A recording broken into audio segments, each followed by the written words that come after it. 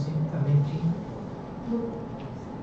There are many themes that this conference will cover: science, law, education, health, literature. It reminds us that women-led development is not only economic or political, it is also intellectual, cultural, ethical, and deeply human. And these are domains that women have demonstrated remarkable leadership in the past and as well as in the present, often quietly and often against considerable odds. The subtitle of the conference invites us to reflect on perspectives and prospects of women-led development. Perspectives will help us to understand the pathways that have enabled women's advancement, and prospects will challenge us to imagine what becomes possible when women's voices are centered and their creative, intellectual, and entrepreneurial contributions are fully recognized. I'm confident that over the next 2 days, we will all be encouraged to think courageously, to question critically, and to participate meaningfully in shaping. It will lead you to be part of a generation that brings about transformation, much needed continued transformation in our society. And therefore I wish all of you a very engaging 2 days of reflection, discussion, debate, consensus, and disagreement. Thank you.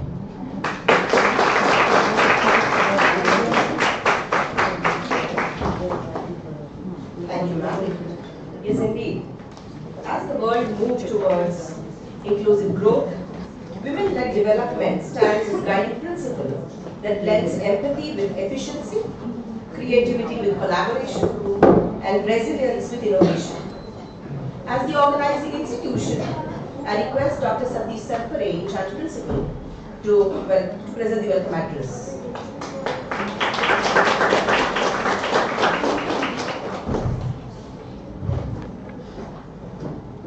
Namaste.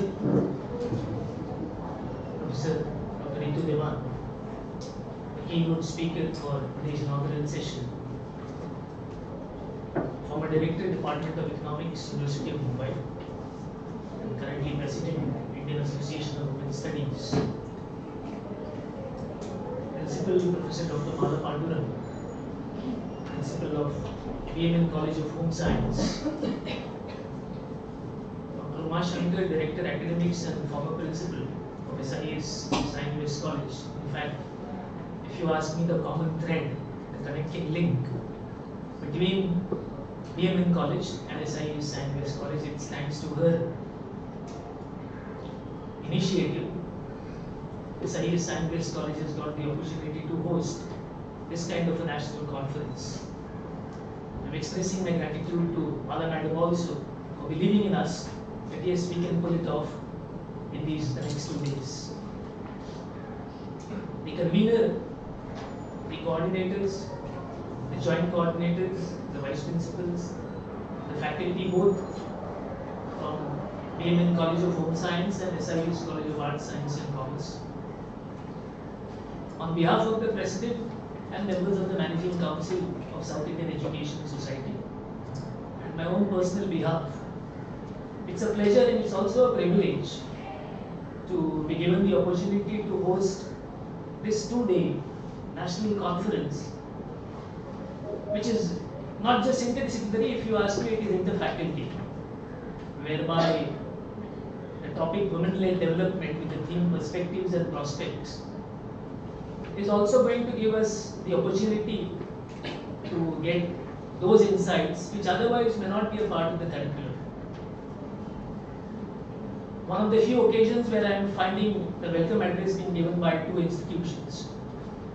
So this is also the occasion which reminds us, because now under national education policy, under the edges of NEP, institutions are being told that collaborate, and being from Faculty of Sciences, distinguished members of the dais, we are told about academia-industry collaboration. Here is a classic example of academia-academia collaboration, whereby one institution I think has been generous to allow the other institution, the neighboring institution, to come along and be a part of this national conference, sponsored under the aegis of Rashtriya Uchchata Shiksha Abhiyan. This also reminds me, ladies and gentlemen, that the BMN College and SIES Time West College have come together also thanks to RUSA. I mean, my association with Mala Madam has been as a RUSA coordinator, and with whatever couple of visits I have been to BMN College, it has been a learning experience. At the same time, let me be frank enough to tell you that those dreadful RUSA audits, thankfully we are finished with our RUSA grants, and when we used to have those, they need a neighboring college where RUSA has given those grants, and we would almost take that liberty to call Madam. I think Madam used to tell in the morning, look, the theme is coming, just come over. And without any kind of calms, she would just come over and help us. Not from humanities, if you ask me, but personally, when I look at this theme, what I understood, whatever little bit of reading which I have, that this is a paradigm shift where the narrative is definitely changing in this era from what we have been witnessing as women being the passive beneficiaries and recipients of man and his stories. Rather, I think these 2 days are going to confirm, validate that it's no longer his stories, but the woman is crafting her stories in being not just a passive recipient, but being an active engagement.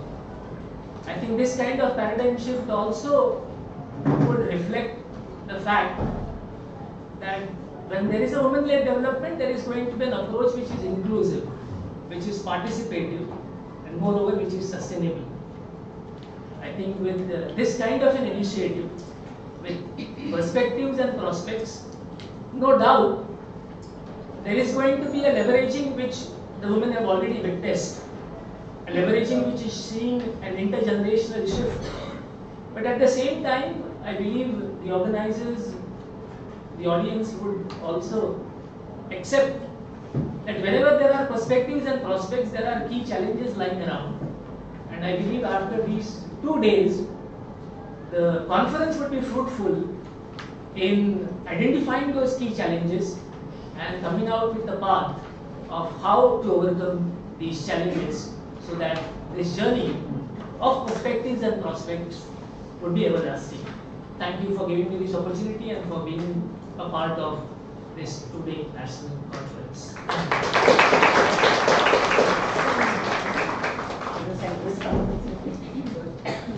I request Dr. Ashwin Gure, the conference coordinator, to present the concept note of the conference.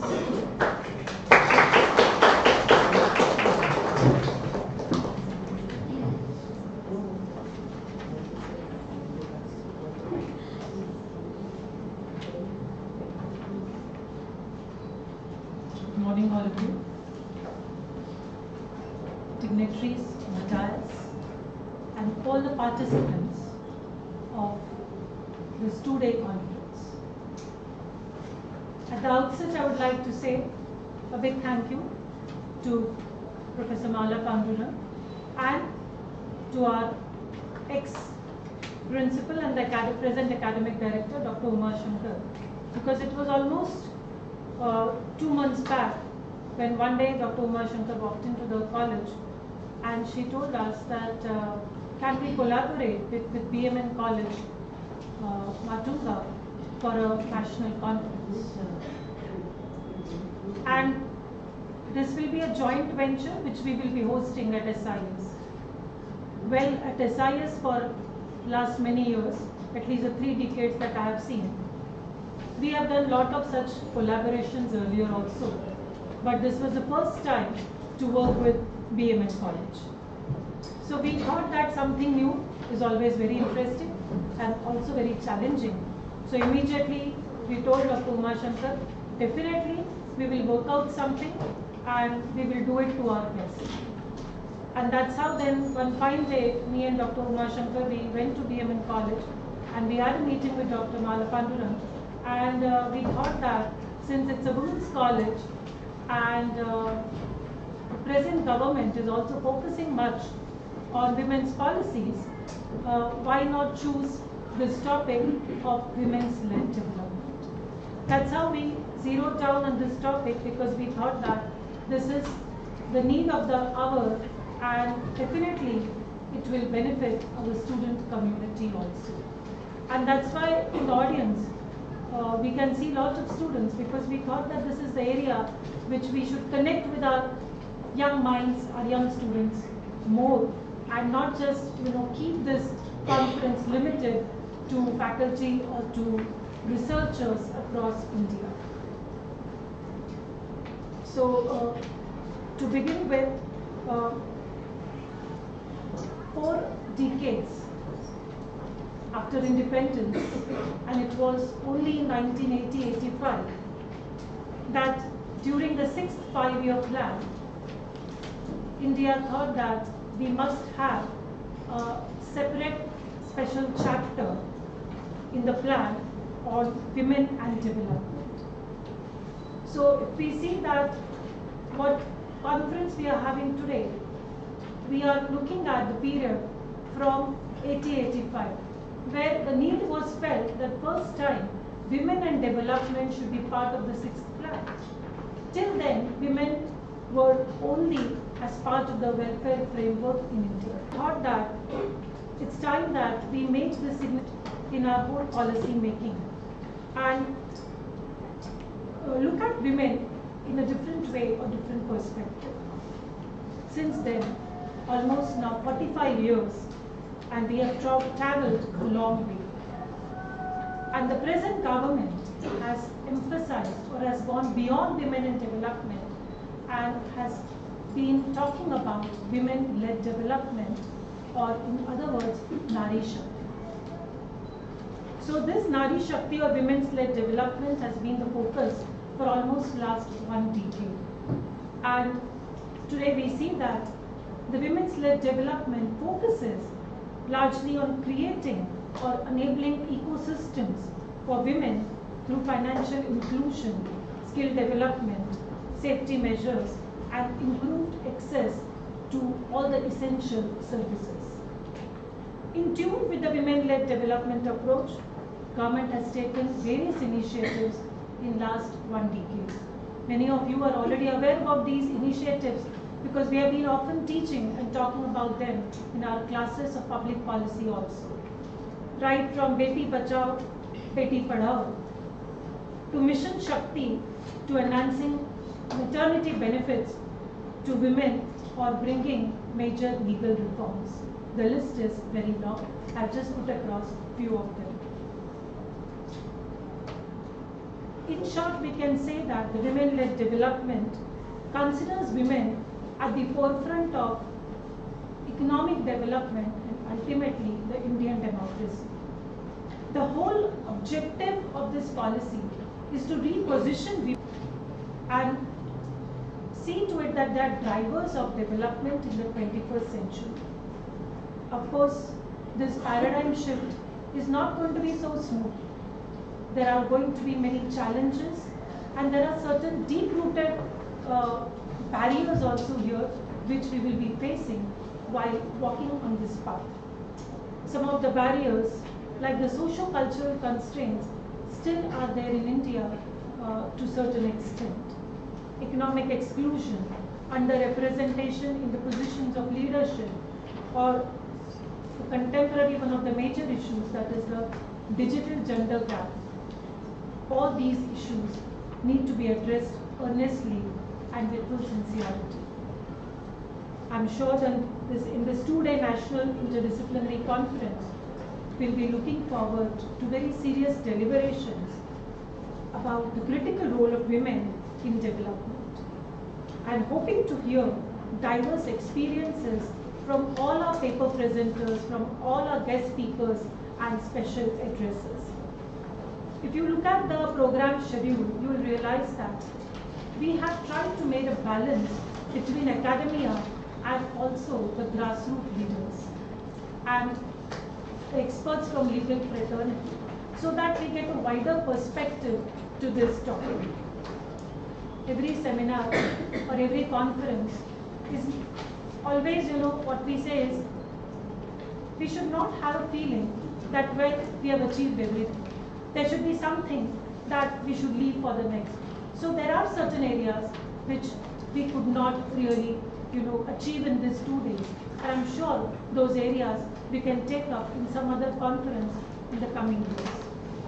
I'm confident that majority of the participants of this conference are young people, all in the age group of 18 to 25. It is these young minds who will get inspired in these 2 days from all our speakers who are going to share their knowledge with us, who are going to share their experiences with us. And my hope is on this young generation that they will make constructive, they would take constructive steps or measures, and we will not 2047, but much the mission Shakti. So with that note, I hand over the mic to my colleague, Dr. Kamla Srinivas.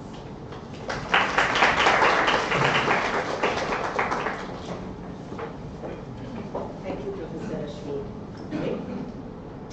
To take our session further, it is now time to honor our keynote speaker, Professor Ritu Diwan, a woman leader who is data-driven, guided by dharma, and digitally sensitive. I request both our principals, Dr. Mala Pandurang and Dr. Satish Sarkare, to felicitate her. I request Mala Pandurang to felicitate her with a shawl.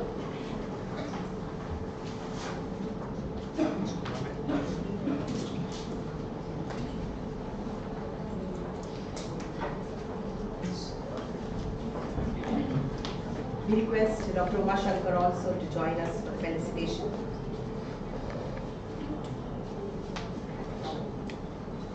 I request Uma ma'am to present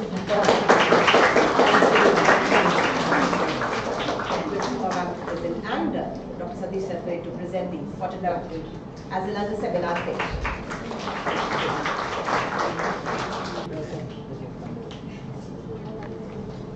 Thank you.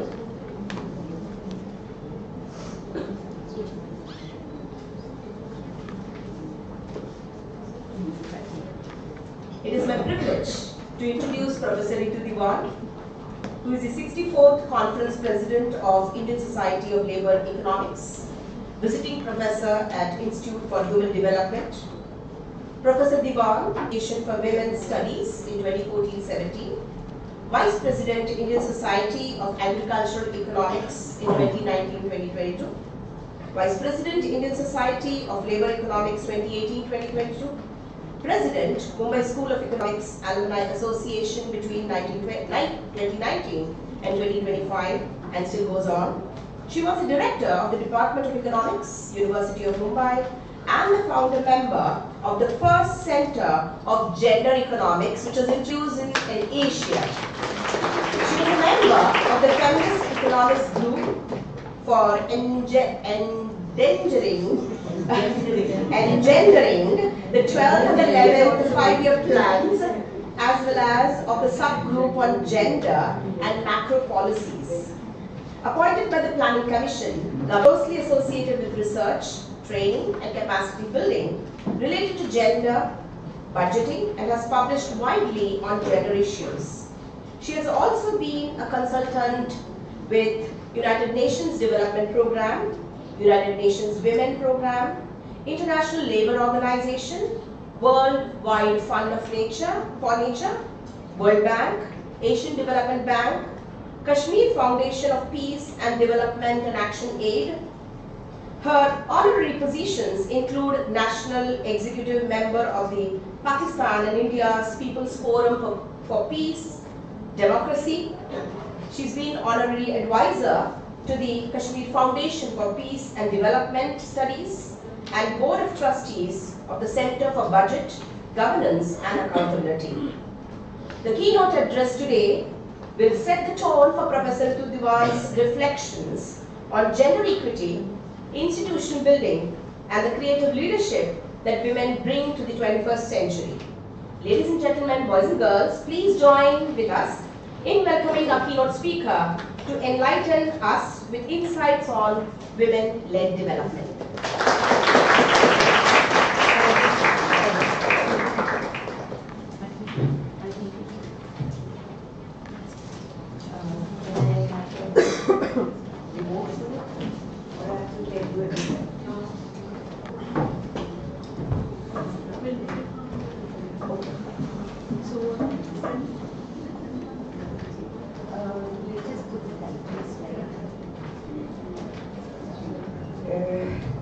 really don't know where to start because it's a great honor to come back again and again to SIES College.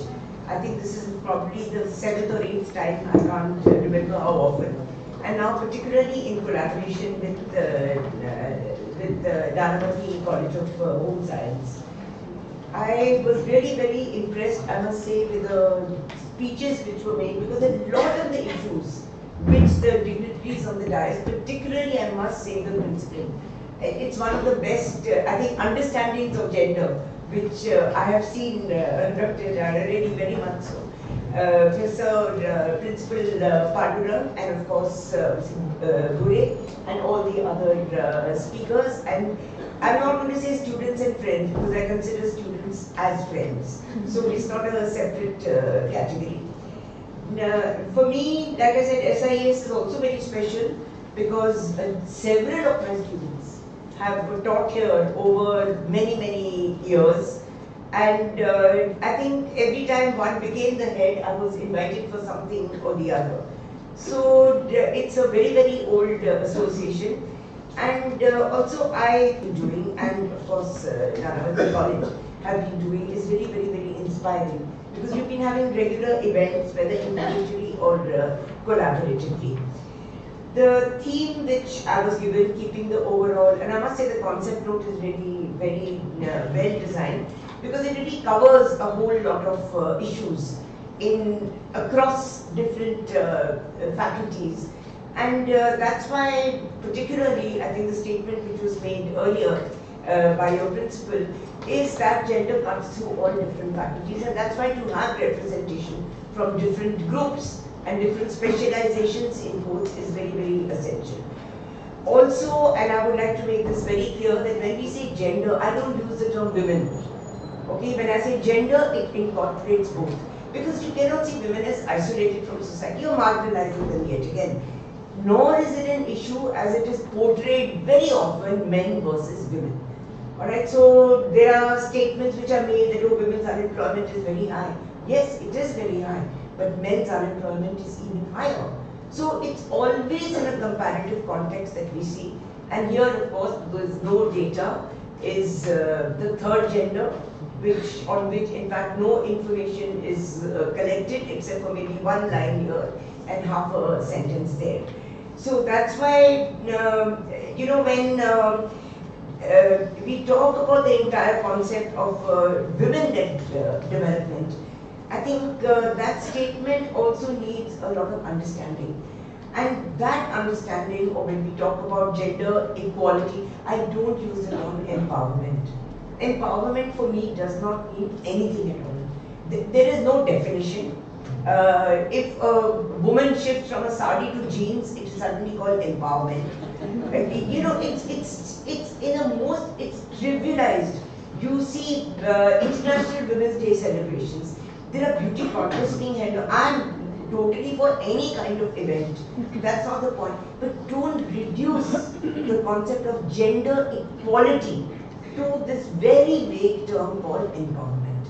And that for me is a very basic issue. So when I was asked to present this, and I read the entire context, and of course Shruti, who's really been in touch with me throughout where this event is concerned, nagging me and in many different kinds of ways, including come on time, so I came like 40 minutes before time. I was so nervous not to. So what I have tried to do here, and I hope I can do it in the 25 minutes which I have. If I go a few minutes overhead, It's fine. Yeah, because there's just so much to say considering how many issues you all are dealing with. So for me, when one says empowerment or equality or women-led development, I need to see it totally demystified. Okay, and the only way one can demystify the difference between what is said in terms of rhetoric or statements or slogans very often and what is the actual reality. So it is demystification of the issue of gender equality on the basis of data. What does data tell us? Of course, we know data is a problem these days. We haven't had the census for, I mean, it's how many years? that we have not had a census. So data does become a problem, but in spite of that, at least one can see the various trends which are there. So what I will do is there are several of these have been mentioned, so I'm not going into in detail. But India has a long women's struggles, but also women's policies which have been drafted over. I'm not going to read out the PPT. Okay, it's all there. It's there for circulation. I'm using a PPT only because there is a lot of data. All right, and that makes it very clear. So what we have had is a spate of policies over a period of time, starting, and I'm saying this very clearly, the ICDS, which is extremely important. That is the basic nutrition where food is concerned. I'm mentioning some of these in detail because we will see what has been achieved and what has not been achieved. Okay. The Department of Women and Child, which became a ministry a little later. This was mentioned in one of the speeches, and this became very important primarily because of a very strong women's movement, which in fact started in Maharashtra, and that was in 75, 76, 77, and many of us as students were part of this movement, and that is what is called the Mathura rape case. Alright, and you can always check it up. It's there as part of legal history, as part of women's history, and part of Maharashtra history also. And therefore, what we demanded as part of the women's movement and as academicians, of course, is that you set up a Department of Women. I'm still not very happy with Women and Child, because it's as if children are the responsibility only of women. So just that name itself means you are reinforcing that whole patriarchal context of that it is not the family which is responsible, or don't see children as children. It's not an emotional definition. It is a very fundamental scientific definition. Children are the future workforce. So they should be in different levels and not only in relation to women bringing them up, etc. Also, it denies very strongly the role of men in bringing up children in terms of the quality in quotes of the children which are produced. So we have a series of issues, including the reservation of women in urban and local bodies and in panchayats, Narega, which was very, very important. And I remember when Narega was taught, we were discussing and saying that no, there should be at least 50% reservation for women, or at least 35%. And now the data shows that actually 72% of all Narega workers are women. So that means there is a need, there is a gender lens to whichever policy is next. Alright. Now these are various other laws, and most of them exist. Okay, even today, though under different names. Alright, it's the same logic, it's the same act, but the names have been changed. So your National Girl Child Day scheme of 2008 is actually Beti Bachao, Beti Padhao. Alright, it's nothing new. The National Skill Mission also exists, and I must say this was one of the major achievements which some of us, I have written a lot on this, that how fiscal policy also needs to be gender sensitive. So your taxation, one simple change which came, still operates today. In 2000, I think it was 6 or 7, that is MT, that is the midterm of the 10th plan, is when the Planning Commission appointed the Committee of Feminist Economists. Okay, and I'm again reiterating, feminist economists, they were also men, because it's not as if men are not feminists, and it's not as if women are not anti-feminists. So it cuts through the issue of gender. So we had several economists who were Amit Babri and Jean Drez and Shiv Kumar and various other, it was a men and women kind of a thing. And what we were asked to do in this committee, there were I think about 10 of us who were appointed at a national level, is to comment on every chapter of the plans. Alright, we did a midterm appraisal of the 10th plan, we integrated gender in the 11th plan, and the 12th plan, I must say, was really very remarkable, because it took up an issue which I have been focusing on for a very long period of time, and that is the issue of physical infrastructure in women. And you know, the issue of loads, the issue of transport, which now has become a major issue. And everything was, I don't know how many of you had come, remember, several teachers had come to the conference I organized at Kalina campus, where I was, on the issue of rural infrastructure, rural roads and gender. And it was during this, of course, the minister had come, the Minister of Rural Development had come, UN head, various other dignitaries, Planning Commission representatives, all of them had come for a conference. And during the conference, suddenly, whatever has been recommended has been introduced in the 12th plan, including the 2 which I had made. It was just copy and so there is a lot which was going on. Of course, then the 12th plan is the planning system goes and you have a different kind of infrastructure in place. Now, apart from all these policies, etc., and I must say, I'm very glad that this issue of 1975 and 45 years, etc., was raised in the thing, because that's exactly what my presentation is going to be showing. And that there was a report which was commissioned by the government of India, what is called the Towards Equality.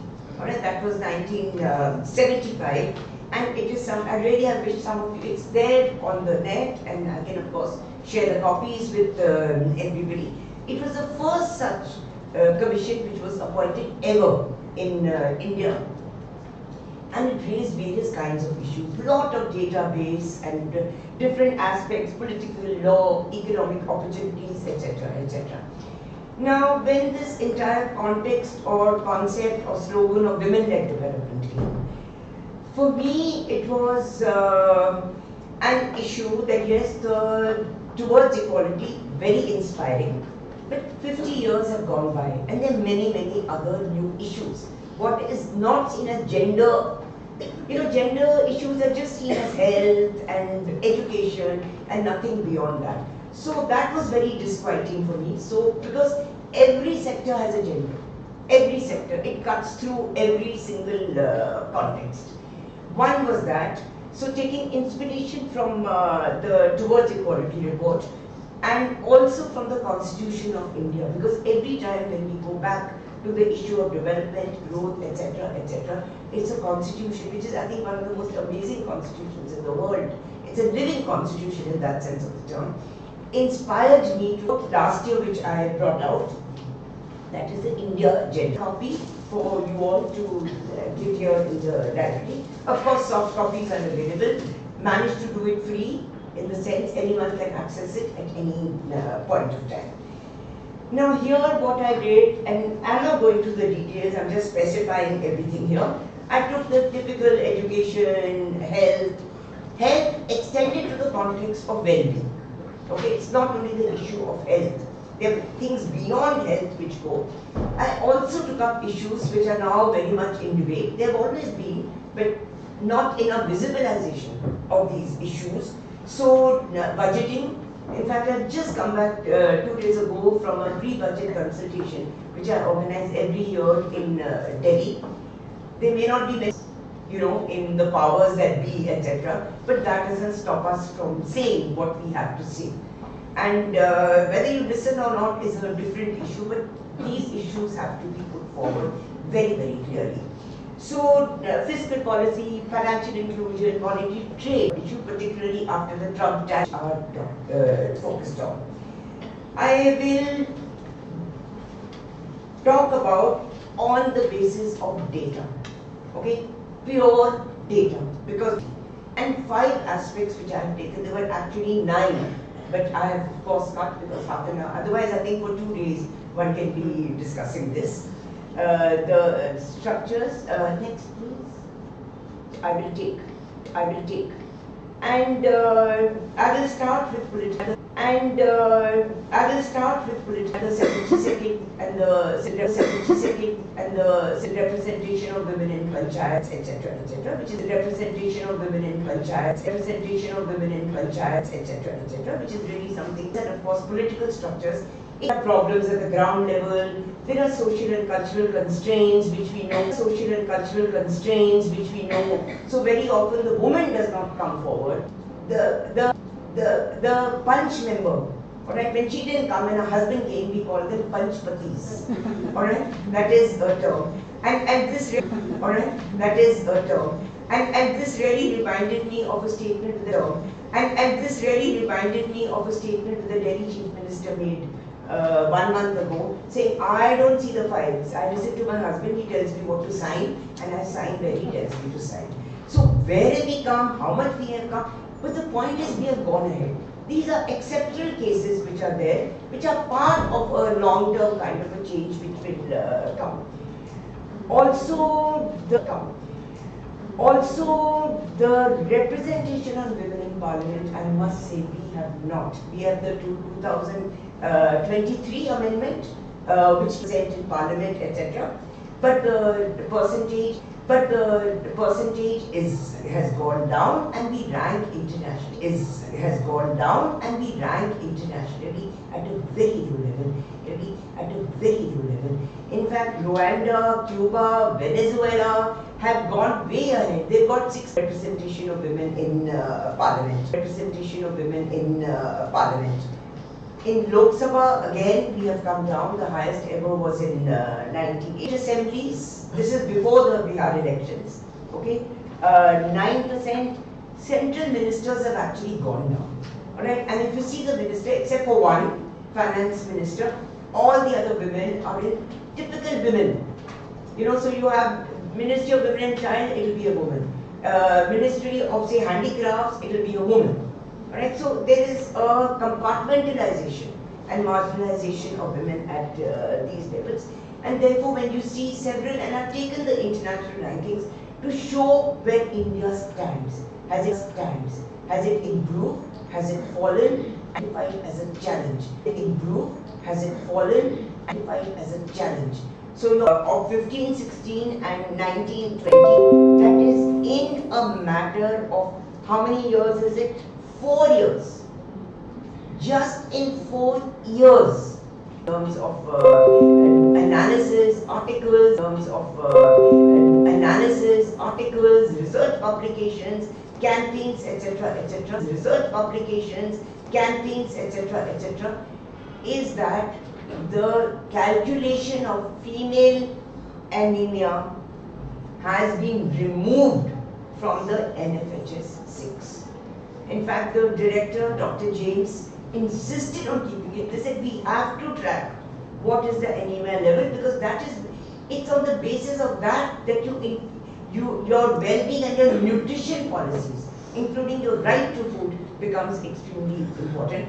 And when he was asked to leave, and some other person has taken over as director, this was something which is really quite academicians were, the kind of work as data scientists which were there.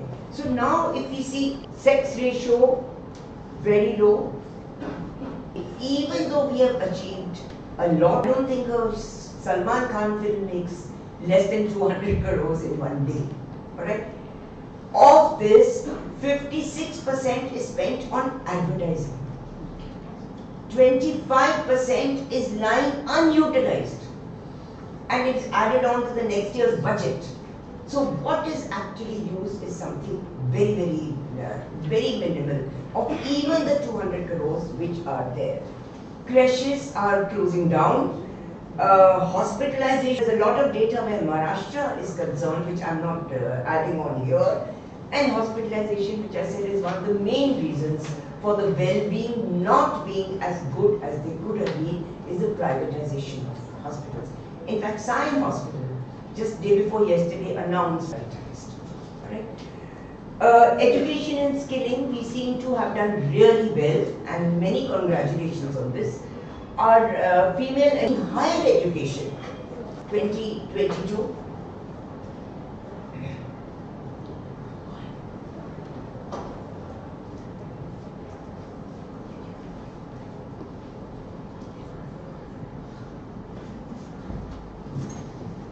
Okay, so we have achieved a lot where higher education is concerned, and where STEM And the STEM, women in STEM, science, technology, you know all the details of STEM. Women in STEM, science, technology, you know all the details of STEM. In fact, we are amongst the highest in the world, which is really a huge achievement, which has been, particularly in the last few years, has gone up. But what type of skilling is a different issue. I hope it goes beyond the typical, I did a study of the kind of skill training which is available in Maharashtra, particularly in Maharashtra, because that's my state. And I found that the majority were related to what is called women. So there's beauty, there's mehndi. Now all this is fine, I'm not saying don't do it, because women get permission from the families to do this kind of thing, but also include other aspects of skilling and go beyond what I call the PPP mode. Now that is not public-private partnership. For me, PPP mode is petticoat, pickles and papad. That is the kind of training which has been existing for a period of time. But it is being broken and skilling has improved quite dramatically. 2022, another huge achievement. 2022, another huge achievement, and that is universalization, almost full universalization of children in elementary education. But in the last 2 years, this has been falling. And a large number of studies have shown this is because of the closure of government primary schools. And this is very, very troubling.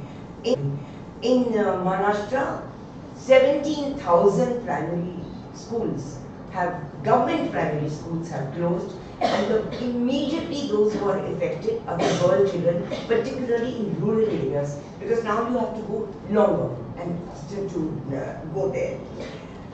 Literacy rates, now these are calculations which have been made because we don't have a census which is there, but the literacy gap is high, and in fact it is one of the major reasons why India's rank at the overall global gender gap index has actually been falling.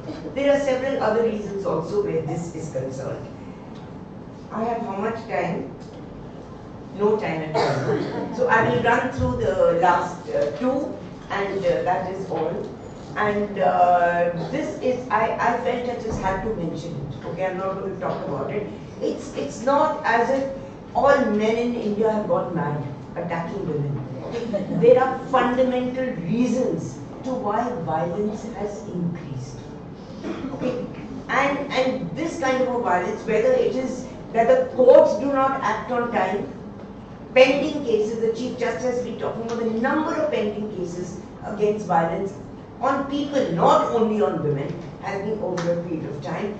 And it is shocking that every year, 3% per annum. Okay, this is again all NCRB government data for whatever it was get. And last year we were identified on the various, I think there were 18 or 19 indicators as the world's most dangerous country for women. Alright, and this I hang my head in shame. We may criticize and say, no, the indicators, the variables are not good, etc. But the same variables apply to all the other countries. So if the variables and the methodology is wrong, it's equal for everybody. The last aspect, and this for me is the most important, and we need to demystify. All are important in a particular way, but as an economist, and that is the issue of employment, okay, which is very, very essential. And here I've just given 3 overall broad categories. The top is self-employed. So self-employment is increasing, but regular employment and casual employment is declining. Okay? And when I say regular employment, this does not include people with a permanent contract. Alright? It includes your all your home-based production.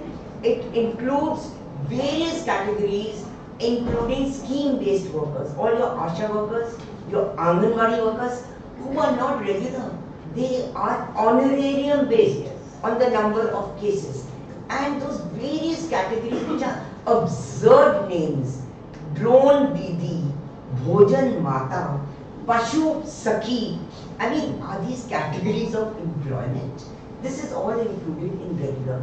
Now, why I've showed you this long 25-year graph is that the increase in self-employment and the decrease in regular and even casual employment is in the period 2018-19, and this is before the pandemic.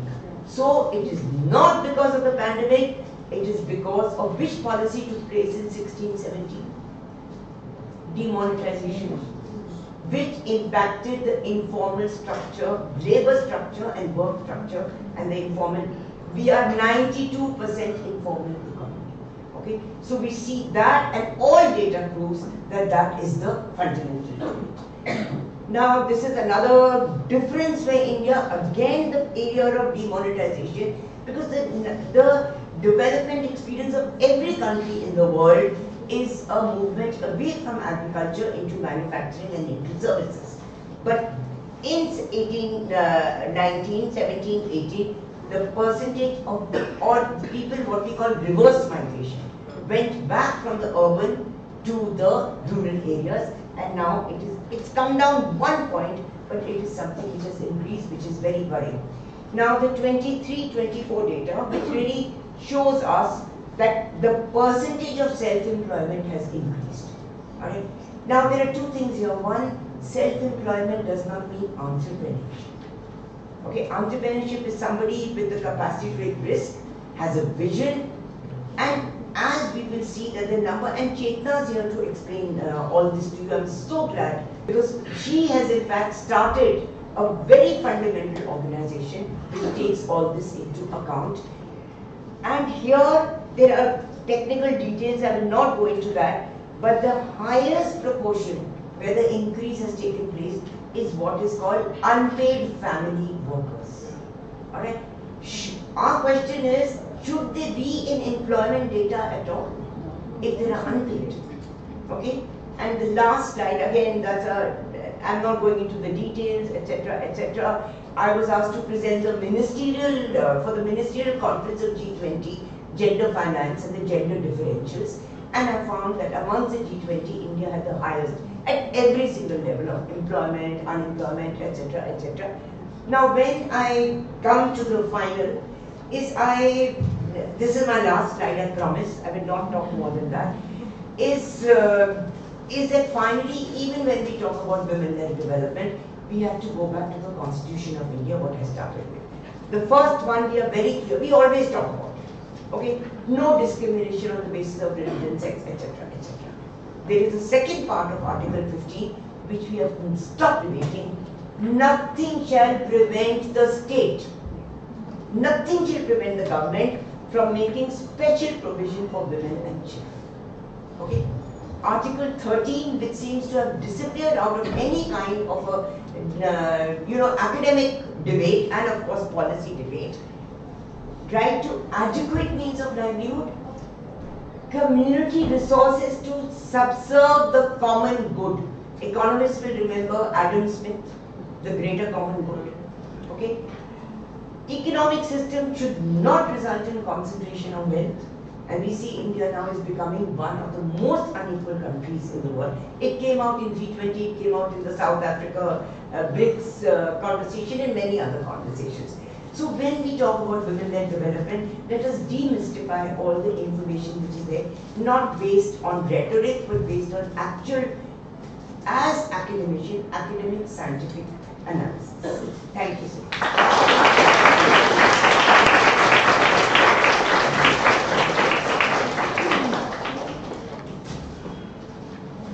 Dignitaries to come back to the dais, please. We move towards the end of this inaugural session.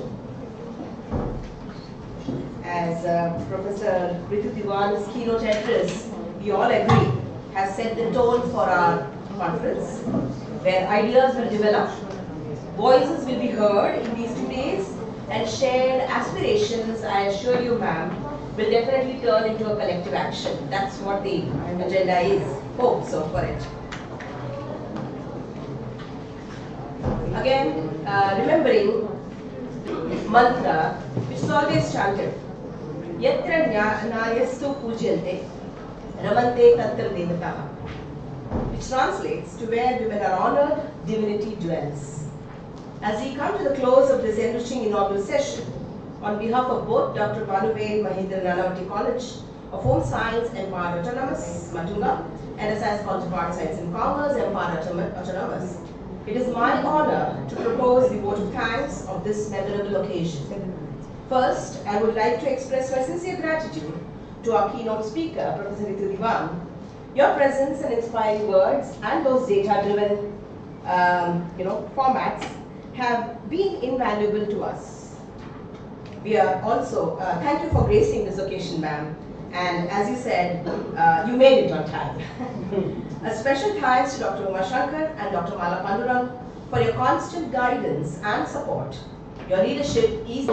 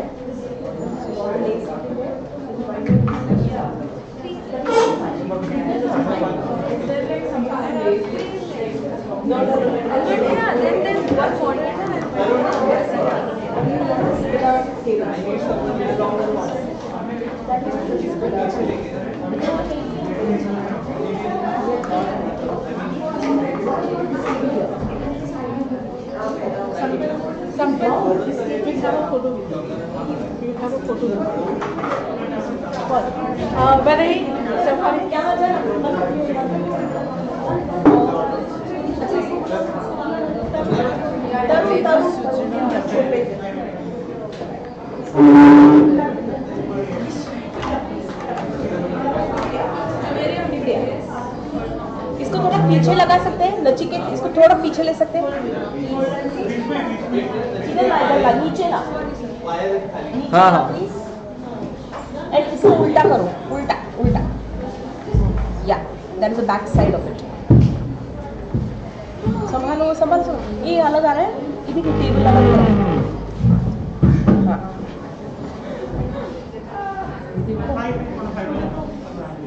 सही मानुस, अच्छा yes बीच में रखो, perfect. चिपका दे चिपका दे चिपका दे. Okay और थोड़ा इधर ला सकते हैं, और थोड़ा. हाँ हाँ बस अभी लगा दो. ठीक है अभी ऐसे भी लगा. हाँ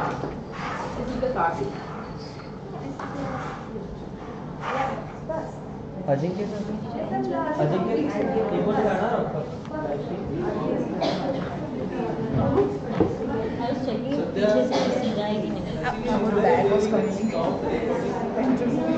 हाँ पॉज करो.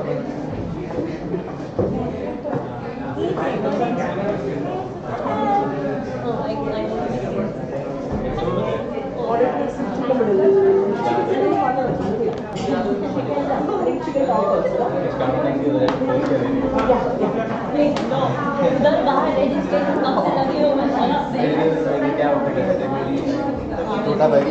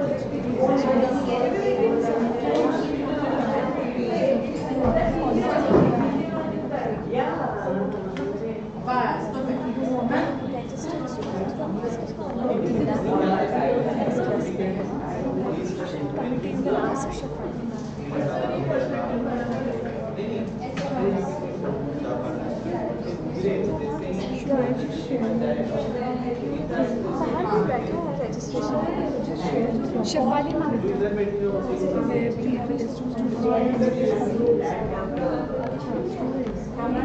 there are 10 this of them are 8 of them like them okay so just they will take care of it what There is no way we can stop this. इथे पॉज आहे पण हे नाही होत आहे. इथे पॉज ऑप्शन येतोय मला वाटतं राहू दे. दिसत नाही आहे. हा ना आहे तसं चालू. मग कॅमेरा ॲडजस्ट करायला लागेल.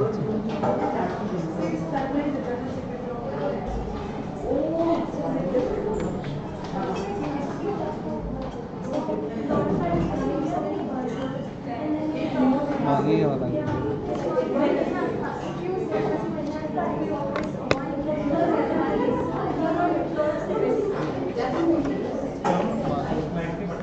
मागे घेऊया.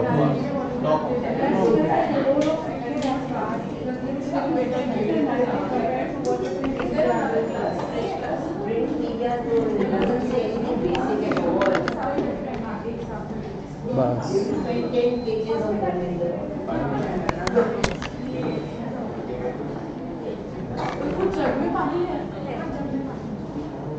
Still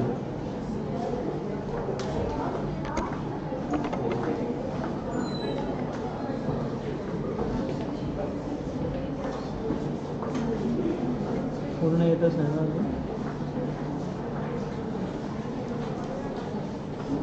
I think he can crop this. तो कुछ करता है ना. Can you call it? No, I think this must be put to this side. No, I am saying he did something. He cropped this. How I don't know. What do you want to do? I want all the 4 chairs to be together. मतलब I want the perspective to be all 4 chairs. Smaller I want. And wider I want. Wider. I don't think it is. The camera needs to be adjusted. The only way we can do it is पीछे लेके जा. But इतना पीछे कहाँ लेके जाएंगे? Audio का issue है. तरुण bring that last chair थोड़ा पास लेके आ chair. Yeah, this chair also. Fair? I think this is. ये सही है.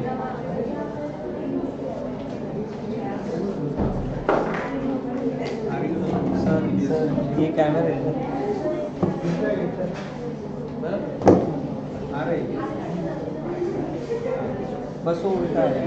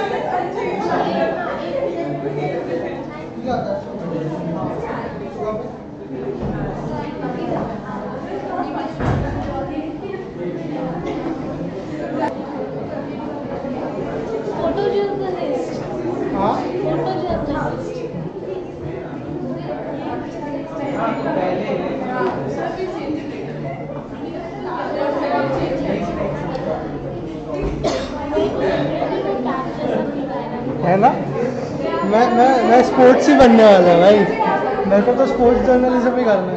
तू जर्नलिज्म लेगा? मोस्ट मैं FTI प्रिपेयर कर रहा हूँ।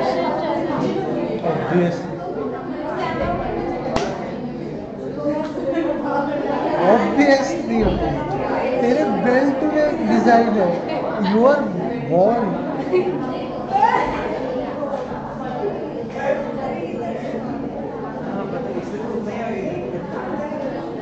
ये साइड में मेरे को उधर से लाइट आ गई।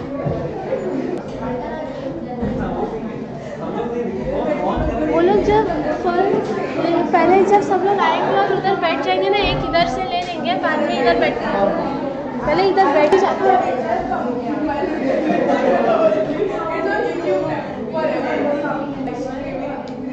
GPS वाले भी अगर आने के बाद ना फर्स्ट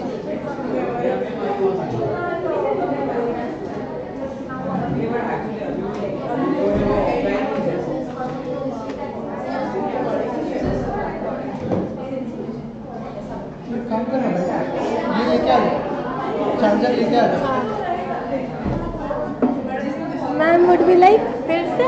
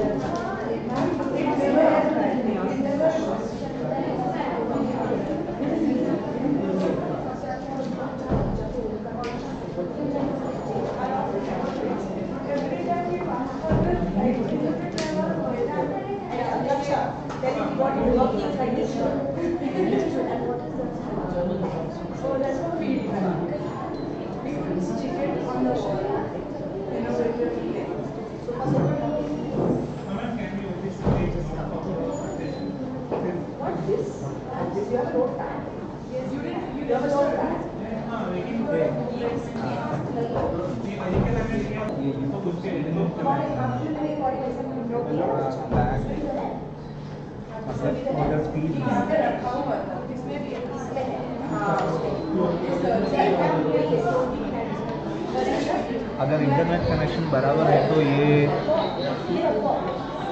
ये लाइन है ना, ये नॉर्मली जाते हैं, स्मूथली जाते हैं। ये चेक करता है।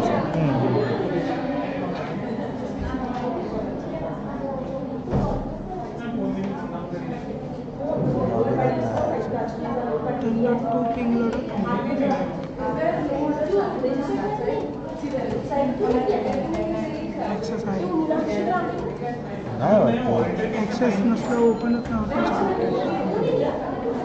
स्पीड टेस्ट ओखला कुठे चालू झाली पण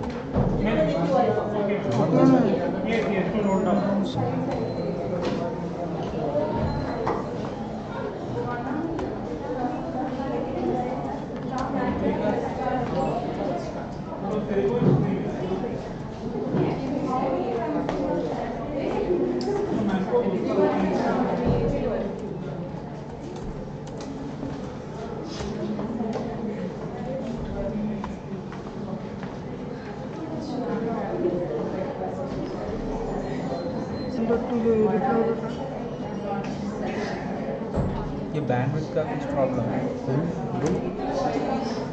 बाकी जगह पे रिड्यूस करके इधर बढ़ने के लिए कुछ चांस है तो देखते हैं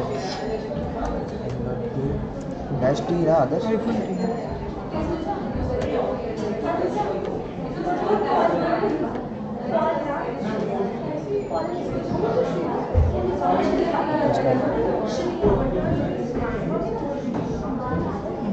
आराम ॲक्सेस पॉईंट येड्याने वायर कुठून घ्यायची आधी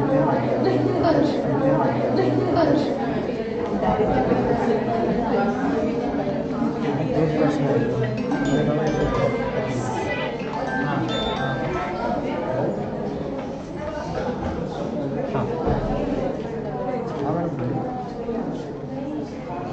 सागर सर इथं पिंक 3000 ची इथं पॉईंटला कनेक्टेड लॅपटॉप पिंक 3000 ची होती ब्रेक आहे आणि 3000 ची होती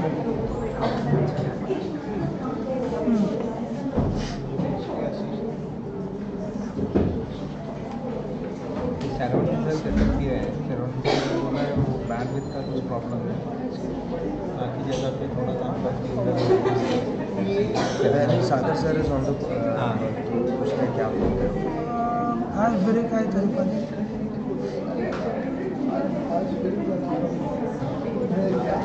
हाँ ब्रेक आहे वो ड्यूटी शिफ्ट के बाद ही ज्वाइन कर पाएगा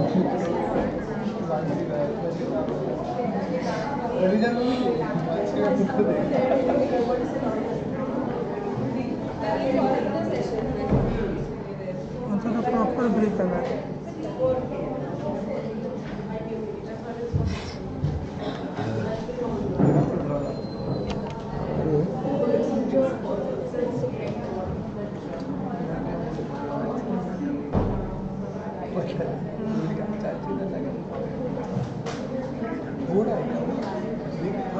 थोडं बेटर आहे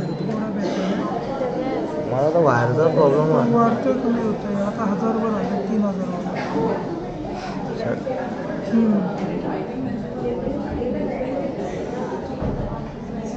एकशे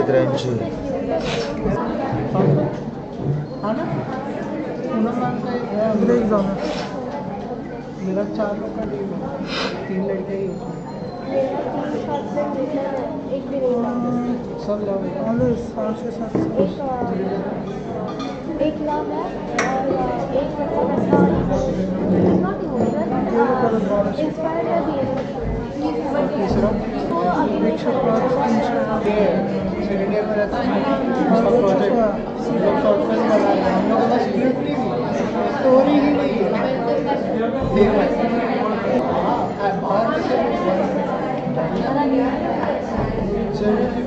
टच पैनल मध्ये टच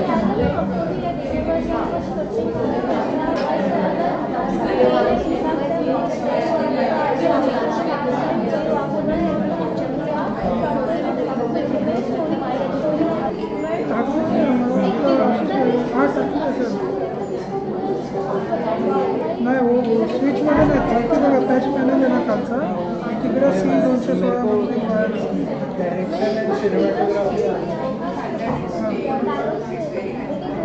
नाही रिप्लेस गेला आला 3000 चं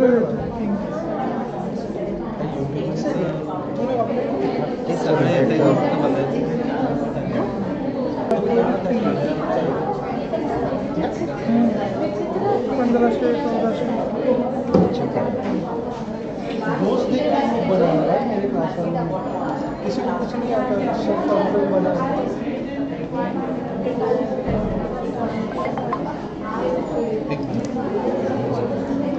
तुम लोग पीछे से नहीं जा सकते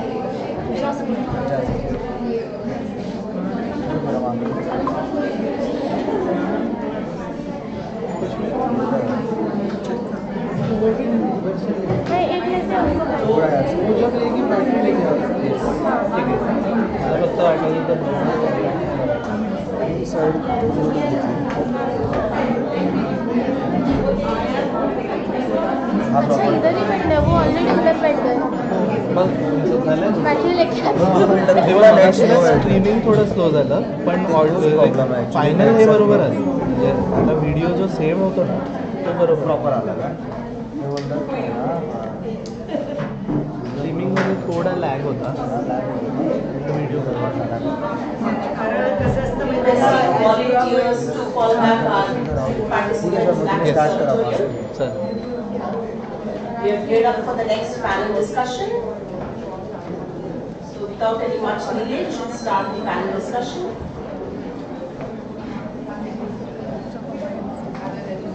I have a person.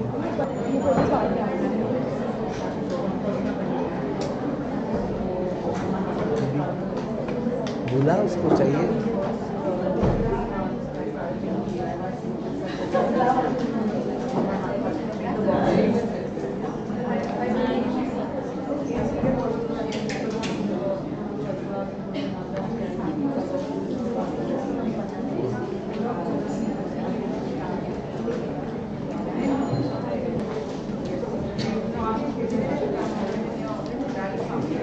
Okay, students. Be seated and thank you to our panelists for joining us on the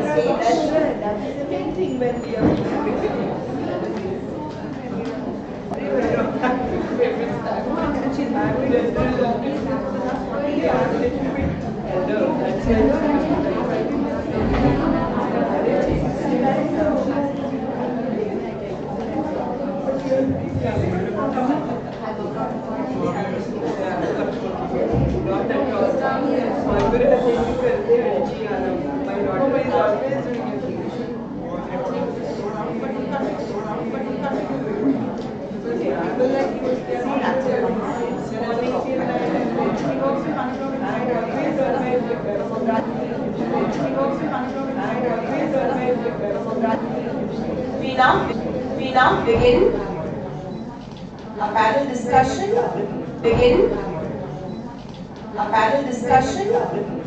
Organizing team, we were thinking of what to give the panel discussion a title, and what as the organizing team that we could think of best that can fit this panel. And the panelist is on feminization of profession. So let us call this panel discussion as feminization of professions and gender equity in the 21st century. We have amongst us our panelist, Ms. Meenal Mohadikar, ex-president, Maharashtra Chamber of Commerce and president, Ami Udyogini. Ms. Sanjita Prasad, founder, Amaltas International. Aditi Linay Khavat, culinary maestro and founder of Home Chef. And who else can we think of having our own student, Ms. Mithila Naik Satam, who is a communication consultant and founder of Amplify. And I request our convener, Dr. Rashmi Ghure, to felicitate our panelists with potted plants and the seminar kit. I also request Dr. Uma Shankar to felicitate our panelists. Currently, the founder president of Ami Udyogini Pratishthan, she plays a key role in connecting communities, industry and governance, creating an accessible, inclusive and sustainable entrepreneurial ecosystem. Under her guidance, thousands of women have built or scaled their businesses from micro to small and medium enterprises. Mrs. Mohadikar's contribution to society and enterprise development stands as a guiding force for future generations. She remains a significant voice at the intersection of entrepreneurship, leadership, and social transformation. Moving on to Ms. Sanjita Prasad, our second panelist, an award-winning entrepreneur and apparel sourcing expert. She founded Amalthas Inc. in 1991 with a steadfast belief that sourcing should be straightforward, honest, dependable, and rooted in integrity. With over 30 years of leadership in the apparel and manufacturing industries, she has established herself as a trusted partner for global brands seeking ethical, transparent, and high-quality sourcing in India. Sanjita started her career after earning a master's in clothing and textiles and museum studies from FIT New York. Returning to India with international training and passion for product development, she established Amalthas before global sourcing from India was common. Over the years, she has built a reputation for consistency and reliability, consistently supporting clients regardless of circumstances. Under her leadership, Amalthas specializes in licensed kidswear, speed, transparency, and ethical manufacturing. Its client list includes Disney, Marvel, Bluey, Lego, Paramount, and Star Wars. With operations across India and offices in New York and the UK, Amalthas ensures agility and accountability on every order. Alongside her entrepreneurial career, Sanjita also contributed significantly to design education. She served as a visiting faculty member at the National Institute of Fashion Technology, Mumbai from 1995 to 2013, teaching since the institute's inception in the city and shaping several generations of apparel professions. The list is quite long. Moving on to our third panelist, Ms. Aditi Limaye, the co-founder of Home Chef and a seasoned culinary professional with over 16 years of experience in the field. Renowned for her refined palate and innovative approach to food, she brings a distinctive blend of creativity, technical precision, and deep knowledge of regional Indian flavors to her work. At Home Chef, Aditi leads the culinary vision of the brand. Her expertise lies in reinterpreting traditional dishes, integrating local ingredients, and applying contemporary techniques to create elevated, flavor-driven menus. She is committed to crafting food that is not only delicious, but thoughtfully conceived, aesthetically presented, and rooted in sound culinary principles. Aditi's philosophy centers on continuous experimentation and a refusal to settle for the ordinary. Her ability to transform everyday ingredients into sophisticated culinary experiences has shaped the identity of Home Chef and set high standards for excellence within the team. Through her leadership, Home Chef has become a space where equality, creativity, and consistency define every dish. Aditi's work reflects a dedication to culinary craft and a passion for delivering memorable dining experiences to every guest. Women aren't just part of the spectrum, and you have been at the top of business personalities. बोलते ना कि I was knowing everybody, but I was not. बोलते थे कि एक लड़के का seat आपने गंवा दिया, because I was with the Saran Hospital, with the JJ Hospital, and working with Tata Cancer. So after that, for the ladies, for the girls, after the marriage, you have to establish somewhere. And there is a turning point, you can say, where I got the opportunity to come into the business. But because of the names, as Aditi is with Limaye Kamath, the same way I'm with the Mohadikar and Dabderi. Both the names are into the business. And हम दोनों ने उनका पैसा, definitely we are positive. Because wherever we go, there in the school, Indian Education Society, King George High School, then RUSA College, which is very near. नहीं किया था from Dadar to anywhere. Train देखी ही नहीं थी, so it is a fact. But that time to travel everywhere, it was a challenge for me. That time, I'm talking about 40 years back. And that time I started my business. I got an opportunity. I came into the business. But both so many into the business and so many into the business. I'm talking about 40 years back. And that time I used to come into the Punjabi like this. I was a little bit thin also. So the people used to say, "Arey Baba, ye बैठेगी और business करेगी. Like that they used to look at me. So I said no, I have to change myself from the dress point. Now everybody knows. But that time, 40 years back, the ladies were not there. And I'm the only lady that time with the all gents. So I have to change into the sari. So impression, so I have to change into the sari. So impression, definitely how you are presenting yourself, that is also main thing. And I started Ami Udyogini Pratishthan. Why? Because I have traveled a lot everywhere. And that time I saw that in a small village, ladies are not ready to come out. So I thought that Ami Udyogini Pratishthan should start, and happy to share with you, we have started in 1997. We have come out with the magazine of Ami Udyogini. This was started so many years back, 29 years back we started. And every year, 8th of March, before 8th of March, we are doing a conference in Mumbai at IES, because that is my school, at IES, at Dadar, in Dadar. We are felicitating the women entrepreneurs. Not only from Mumbai, Pune, we are giving a regional awards. And not only to the lady entrepreneurs, we give awards to those men also. So we are happy. So Chetan did that job and he had charged only 1 rupee on that. 1 रुपए में उसने काम किया. So that was a great job for the nation. So we have felicitated him. Then second person, we have felicitated the Ashok Korgaonkar. He is from Dubai. And Ashok Korgaonkar is a person, means he went from Mumbai to Dubai. That time it was not possible to start a business in Dubai. Unless and until you are a Dubai, then only you can do it. And now he is established in Dubai and tall, and that's why unka naam Guinness Book of Record mein hai. That's why we are giving like that also the awards to the men also. And this year I think you should come for Ami Udyogini function on 7th of March, where Aditi and everybody, all the top level people will be there with me. Important, because Sheila Bai Babu from Mauritius, she will be coming and she will be there with us for full day.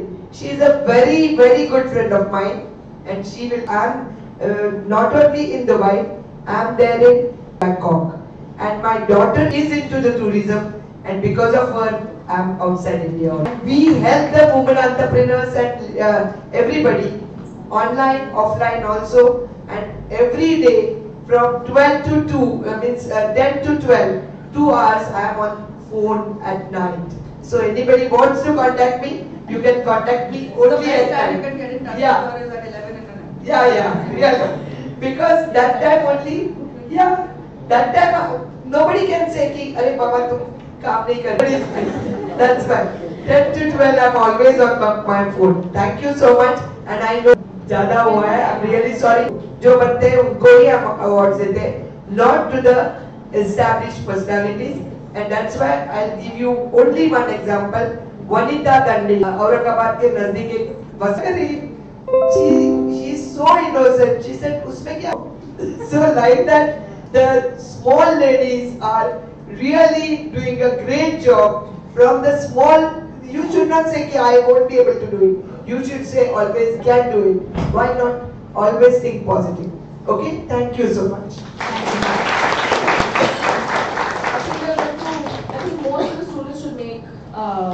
Action on what ma'am has said. She's invited you to the expo that she's organizing, and the fact that she's available, to give pro bono advice on if you guys have brilliant ideas for your entrepreneurship. Jumping to Sangeeta ma'am for your entrepreneurship. Jeet was hear more of the stories, because I'm sure students want to know a lot of these impact stories on grassroots. Built your own company from the ground up, and it is so different from what Meena Ji knew altogether. A different space you ventured, and you were so happy to sort of work in textile, something that you fell in love. Your journey of how she would make all of it. And I come from a family of bureaucrats.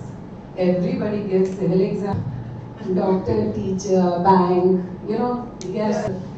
My people in the same way in the 70s, the movie Kaun Hota Tha? Mota Lala. So as soon as I decided to launch, which was after I had my first kid, he said, what? Like, we all come from service industry. Really kya kar rahe ho?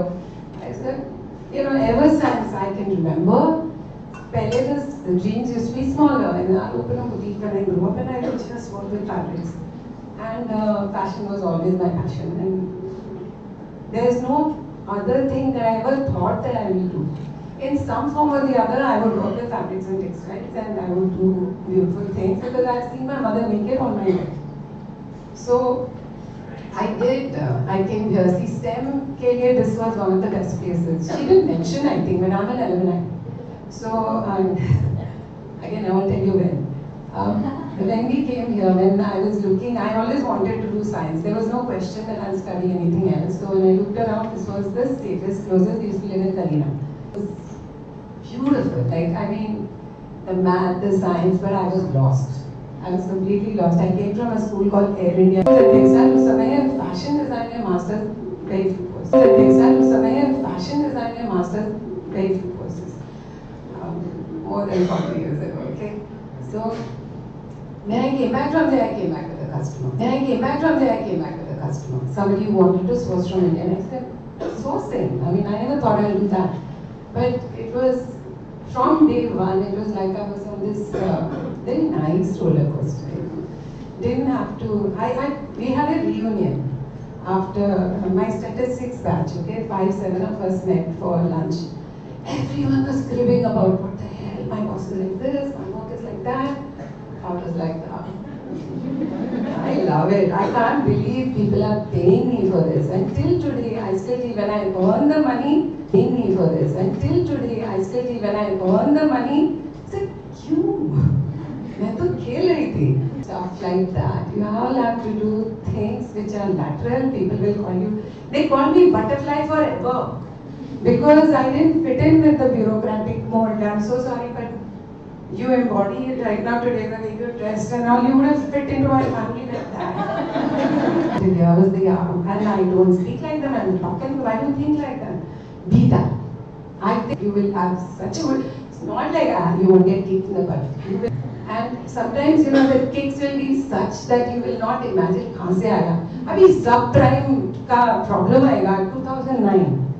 We were skating. We just bought a new office. We were doing really well.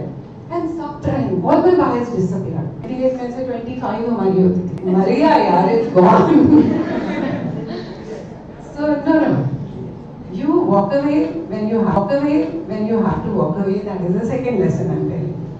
We came to a point in COVID, we were at 65 mall stores, Shoppers Stop, Pantaloons, you name it, we were there. And we were selling about 15,000 a month pieces on Myntra. So we had a big team, I had 35-40 people here, and 85 staff out of the... We were in cities like Bokaro, Raipur, you know, places like that, very, very some. But when COVID came, you had to pay salaries, like, I mean, we didn't know when it's getting over. Yeah, so that killed us. We went down by another crore in COVID because salaries हमने 6 महीने दिए, पहले पूरा दिया, फिर 75% दिया, फिर 50%, and it wiped us out. So it won't come back because I have no intention of bringing it back. जो मर गया, leave it. So I shut it down officially in 22, but 21 we stopped operations. We couldn't carry on because it was closed. The salespeople are not allowed to be over 40. लेकिन under 40 आप injections नहीं दे रहे हो. They can't go to work. I still have to pay them. They shut the malls at 5 in the evening. कौन आएगा? Weekends बंद. So we had to take a decision कि इससे होने वाला नहीं है. We had 50-70,000 pieces in stock. छोड़ दिया. We closed it. I went back to exports. I told all my customers, yeah, I'm back.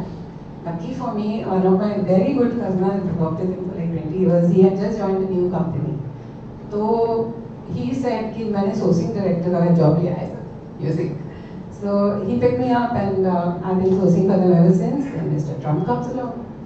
So that's what I mean by kicking the butt properly. February suddenly starts tariff. And For the life of me, I didn't imagine India को इतनी जोर से थप्पड़ पड़ेगी. Because we are friends. We are holding hands. We are walking in stadiums together. We are doing Howdy Modi over there. Well, it hit us so badly that the entire last season, not one single piece of order. And we were shipping 2.5 to 3 lakh pieces a month. So समझ लो, सब लोग बैठ के nothing. So now I'm trying to branch out into other countries. I'm talking to Brazil, I'm talking to Spain and countries like that. So third lesson is, no matter what you do, you will always be in startup mode again and again and again. There is no business that you will ever find that will tell you कि अभी चालू कर देगा कि passive income आएगा. Except for hers, but she has her own horror stories. So all of you, whoever, No, please go ahead. how many of you actually want to go into business? Hands up. Yeah, yeah. You saw the previous lecture. Self-employment, best employment. Okay. Any of you who want to start business, you talk to her, talk to me. Any help you want, happy to help. Don't know about many other business. अभी engineering का आगे detail पूछोगे तो नहीं, but engineering में कैसे काम करना I can tell you. Now coming to my main question that she asked, how do you deal with integrity? You build your systems like that. We don't work with cash. No matter who comes to us, what they do, we don't deal with cash. मेरा bank account से पैसा आता है, it's easy because it's abroad, तो उनको तो wire transfer करना पड़ता है, IFC का पेमेंट आता है, comes through the bank. So I get paid only in white. I make payments only in white. Here that somebody can walk up to me and tell me घूस दो, मेरा हफ्ता दो, because on what basis? अभी चोरी किया ही नहीं है. So the only times that I compromise on this is when BMC comes into my office. They are very difficult, but the way I get around that is instead of giving them money, I give them clothes. It doesn't feel that dirty. It feels bad because why am I doing this? It feels bad because why am I doing this? I'm doing it because they can't trouble me. But you know, we have rules and laws that were made in 61, 65. I mean, right? So one example I'll give you. If you make an office, all your partitions actually have to be wood. Tell me an office except for the BMC office, which also now is not. Tell me an office except for the BMC office, which also now is not. Who does wood partitions? Well, it's ugly, it's expensive, it's opaque. Open offices are the norm now. So they come and give me a notice for that. I got a notice from Labour Department for not paying 7 rupees a month for some fund that they have. अरे यार पहले तो manual निकालो, tell us what you are expected to do, we follow it as much as possible. 7 रुपए तो I could afford, na? But they won't tell you till they catch you. And for that, my mom used to, the business was started with me, my mother and my sister. My sister is also a master's in clothing and textiles, and my mom was a lawyer. So it was a women and enterprise, and I'm so sorry to say, I don't actually go out and only hire women or work with women, but it so happens that garments is the largest employer in the country. Apparel is the largest, it's a labor intensive thing. And we work only with socially compliant families who did at least take a cigarettes. And learn about that, because once you have taken a certification, the Samne wala knows what you're bringing to the table. You don't need to tell them that I'm ethical, that this and that. If I pass cigarettes, that means my social laws are in place. What does that mean? Women are protected, they are given creches, they have lunchroom, they have separate toilets. First job I went up, keeping yourself, as you say, clean is not easy. But if you build your systems around it and you make sure that तुमको चाहिए तो चाहिए, मैं देने वाले भी हूँ. Even the BMC officers or the sales tax officers and all, they kind of got used to it. They देती नहीं है, कपड़ा अच्छा देती है. So, does that answer your question? I think thank you so much for giving us a very dual picture of what it is to sort of run your own setup. And you said that I would sort of fit in your family, given how I'm dressing up. Let me tell you, I don't fit in mine because both my parents are scientists, And the only sciences I have is political science. And I'm the free molecule in my family, and I was very surprised to see me all properly dressed up because I come in my fuzzy jeans and I'm usually the butterfly. But guys, I'm kind of this to be your own bosses. I'm telling you, it's like the best thing ever. Because I have been able to set up my own work culture, but I think I work better in the night time, so I connect with Meena night. And I show up in my office in the later half of the day, because who's the boss? Me. Speaking of bosses, Aditi ma'am, you've come from legacy, and it would have been so easy to just sort of inherit the space. And I will let Aditi ma'am do the talking of which two families that she comes from. Because I think it's easier for you to give the context and why it's also important. But you know, in our conversation, I realized that you said that it's easy to inherit the space, but you have reinvented it. That's what you've learned from the women in your family. So I think you have that streak that you've carried forward, and you can see it in your, you know, your setup as well.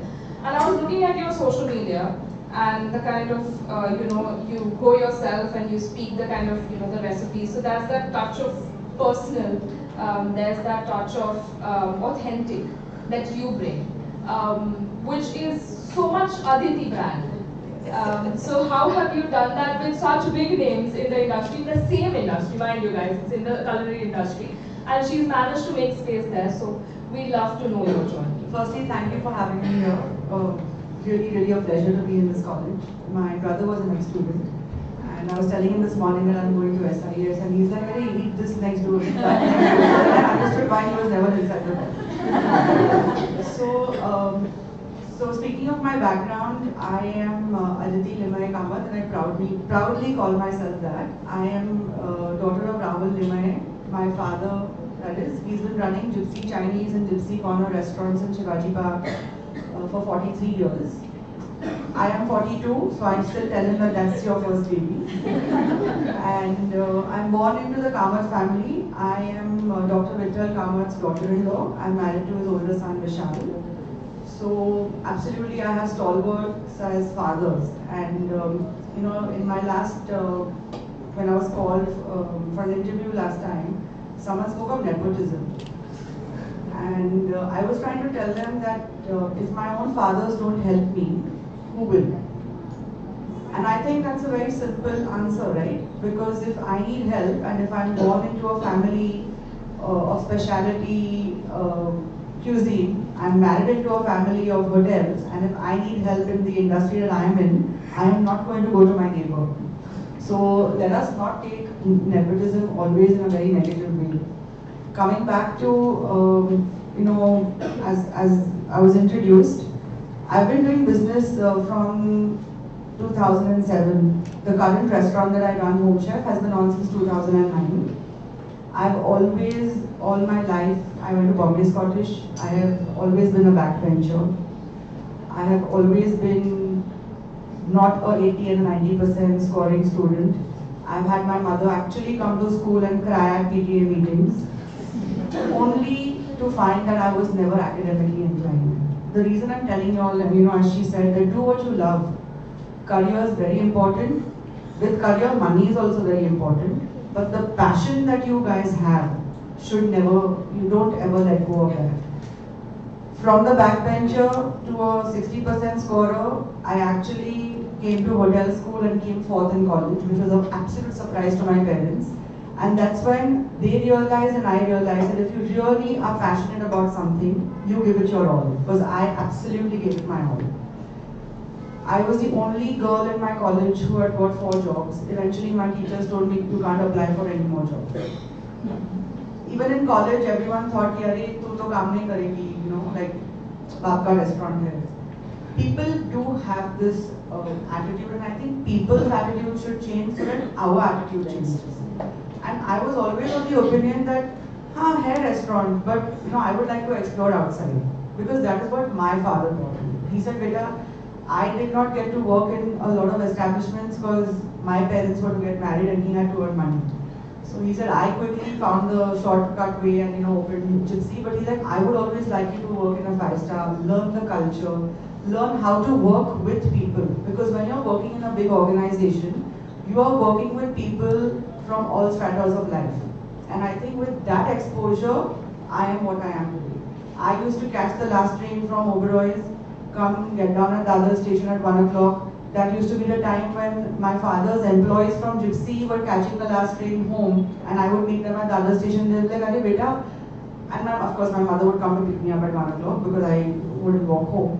But that is my upbringing, and I think these small things really count. Coming back to, of course, being highly influenced by my father as far as food is concerned, I love to eat as much as I love to cook.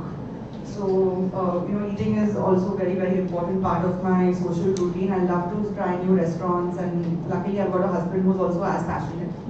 But my entrepreneurial skills actually come from my grandmother. My grandmother, unfortunately, she just passed away last month. She was 94. And back in the 60s, she started her school in our house for the hearing impaired, called Vikas Vidyalaya. And she was so passionate about what she wanted to do, is that she went all out. She has traveled abroad, she has got scholarships, she's come back, she's bought smaller flats in the neighboring buildings, one flat into another and into another. Finally became a government aided school. She herself is a national awardee, once for herself and once for her school. So I actually saw all this in my house. And I was trying to tell her yesterday that I will not tell you that I didn't grow up with house helps. I've been very kind. I've always grown up with house helps. I've never had to do anything per se myself at home. But this was only because the women in my house were always working. My aji was never at home. And in fact, when my mother got married to my father, it was my aji who coaxed my mother, saying, please go and either learn another course or come join me. And that is how my mother went and did a 2-year course and eventually became a teacher in my aji school. So I think for me, entrepreneurship begins at home. Everything else that I see is much later on in life. For me, I did not inherit business. I have built my own brand. I tremendously admire both my fathers, but I don't want to imitate them. I want to have my own chef. You'll find chef in a very different casual atmosphere from what my fathers have tradition. If I try to copy them, I will be a failure. So I create our own little niche in business, and I think my success has been that I tried to do this on my own. Of course, I work with beautiful friends, and in the local mandi. Because we are born with that whole attitude. And he said, "Nahi beta, I have failed. My husband said, Aditi, I have opened so many hotels, I have had to shut them. What are you so worried? I have had to shut them. What are you so worried about?" And I think sometimes closing businesses, taking the right decision at the right time really helps us explore newer avenues. And I think that's absolutely what happened with me. I found time for myself. I'm working since 21, I'm 42. So till 39, 40, I've never been home only. Even after I got married, I used to come home at 12 in the night, my husband used to come home at 8, 8:30. Because, hospitality, like many other fields, does not have a timetable. When my friends are partying on a Friday and Saturday, I used to be working. Bank holidays, we are working. So it becomes a little odd situation. So I actually started enjoying my time at home. I started exploring newer businesses as to what I could do. I was just telling her that I was so bored at home in COVID that my husband and I started making DIY pizza and pasta kits. And recipes, I showcase fun dog videos because me and my husband are at home. So we have a little zoo at home. So these are newer things that I learned. Before COVID, I was never into social media. But I realized that if I do not market my own self, my business is not going to go forward.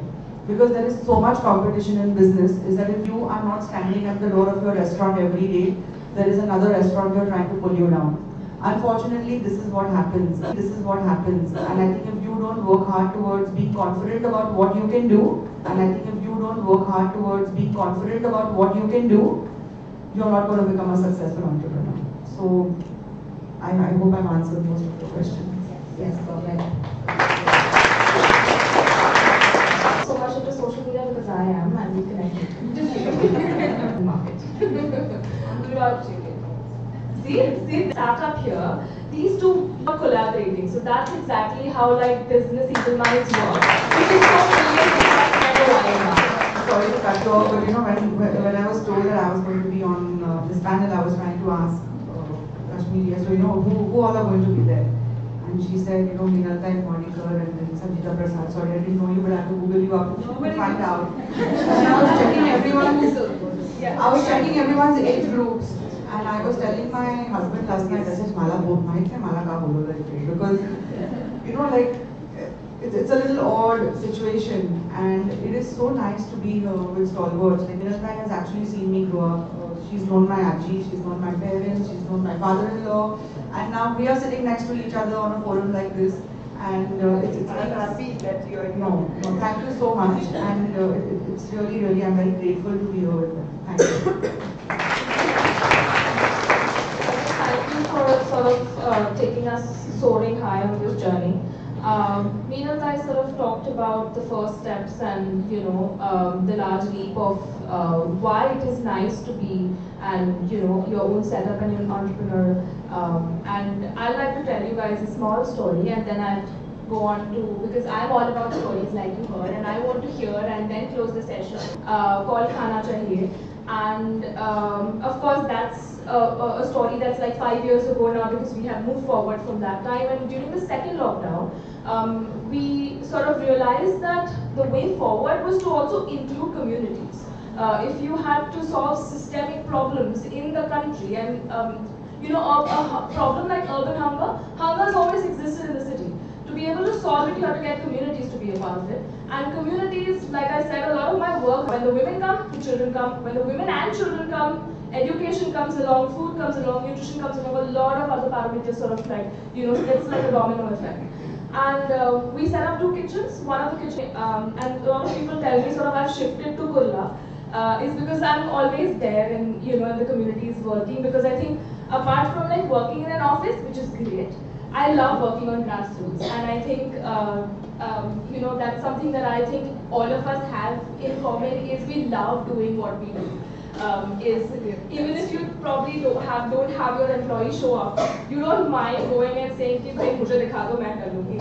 You don't mind showing up in the kitchen yourself कि भाई क्या है. But that's why you all should become more entrepreneurs. Yes. Because imagine like yourself कि भाई क्या है. But that's why you all should become more entrepreneurs. Yes. Because imagine like having to go to a stupid job from 9 to 5. I want to do that. Okay, I was, isn't it nicer to walk into your own office or your own organization in time? She can go second half, but it still happens.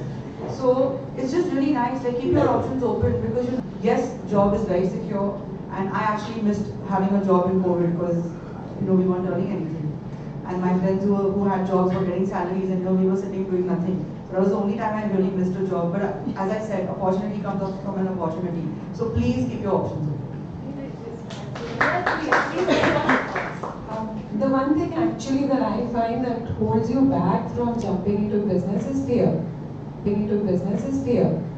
Okay, there is a level that you will not cross because it's so secure to just 30 month aise aayenge, doesn't matter. I show up, I don't show up. If you get over that fear, see, it's not like those butt kicks won't happen when you're in a job. All of you are not going to go to tenured places where you will have job security. You will be working in private. Private can kick you out anytime, whatever compulsions. It's not as secure as you think it is. Personally, your brain works like that. You see, and she said collaboration. I don't think anything will actually come out of it. But when she mentioned DIY kits, and I remembered that I was in the US, and I saw half-baked breads packed. All you have to do is bring it home and put it in the oven. You're eating fresh bread. What an amazing idea! You all have thousands and thousands of them.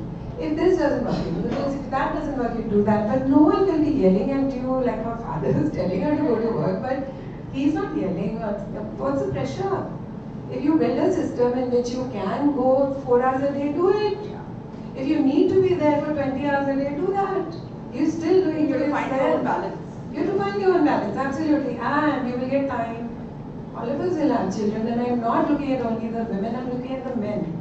You will have children, you will want to spend time with your family. Trust me, you don't want to wait for 20 years and I settle down and then I'll play with my kid. They are too old, they hate you now. No one's going to talk to you. That's whatever. Just sort of jumping back to what I was saying, and I think everyone sort of resonated with the idea of like they love what they do and that's why they do what they do despite the butt kicks and all there. Hum kya kar sakte? So there was this spark from minority women in a small slum in Kurla who, mind you again, had never stepped out of their houses ever in their lifetime. Said हम थक गए हैं, हमें कुछ करना है, हमें बदलना है, and हम एक चीज अच्छा कर सकते हैं. Also because I'm a huge foodie, so every place I go, they would offer me something to eat, and I would say yes. Because we always say हाँ. So they offered us food, and I said कि this tastes brilliant. And they said हम अच्छा खाना बना सकते हैं. So I said बहुत बढ़िया, एक kitchen setup कर लेते हैं. So with that kitchen setup, we've employed 7 women who work.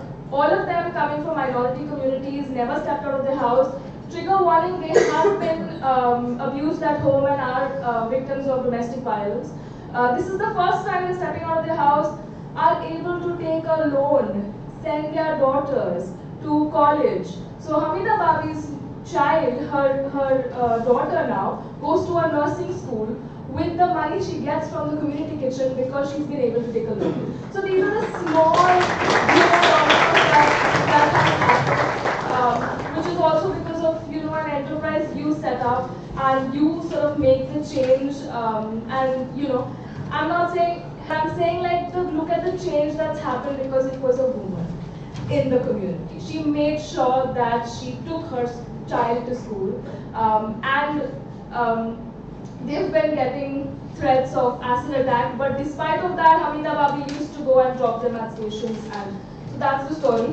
But like just winding up, Minata, you would work with so many women for so many years, and you would have countless stories like this. I think you should leave the students with this lovely thought of inspiration as to why you do what you do, and a story that stays with you. Thank you so much. First thing, I'm really thankful that you have called me here. And one thing I would like to say, idea is a currency. You may be having some idea in your mind that you can start it with your neighborhood. I'm not saying start a big business, but if you can do it, you will be successful everywhere. And that's why for Jinda Tumchi Saath Humchi Hummi Udyogini means we help you out how to go ahead. And that's why there are so many schemes available, which these young children may not be knowing. There are so, because as they said that COVID was really a bad patch for everybody. For me also, because my main business is to organize exhibitions. I'm into the exhibitions for last 36 years, and I started from Mumbai, and now I'm there in all over Maharashtra, Goa, Karnataka, Dubai, Mauritius, Bangkok. It's a yearly plan, you can see. Once a year I go to that city, not again and again. And that's why I'm traveling a lot. But there are service industry also where you can help me out. You can come. Now somebody said in the morning session, they said that kuch problem hai, pickle and something, petticoat, which is wrong. Because there are so many ladies also, those who are already into the business, doing something different. Why you are thinking that ladies are doing only PPP? It's wrong. Now she is into the export. At the time of COVID, both of them, even I felt up because our exhibitions were stopped. But that time in Parla area, Ville Parla area, there were 25 ladies.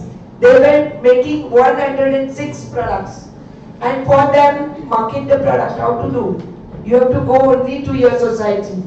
And wo society mein unhone kaam kiya. But that time I helped them out with the brand product, Chitle Bandhu. Because one brand product is with you, you can do your marketing very well. And marketing well, I'll give you one example. Where the ladies are working, those are your buyers. Why? In a school, 100% ladies are working. I am with the IAS, I am with the PTVF, that is Patli Tilak, everywhere. Even I am with the SNDT. So there, all the ladies, maximum ladies are working, I should say. They are very, sorry to say, you are busy, so you can't do anything. So for them, you can serve the product whatever they want, number one. So, which I have already done it. When I was there, we used to, at the time of COVID, we used to go to RCM. We used to go to the corporate factories wherever the people are working. Because unke ghar tak, means office tak, if you can give it, it's fine. They don't have time to go anywhere and buy anything. And not a job to do marketing. That you should do anything, whatever you want to do. Write down SWOT analysis. What are your strengths? What are your weaknesses? What are the opportunities? Idea is a currency. That is the opportunity for you. And what are the threats? You write down your story in that. Then you will find it. Whatever product is suitable to you. And how to do the marketing to the offices, schools, banks, hospitals. Because hospital mein 70% ladies are working. In school 100% ladies are working. And wherever ladies are working, that is your main. Sorry, I'm really telling you the true story. I think on this note, And I'll just tell you, there are so many good things that even in cosmetic you can find. Actually, you can find there is a Sherayu herbal from Aurangabad. Her daughter is again with that the same. She's a Ayurvedic doctor, and her daughter is also a doctor. So both of them. Now next issue my coming with is mother and daughter. So that I will send it to you. You can circulate, because there are so many things which are available for everybody. It is not like that PPP. There are so many good ladies in different businesses. Don't think, and service industry is big, where you can give the service and get the money. Event management for wedding. It's a very big business. Very big business. Like that there are service industry where you can do whenever you are doing a college also. Please start something else for you. So I think it is very good. Thank you. Thank you so much. I think I just want to acknowledge something very simple and powerful that has sort of come out through this conversation, that women don't lead by claiming space, they lead by creating it, and that's what the three journeys have sort of told us in very different journeys of their own. I think, thank you to our panelists. Thank you to everyone here today, all of the students. I hope you've taken something and there's a seed of thought that has been sowed, and you want to be your own bosses and not show up at early times. Believe me guys, it's the best. But thank you for having me here today. It's been such a privilege to sit here and sort of with these women on the dais and share their journey. It's our pleasure. Thank you so much. And okay, we're not winding up. No, just one quick question, because it's not often I'm in a room full of young people like this. I'm launching a pet portal. It's going to be about pets and accessories and whatever. And I need feedback from guys your age. If you have pets, who has pets in there? Yes, many. So please come and share your numbers with me. I would like to make a focus group and ask you about just simple things, prices, styling, whatever. If you want to spit on it, fine, that's okay too. But I don't want to again make the mistakes I made in the previous avatar. So this time I would like to really be listening to you guys more, because my previous one was also a Gen Z. Okay? Thanks. Thank you so much. Thank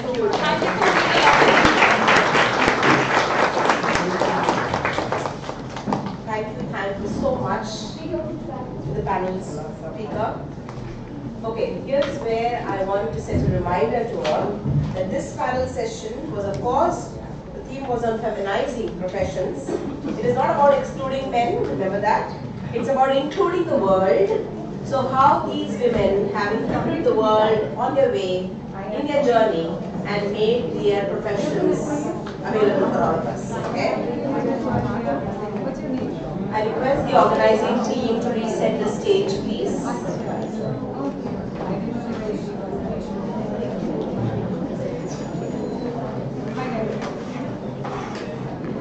People, please come in your number. Actually, I can't see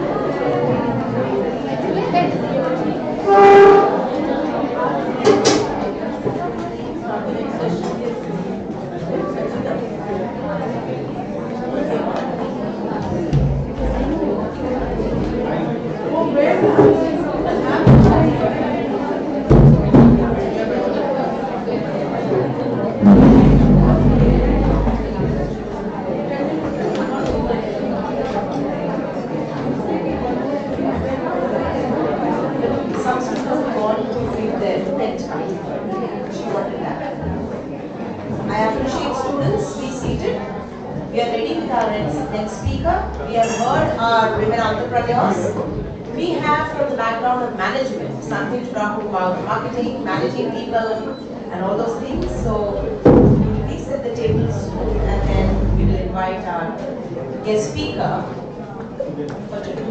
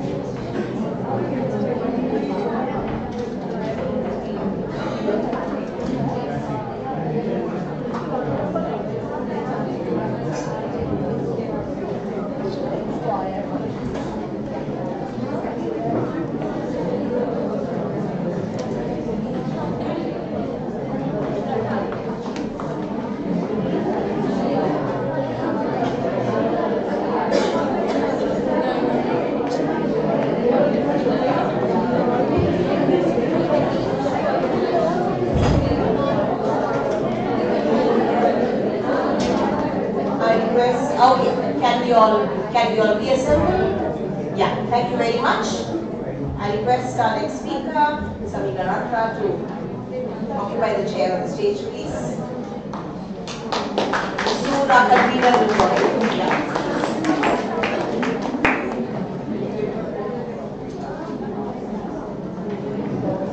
Ladies and gentlemen, boys and girls, globally, the movement for women's empowerment did not begin yesterday. Please remember that. It has been consciously built decade by decade, and there has been a line of things that have been happening. I'm sure in the morning we heard about the UN Declaration, International Women's Year, Mexico City hosting the first World Conference on Women. We have the UN Declaration for Women in 1976-85, talking about equality, development, and peace. These decades shaped today's gender framework that we are talking about. Similarly, these milestones remind us that global progress is the result of women's collective voice across continents. So we have, as a special guest speaker, Ms. Amika Ratra, whom I would like to introduce to you all, a distinguished author, speaker, management consultant, who brings together the worlds of ancient Indian wisdom and modern leadership. An alumna of the Indian Institute of Management, Ahmedabad, and DJTI, University of Mumbai, she combines rigorous academic training with deep spiritual inquiry. With over 15 years of international consulting and business management experience across Asia, Europe, and America, Ami has worked with leading organizations including Bind and Company, the BASF and the Britspan Group. Ami Gadatra is the author of various acclaimed books exploring India's epic literature, Mahabharata Unraveled, lesser known facets of a well-known history with Bloomsbury, Ramayana Unraveled, lesser known facets of Rishi Valmiki's epic, again a Bloomsbury collection, and Mahabharata Unraveled, the Dharma discourses with the Bloomsbury. A dedicated student of yoga, Sanskrit and Indian knowledge systems. Ami Gadatra teaches and speaks on leadership, management, on Indian epics including the Ramayana, Mahabharata, Bhagavad Gita, Yoga Sutra, Devi Mahatmya and Arthashastra over the past 3 decades. She has delivered talks and conducted workshops at prestigious institutions including DJTI, IIT, IIM Ahmedabad, Carnegie Mellon University, Georgia Tech, University of Texas at Dallas, Hong Kong University and the Indian Consulate in Russia. How can SIES be missed out? So here we are, taking this opportunity to welcoming her, and I request Dr. Uma Shankar ma'am to felicitate her with a shawl, a potted plant and a sunglasses.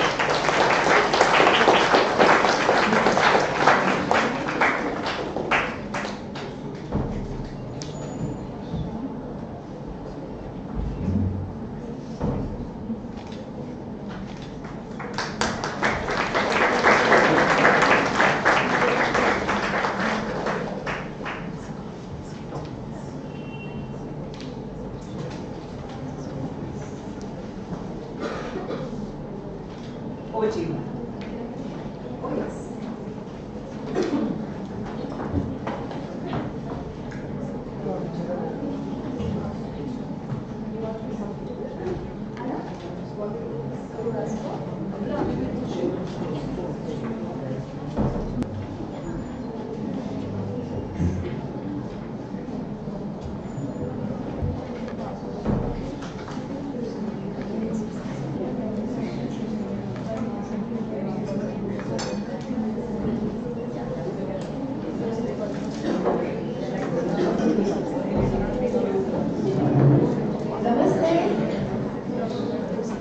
Extremely happy to be here amongst all of you. It always reminds me of my college days. हम लोग भी भाग के सारे events करते थे और जबरदस्ती बैठना भी पड़ता था, कुछ अच्छा लगता था, फिर कभी चले जाते थे. So really happy to see all of you. It's always so good to meet youngsters. I keep learning a lot from them. So Mama, thank you for having me. My topic is related to Indic wisdom and what does Asians expect to Indic wisdom. But जब भी पहले का session हुआ, so all my management is coming out. I also have so many, advices to give. कि ये करो, वो करो, ये करो, वो करो. But I'll tell you one thing. Entrepreneurship is good, but you know what? We all have our paths. What is most important is to become financially independent. Okay? And that could happen anywhere. You can start with a job, learn, grow, and then do something of your own.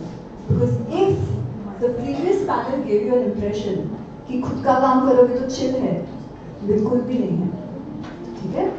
खुद का काम करना है, you have to be double disciplined. Yeah. Remember that. So it's not that easy as they made it sound. They were trying to encourage you, and that was fantastic. Yeah.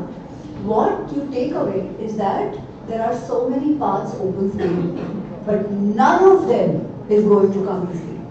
खुद का करो, किसी के लिए करो. ठीक है?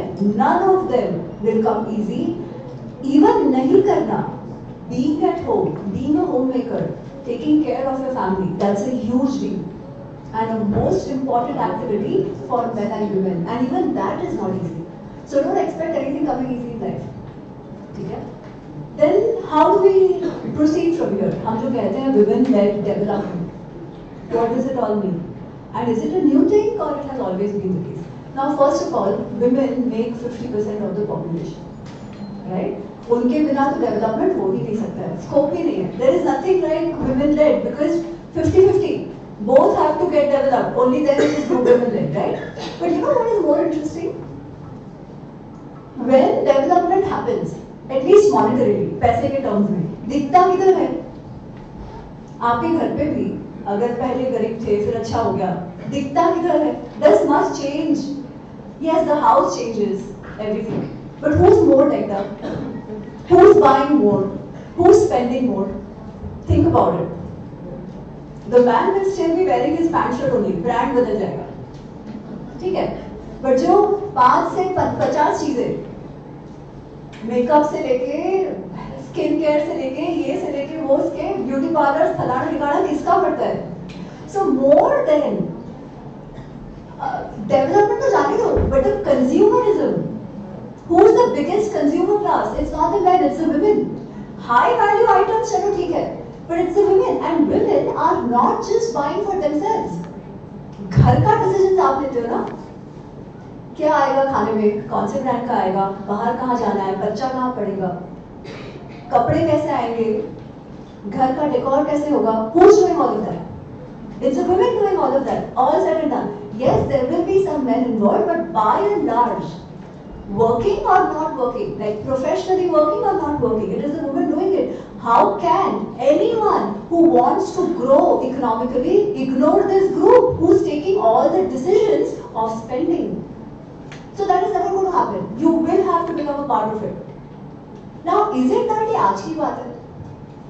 नहीं, आपके घर पे आपकी माँ काम नहीं भी कर रही होगी, दादी काम नहीं भी कर रही होगी, तो भी खर्चा का डिसीजन तो उन्हीं का होता था ना, राइट? तो ऐसा नहीं था कि एजेंसी बिल्कुल नहीं था जैसे हमको कहने में आता है.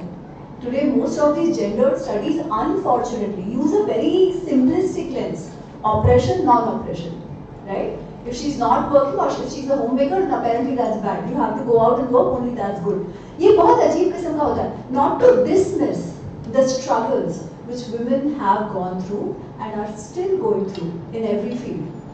Issues है, no doubt. Discrimination भी होता है, बहुत बदल गया अभी. Significant changes आ गया है, पर होता है, चीजें बदलेंगी, ठीक है? But remember that this has always been the case. Women have always had agency. What do we learn from our history about how women lived their lives? Is there something from there that we can implement in our lives today? Because हमें लगता है कि role models मतलब we only see abroad, ठीक है? Michelle Obama, she is empowered. We have nothing to see her. But remember something. आज के दिन तक America, which is so to say one of these liberal capitals, have not had one single woman president. Not one. सोचो. और हमारे यहाँ prime minister से लेके प्रेसिडेंट से लेके चीफ मिनिस्टर से लेके सब कुछ हुए. और ये आज की बात नहीं है, हमारी रानियां भी थी. किसी किसी केसेस में भले वो बच्चा छोटा होगा, रूल रानियां करती थी कितने सारे केसेस में, राइट? ये आज की बात नहीं है, ये हमेशा से चला आ रहा है. इसका अर्थ ऐसा नहीं है कि इश्यूज नहीं थे, पर हर इशू को उसके कॉन्टेक्स्ट में देखने की आवश्यकता है. और सबसे पहली बात, apart from the consumer and the खर्चा need, the sanskars of the family are set by the woman. And आपका बच्चा आगे जाके दुनिया में क्या करता है, और मैं केवल लड़कियों को नहीं कह रही हूँ, ये माँ बाप दोनों का रिस्पॉन्सिबिलिटी है, right?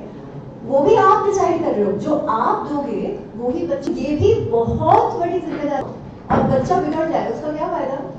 You see so many cases today, young girls, young kids, 10th में मार्क्स नहीं आए, बिल्डिंग पर से जंप मार दिया. What is that? Where is this failure happening? How have our children, which includes all of you, how have you become so sensitive? अपने parents को तो देखिए, they struggled so much in life, and still they carried on. किसी ने ये नहीं सोचा चलो जाके मराते हैं. हर situation में they strived and they worked, they strove and they worked, right? तो हम लोग इतने sensitive क्यों हो गए? कहीं ना कहीं हमारा जो lens है ना empowerment का या happiness का, वही बदल गया. और इसीलिए it is important to go back to the heroes and heroines who set forth the path for us. Mahabharat Ramayan आप सभी को मालूम है, अधिकतर मैं उस पर बात करती हूँ. Is there any character in Mahabharata Ramayana? So we always talk about how Sita was oppressed or how Draupadi was oppressed वगैरह वगैरह. But is there any character who has not faced issues? Shri Ram Shri Krishna को भगवान होने नहीं थी, सबके जीवन में परेशानी आई थी. अभी आज मैं आपको द्रौपदी की बात बताने वाली हूँ. We think of going out and becoming financially independent as something new. But what happens is all these role models have been given to us. Draupadi के बारे में जो बात होती है हमेशा वो द्यूत पीड़ा वाली होती है. But you know she was the Maharani of Indraprasth, of a kingdom, and do you know how she lived her life as the Maharani of Indraprastha. So there's this beautiful conversation, there's beautiful samvad that comes in Vanaparva of Mahabharata, जो वेद व्यास जी का महाभारत है, उसमें द्रौपदी और सत्यभामा का संवाद चल रहा है, ठीक है? This is a beautiful story which also says how do you earn respect and what can agency really mean? तो वो सत्यभामा को सत्यभामा फैंटास्टिक. तो वनवास है, पांडवों का वनवास चल रहा है. Krishna and Satyabhama they come to meet them, उनसे मिलने आते हैं. पांचों पति हमेशा तुम्हारी बात मानते हैं और हमेशा तुम्हें ऐसे देखते रहते हैं. ऐसे तुमने कैसे कंट्रोल कर लिया उनको? मेरे एक पति है, वो भी मेरी बात नहीं मानते. And how is that you control? क्या ऐसा कोई वशीकरण मंत्र है क्या? कोई मंत्र पूजा किया है क्या कि वो तुम्हारी बात मानते हैं? ऐसा कुछ हो तो मुझे भी बताओ. एंड द्रौपदी सेज, नहीं Satya, you are right, my husbands respect me a lot, they listen to all that I have to say, you are 100% right, मैं बोलती हूँ वैसे करते हैं. but you know ऐसा क्यों हुआ है? ये एकदम suddenly नहीं हो गया, या ना ही कोई वशीकरण मंत्र है. and then she goes on to describe her life as the queen of Indraprastha. again अभी हमने entrepreneurship, working for anybody की बात करी. she is the queen of Indraprastha and she speaks about her routine. ठीक है? She says, मैं रोज सबसे पहले उठती हूँ और सबसे आखिर में सोती हूँ. And she says, of course, I take care of the needs of my husband. They have to do the rituals in the morning. All that I take care of. I take care of the needs of my sasu and all that. जो घर का काम है, which obviously she is doing. Okay. Then she says, Indraprastha का kitchen, obviously it was huge, right? And she says, लाखों की संख्या में, lakhs of atithis would come to eat every day. Some 80,000 students, some होता था. So imagine lakhs में there would be people coming to eat.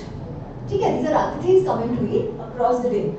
Now to take care of all these people, can you imagine how many helpers you need? Right? You need helpers.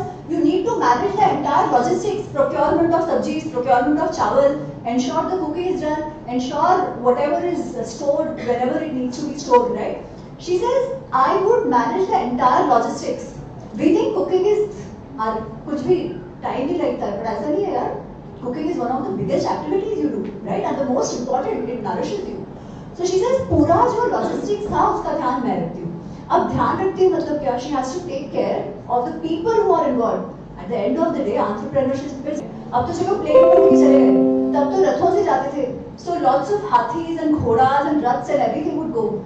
She's like, क्या गया है, किसको क्या दिया गया है, क्या आया है, उसका लिस्ट वो सब मैं रखती थी. She said, इन पांचों भाइयों को भी इंद्रप्रस्थ की ट्रेजरी और फाइनेंसेस के बारे में इतनी जानकारी नहीं थी जितनी मुझे थी.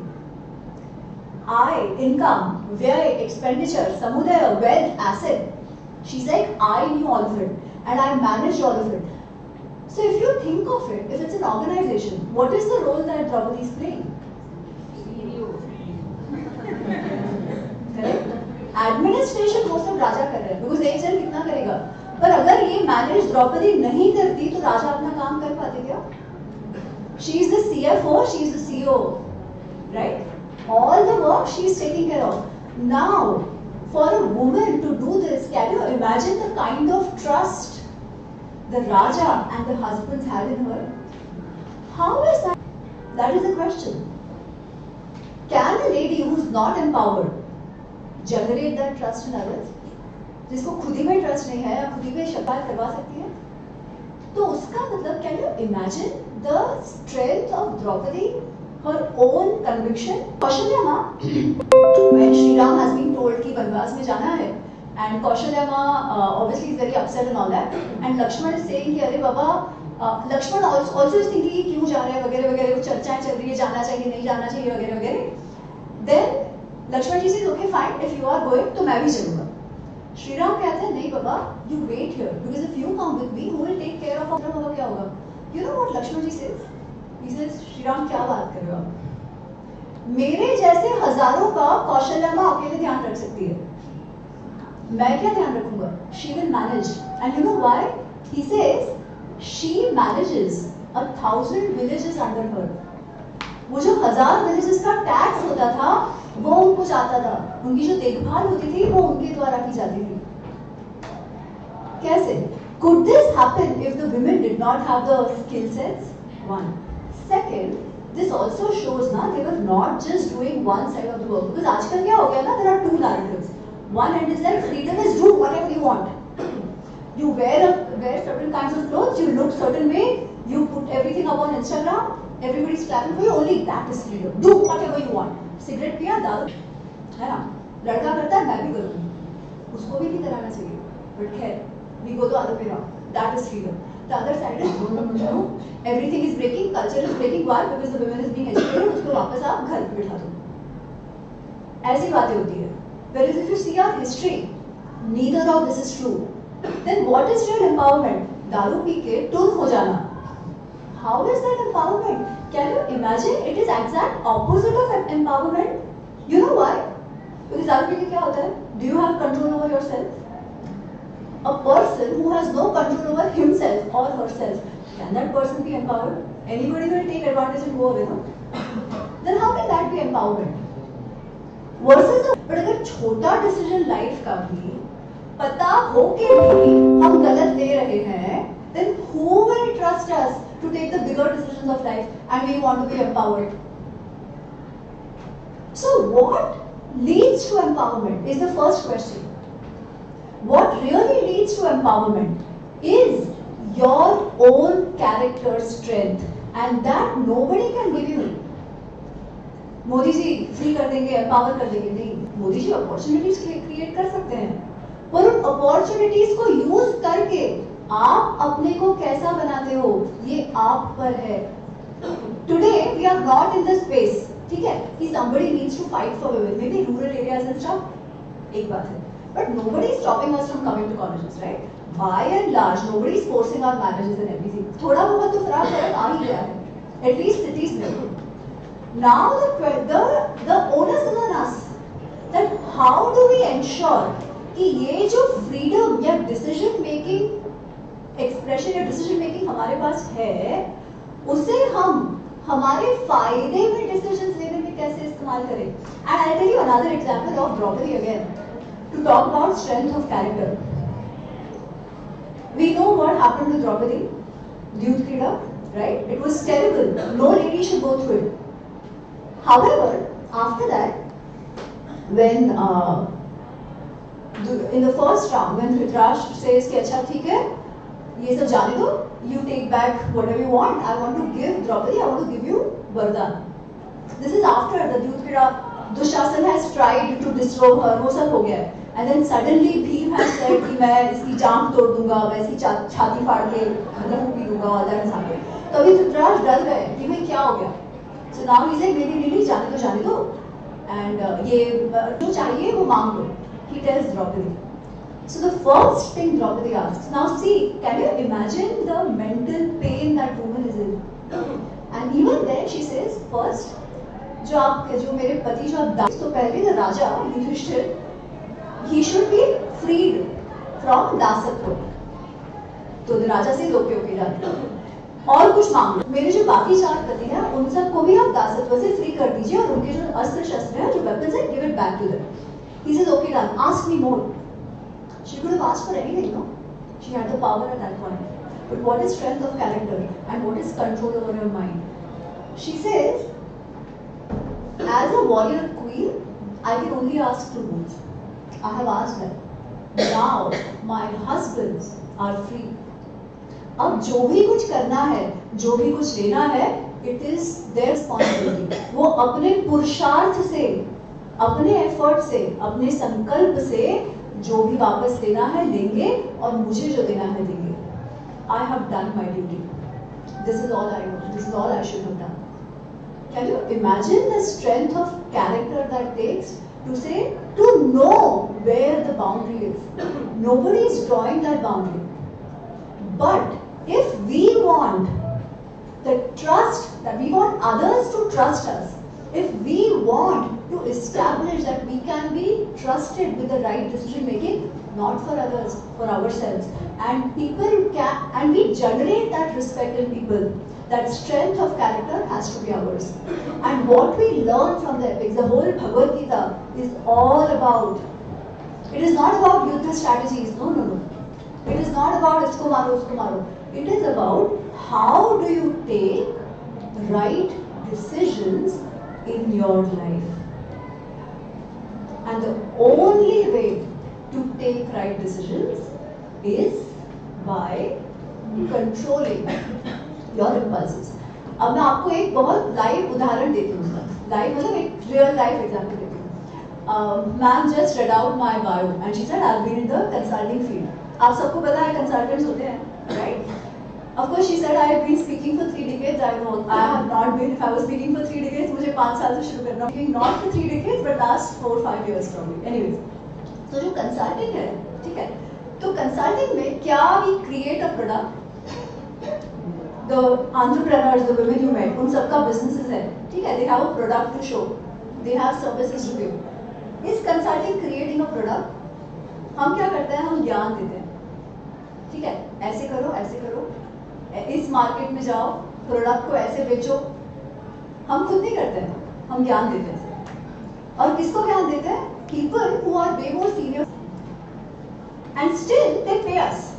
We take their data भी उनका लेते हैं, उसका चार्ज बनाते हैं, उनको insights देते हैं, and still they pay us. Why?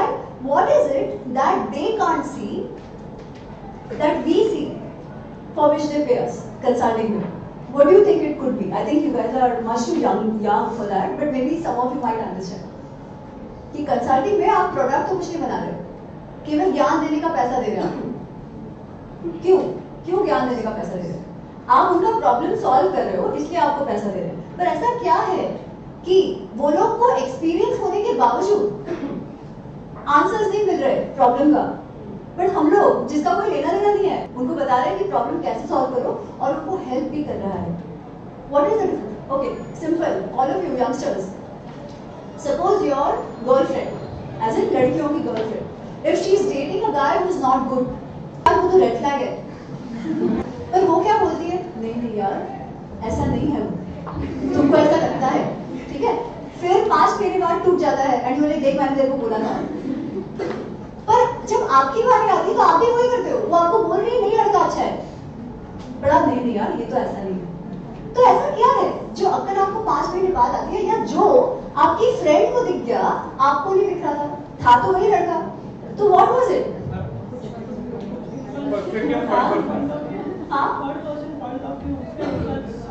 Third, fantastic, unbiased, impartial. Exactly. Who else यहाँ से कह रहा था?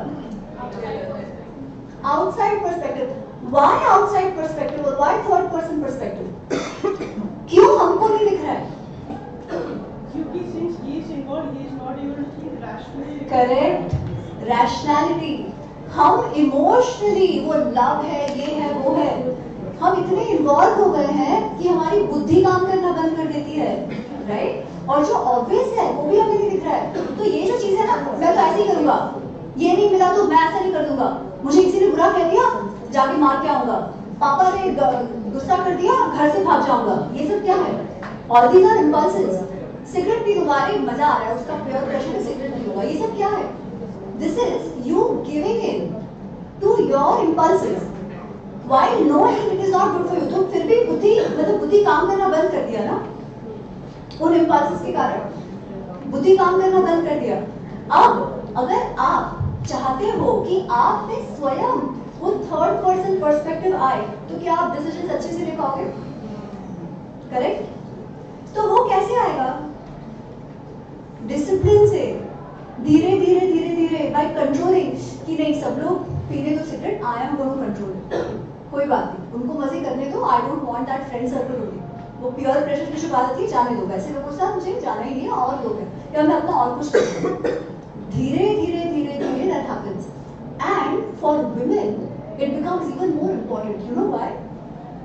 नॉट बिकॉज आपको दबा के रखना है या ऐसा कुछ, बट बिकॉज यू बायोलॉजी से are going to create the next generation.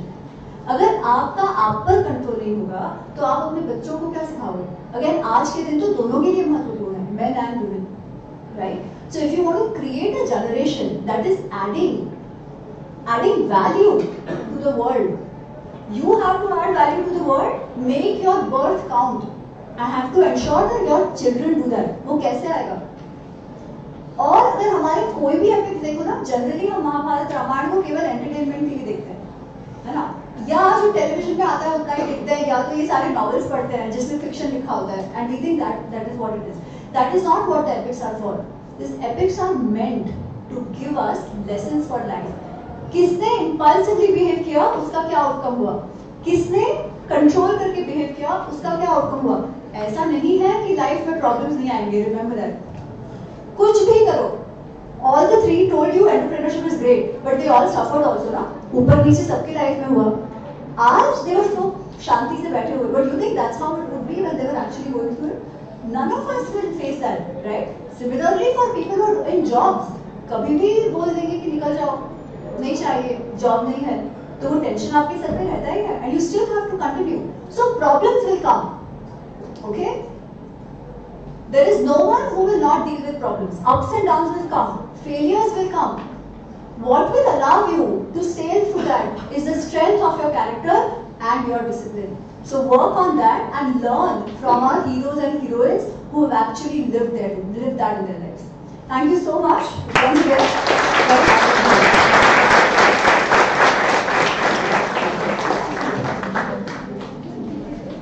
Thank you so much. I think so this, in spite of the time constraints, you could deliver. And this particular session, I think so, has brought out that women build institutions, not just with rules, but with discipline and relationship that endures. That was a takeaway for me from your talk. Thank you very much for that. We take a lunch break, so you're invited to join us for the lunch. And we come back right away at 2 o'clock. No, 1:55. 1:55 we join back. So gear up students, we need to eat faster. The slow eaters get going faster.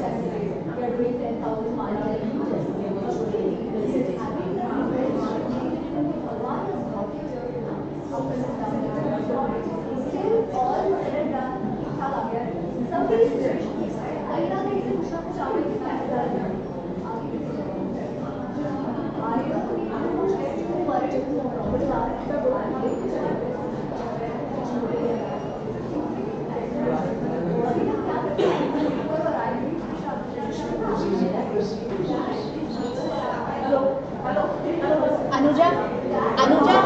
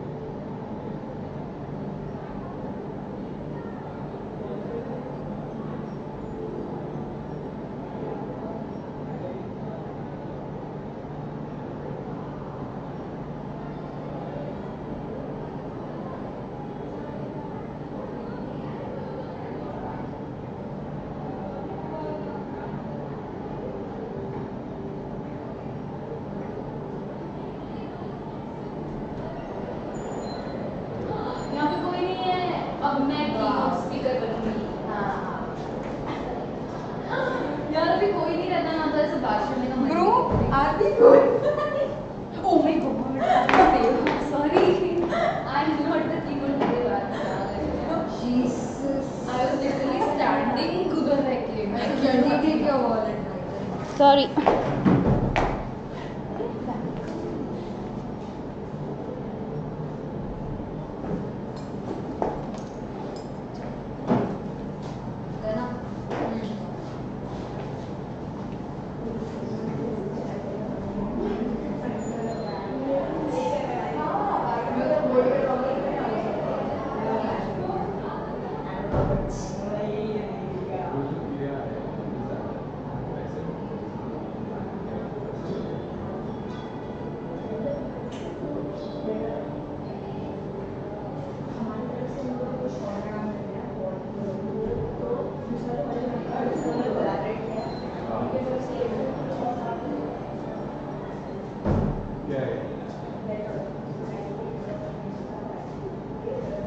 ए सोना तेरे पास chocolate है क्या?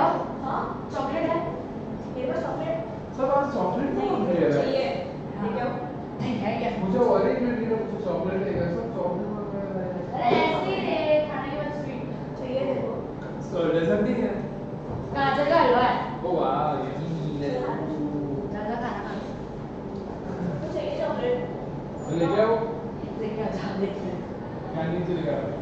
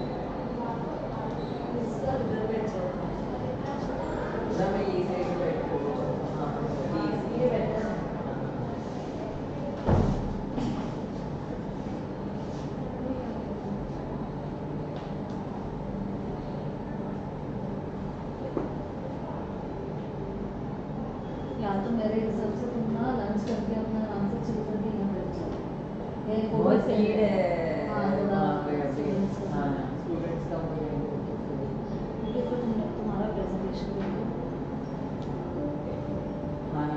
लेकिन मेरा कोई तो एक घंटे के बाद है मतलब लंच सेशन खत्म होने के 1 घंटे बाद है मतलब इमीडिएटली नहीं है लंच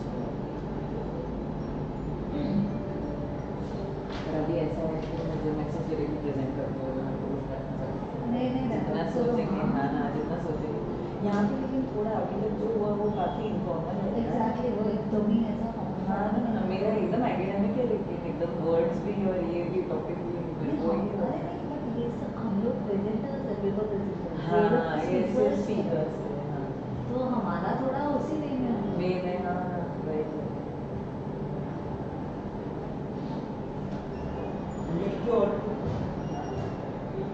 तो एक बार बनता नाम को बोल के रख दो हाँ वो कर रही है तो उनको बता दो अच्छा और मैं जब जाऊँगी तो तुम्हें बोल दूँ तब तक तुम यहाँ पे बैठो हाँ राइट हाँ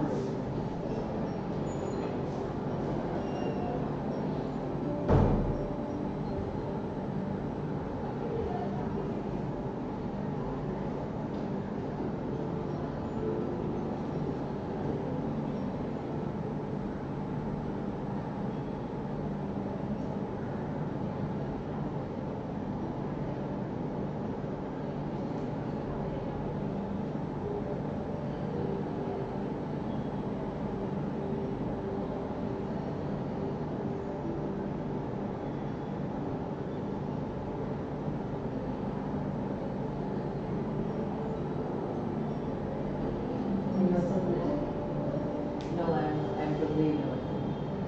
Are you from? I'm doing my PhD at home. Oh, then it must be more difficult for you. What is your name? Yours is the third. Mine is the second. Very nervous, huh?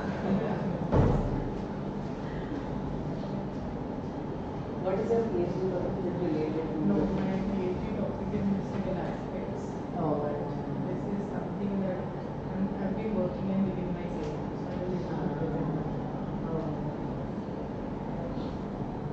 Because I was informed this story is bad. Oh. She apparently forgot to inform me that there's a conference and I'd come for some work. Oh. I couldn't present. So you just submitted the paper and Yeah. They told me to submit the abstract in 2 hours. Oh, wow. Yeah, I think the abstract they have like 10th November or something. Yeah, I gave it on Monday. I came here on Monday morning and they listened by 4:47.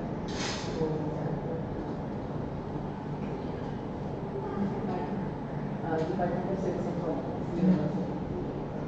Aboli, she's one of the teachers assistant professor. She was my fellow PhD colleague. Now she works there. She had informed me. She sent me the prospectus of the brochure. Yeah. So I applied. So she and I applied. I was not expecting. Yeah, she's presenting tomorrow. I was looking for a presentation. First day presentation is scary because most people come for the first day. And I was told to present on Saturday. I think it's Saturday. And when I got the email, my name was on Friday. I'm like, man, no, it is topic wise. So it's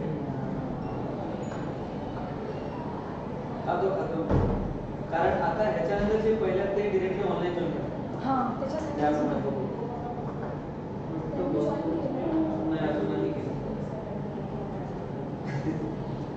नाही कारण स्टार्टिंगला ती कामनामा start of करते सो तेव्हाही असं ठेवा की कामनामा दिसते आणि त्यानंतर मग ऑडियन्स कट कारण की त्यांना मग तेच स्क्रीनवर तेच येते म्हणजे त्यांना त्यांच्या स्क्रीनवर तेच ॲटलिस्ट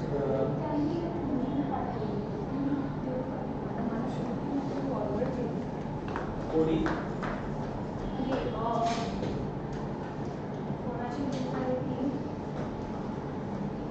जे ॲड्रेस देणार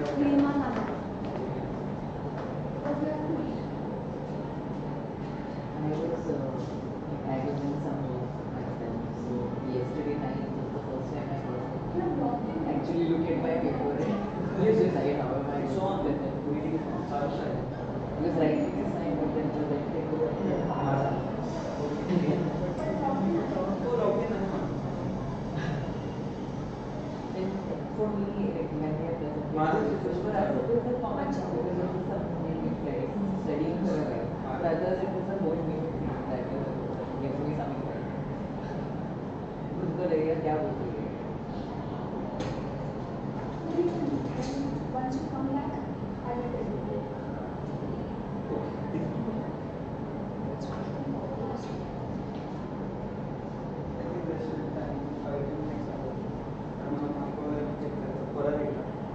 तेव्हा काही प्रॉब्लेम नाही आणि त्यांचं संपेपर्यंत मी त्यांना सांगितलं तोपर्यंत मी इथे थांबतो कारण त्या कधी जॉईन करते ते ना माहिती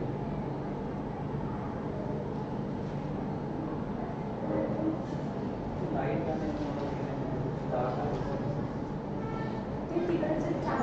तिकडची लाईट लावली तरी पण तोच प्रॉब्लेम होतो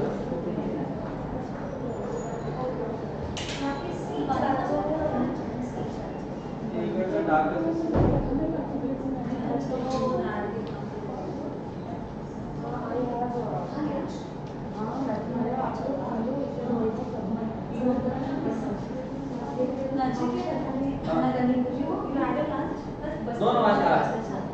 हाँ संपर्क सर अजीकी सर रहेगा वो आएंगे तभी मैं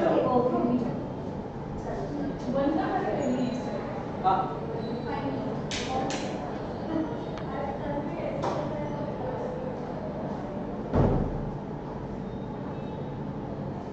Can you check if you have received the email?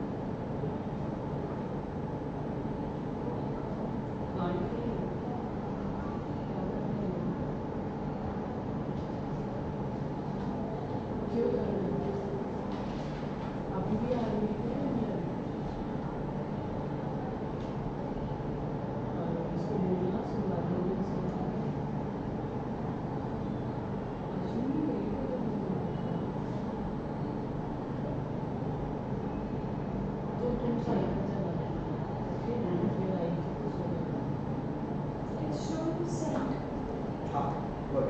And there is one more link also, which is a backup link, which I will confirm सो क्या आपकी पीडी शेयर नहीं करना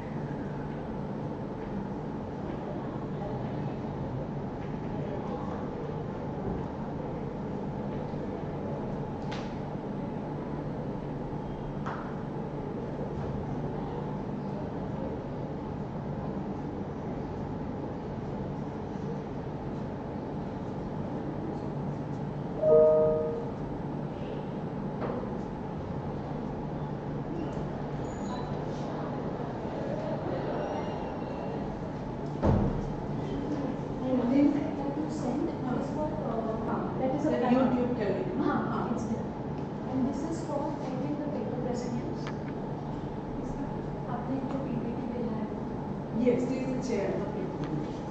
For the chair, yes.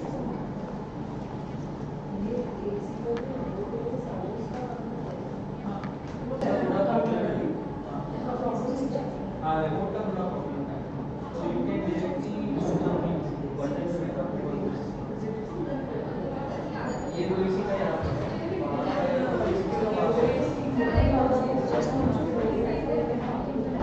हाँ एक ही कोई तो बंद करो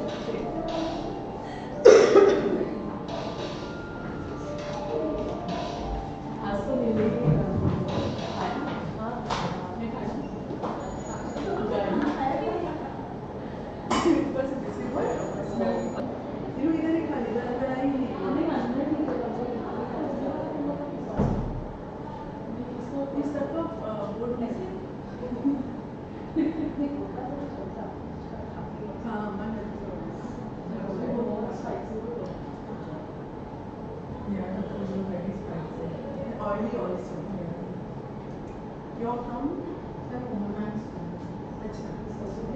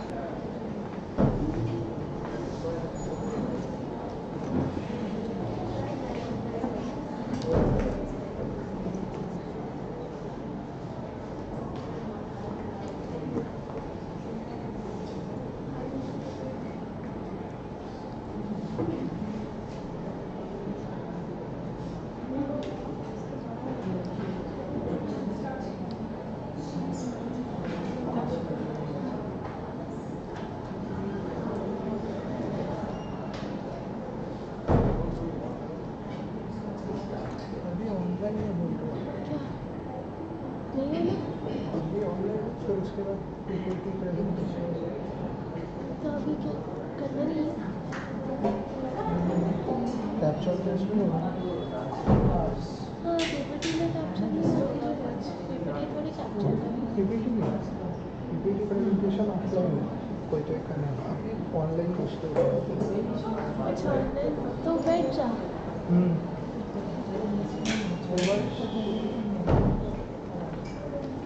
तो पक्का कल आएगा ना? पक्का कल आएगा।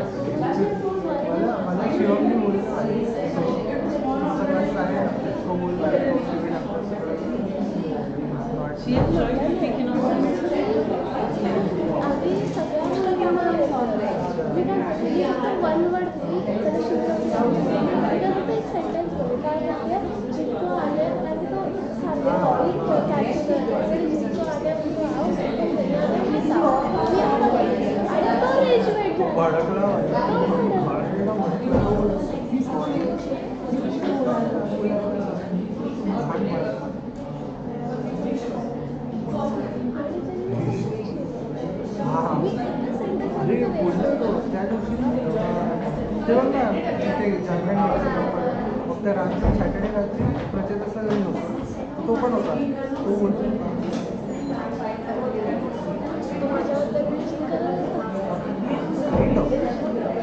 मी विचारलं की तुमचा क्लास तुला तू माहिती आहे सेकंड इयर हे माहिती आहे चिन्ह माहिती आहे मला सुलेखा माहिती आहे आणि कोण मी बीसी स्टार्ट केलं नेगेटिव्ह पर्सेंट -%. मग मी बोललो ही मग तुझं बद्दल चालेल जेव्हा तो बोलला काय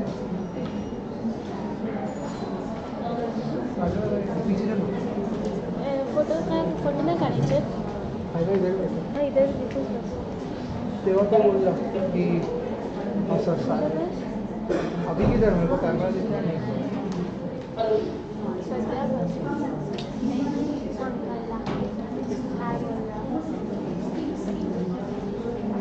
तो सिच्युएशन झालं ना तो बोलला मी त्याला काय रिप्लाय नाही दिला माझ्यासाठी बाकीच्या मुलीला येतात त्याला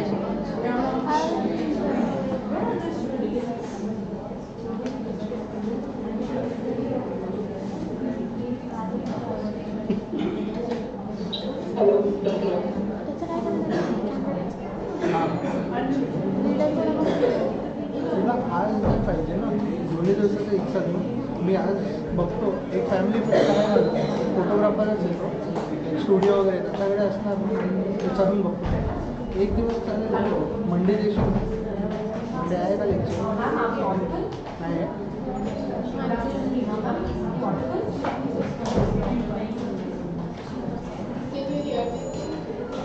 Yes, ma'am.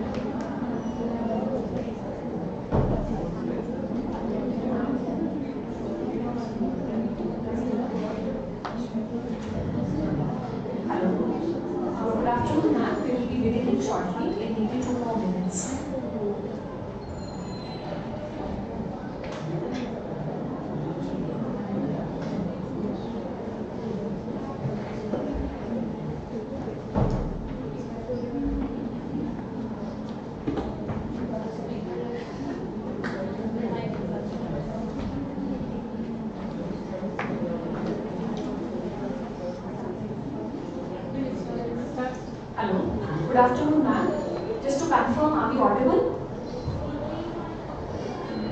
It's very friendly. Please,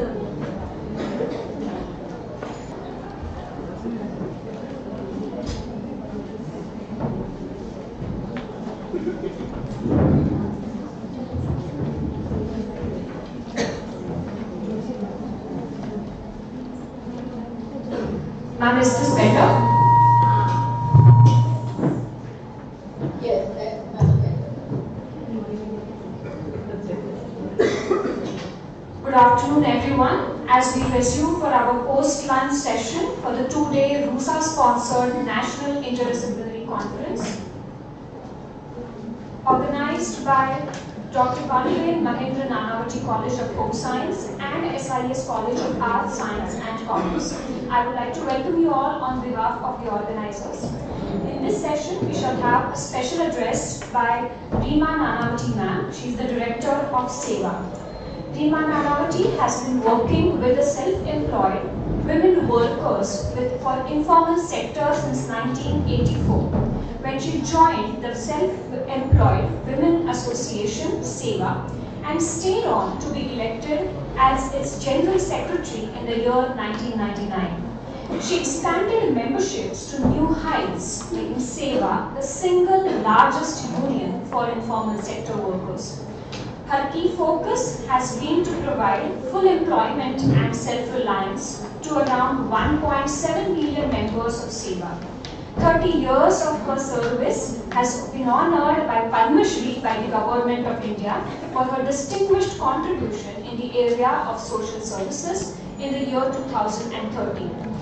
Having negotiated the first ever IFAD loan to rebuild lives and livelihoods of around 60,000 earthquake-affected rural women, and in running post-conflict economic reconstruction for 40,000 members affected by 2002 riots.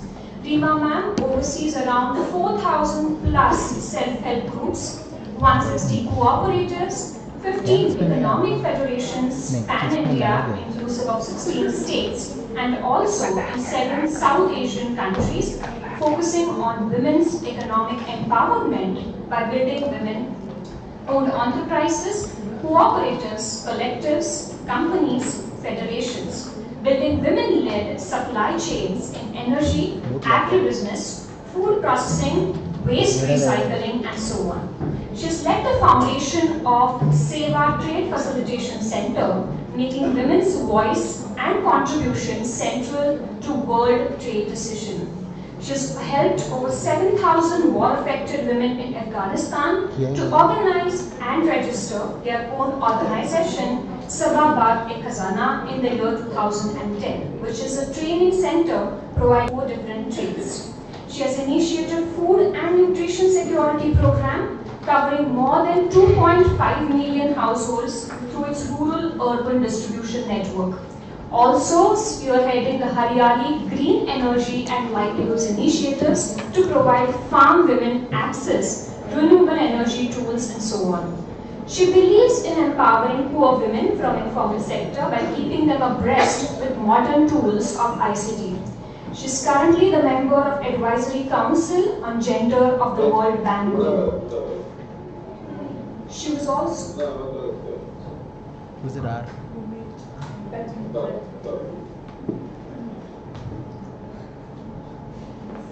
Reema ma'am is currently the member of Advisory Council on Gender of Women of World Bank Group. She has also been invited as the member of International Labour Organization's High-Level Global Commission on Future of Work, United Nations High-Level Dialogue's Technical Working Group on Energy Action to advance other SDGs. It's our pleasure to have you with us, ma'am, today. I request Dr. Shruti Pandey, Head, Department of Economics, and the Joint Conference Coordinator to virtually felicitate Reema ma'am. Over to you, Shruti. Thank you very much. Ma'am, it would have been great if you could meet physically, but we are honored to have you among us. Because it's a virtual thing, so I thought we can have our introduction with you. So I'm going with our academic directors, Dr. I'm the academic director of SIS, and we will be looking forward to meeting you in person actually. And hopefully sometime or the other you must drop in. And students are more been involved for decades together, and that will really inspire and motivate them. Once again, in the virtual world, with a whole lot of students waiting to hear from you. Thank you so much.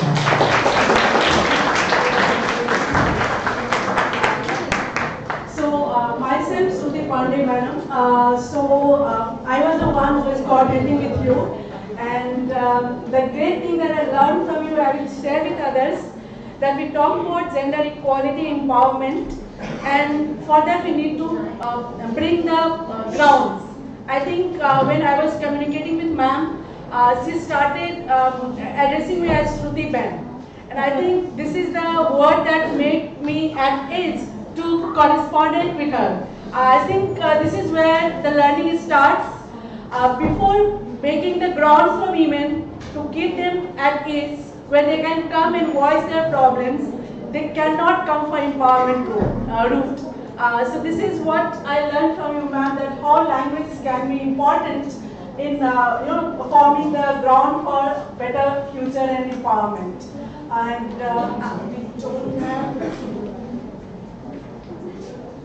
okay, so ma'am, we start with our virtual felicitation. I just told you that it would have been great if you could have met.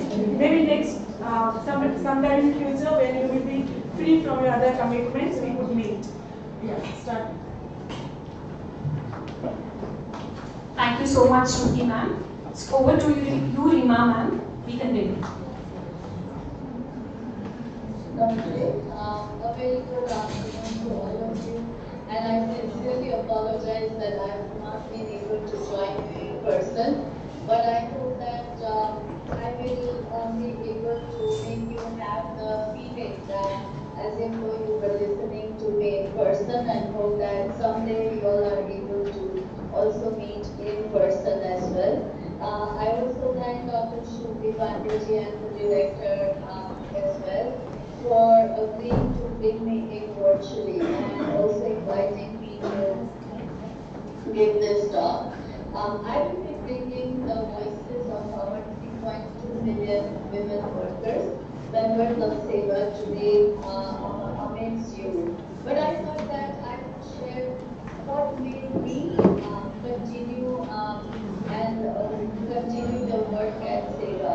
I would like to tell you how I came to SEWA some 40 years ago and how my life became intertwined with SEWA and its 3.2 million women workers.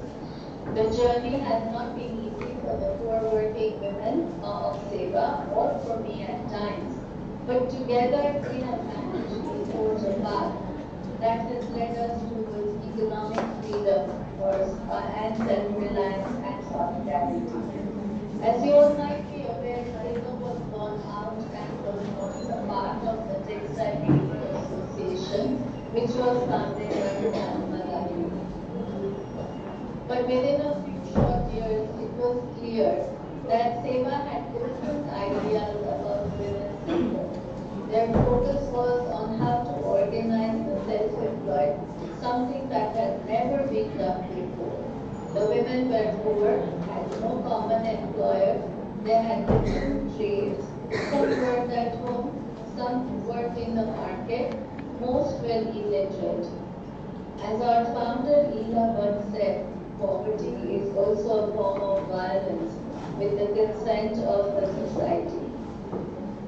Therefore, at SEWA we come together as poor, as women and as workers, no matter what caste, community or religion or even country we belong to. We come together to build our collective strength to fight poverty. Our goals at SEWA are full employment and self-reliance of our members. Full employment means employment whereby workers obtain work security, income security, food security, and social security, which is at least healthcare, childcare, and shelter. And by self-reliance, we mean that women should be self-reliant, both individually and collectively, economically and also in terms of decision-making capability. Therefore, we work on a strategy which is a joint action of union and collectives. Union gives us the strength, support, and the voice. The trade-wise collectives nurture our members' lives and livelihoods for better income, skill upgradation, marketing, and access to credit. We promote a holistic or an integrated approach to livelihood security of women in the informal economy, actively working towards women's economic empowerment. We have built several challenges over the past 40 years of our existence.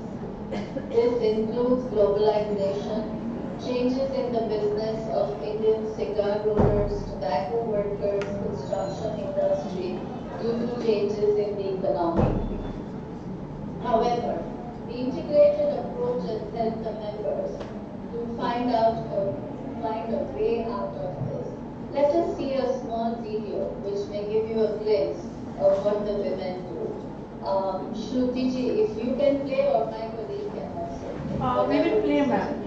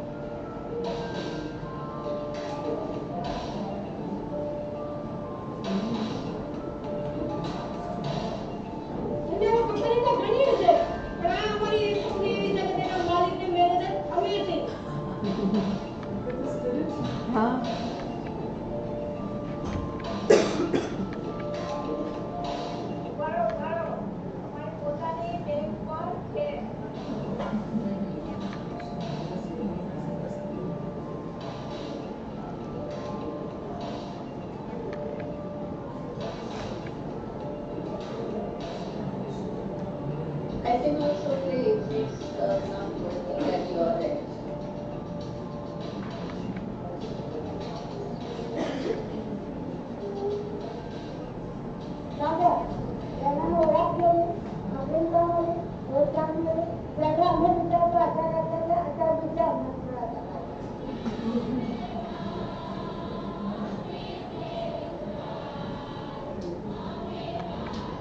Shruti, do you want me to play?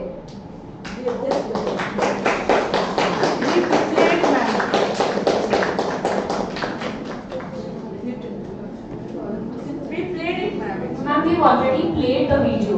Everybody sitting in the audience should see it. Thank you. So that video links up what they got. And let me take you back to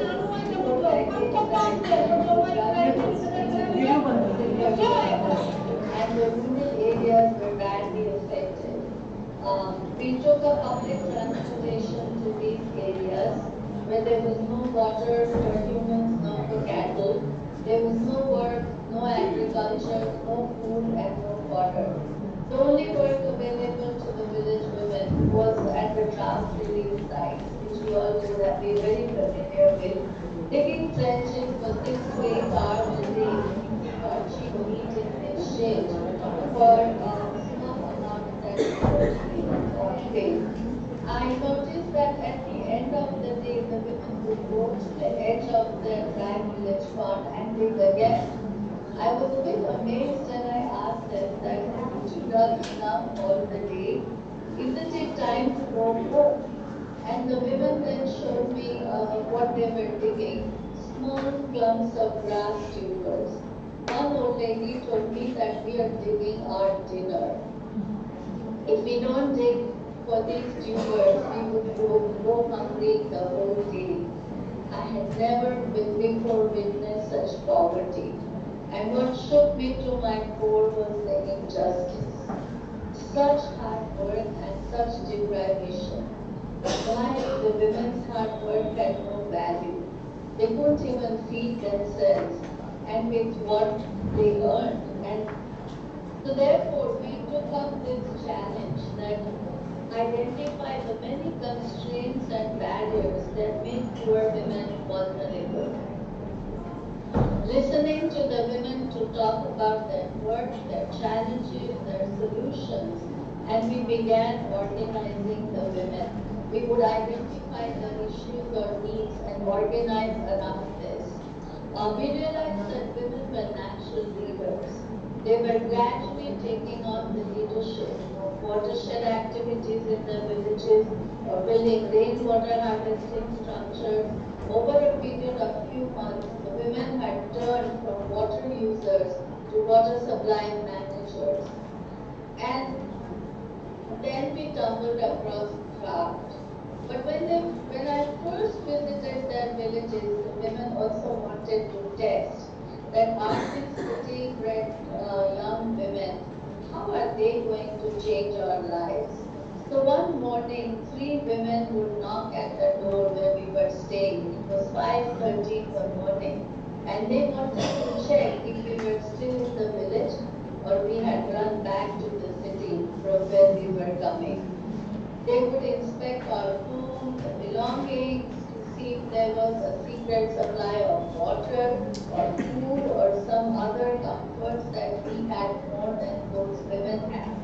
When they discovered that, we were living quite simply, and we were there to stay and learn from them, the women slowly began to trust us and open their hearts to us. Together we discussed their problems and looked for solutions. This laid the foundation for organizing the women and forming their association. The same women who tested us on the very beginning, at every turn, they were the ones who would go from village to village, speaking about how organizing was the key to addressing the issues of water, work, and employment. As we began to observe and understand the lives of the village women, we also noticed the multitude of strengths and the skills our women in our country possess. They are resilient in the face of adversity. They put their families' needs before their own. And therefore at Seva we say, जो दूसरों को आगे करे, उसी को हम आगेवान बोलते हैं. The women have incredible skills. And yet, their skills are not considered as, as an industry. And therefore, we thought that here are the highly skilled workers. And why are they treated as unskilled labor and made to dig ditches in the hot sun when they could do beautifully embroidered garments? And this is how we began organizing women artisans at Seva. Today we have over 60,000 such women artisans, and they have set up their own company called the Seva Trade Facilitation Center. They are doing embroidery, basket making, sock making, salt making, and it generates an immediate source of income with the right support and inputs. Once the women had the work and income security, they started strengthening animal husbandry, establishing dairy cooperatives, started afforestation. Why I'm saying all these things is that by enhancing and building on the skills and knowledge a woman already has, she gains confidence in her own abilities. She also gains strength from the camaraderie of other women. So coming together on the basis of work allows women to set in motion a transformation of herself and of her community. Therefore, at Seva, organizing is the foundation or the base. It is one of the surest ways to fight poverty. We need to recognize these thousands of women as the new age entrepreneurs, need to build partnerships with their enterprise and invest in them. Where do the women get this strength? That is by organizing. They can tap into their collective strength and know that they are not alone. Once they are organized, the members of Seva are able to take out small loans, build their businesses, improve infrastructure, create markets, and gain access to healthcare and education. They can take on any challenge life brings into them. In short, they move out of poverty. So at Seva, we build on the strength of a woman. You may be poor, you may be vulnerable, yet a woman survivor, so she is strong. Coming together helps her innovate, take on newer risks, and therefore we take a family as a unit of organizing, but under a woman's leadership. She is then no longer seen as somebody's wife or somebody's daughter-in-law or somebody's mother, but she has her own identity. Her work is now counted as work. And therefore, we organize women around work. Women come together as poor and as workers. Organizing is the surest way to fight poverty. Through collective strength, women can find their voice.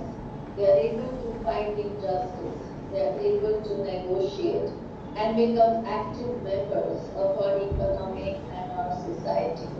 I would urge, therefore, to all these young women I can see in this room, that our job is to invest in these in time, resources, training, know-how that you all have, and markets, so that they can build their own future. Poor do not want charity, and what they need is an enabling environment so that they can equip and enable them to fight poverty. And therefore, we always believe in a contributory approach. It brings mutual accountability. The members just do not remain workers or producers, but become owners and managers of their own trades and enterprises. We identify the issues and the needs of the women and the communities and organize around it. This inculcates a sense of participation, a sense of belongingness, and then there is no looking back. And therefore, at Seva, we very firmly believe in sisterhood and solidarity. And we always end by singing, "Hum honge kamyab, hum honge kamyab, hum honge kamyab, ek din, oh man mein hai vishwas, pura hai vishwas, hum honge kamyab ek din." Thank you so much.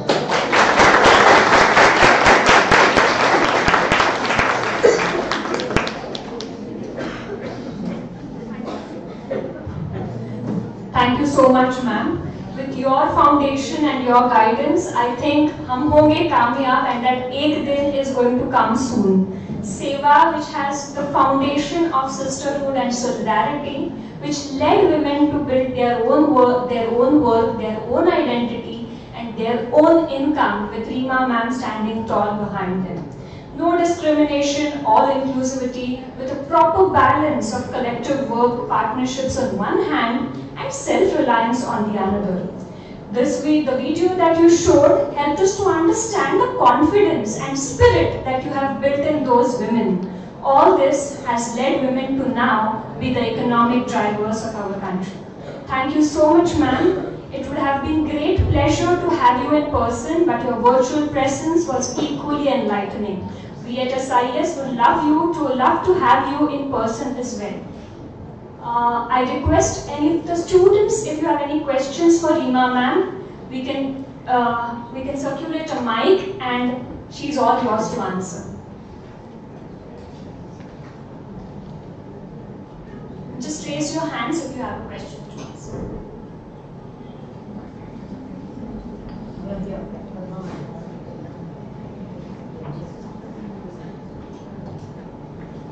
Good afternoon, ma'am. Can you hear me?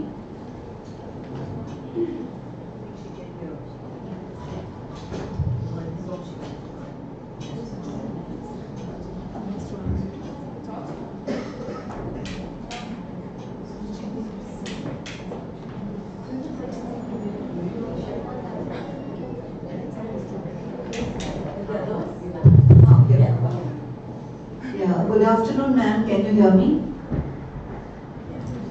Okay, thank you very much. Listening to you was very, very inspiring. I had a simple question. You have 3.2 million people enrolled in SEVA.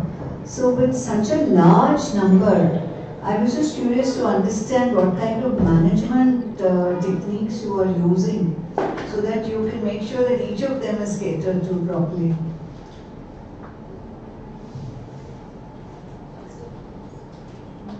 Do I answer or we Yes, do yes. other questions? Then I Are there any other questions? You can just plan.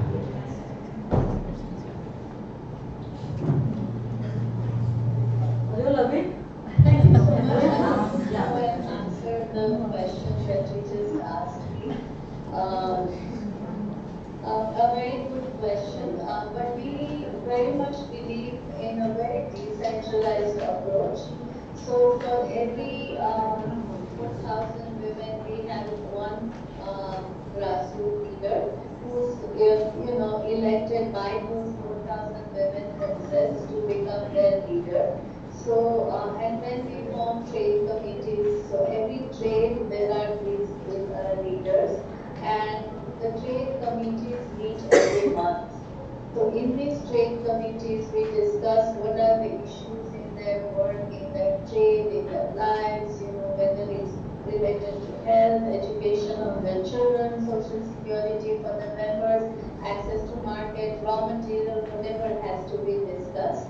And from these trade committee, we also have a representative council, which also meets once a month.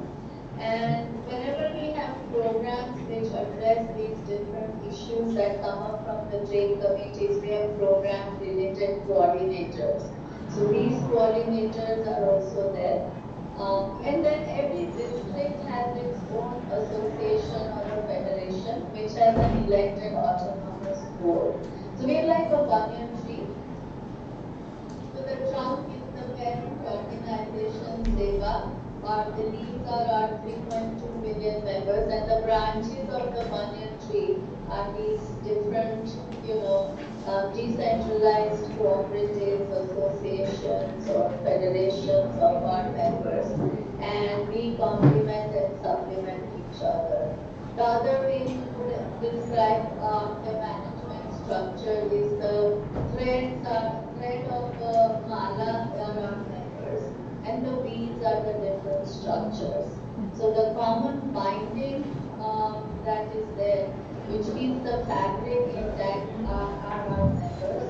And then we have different organizations. But again, all our members only sit on the boards of these different organizations.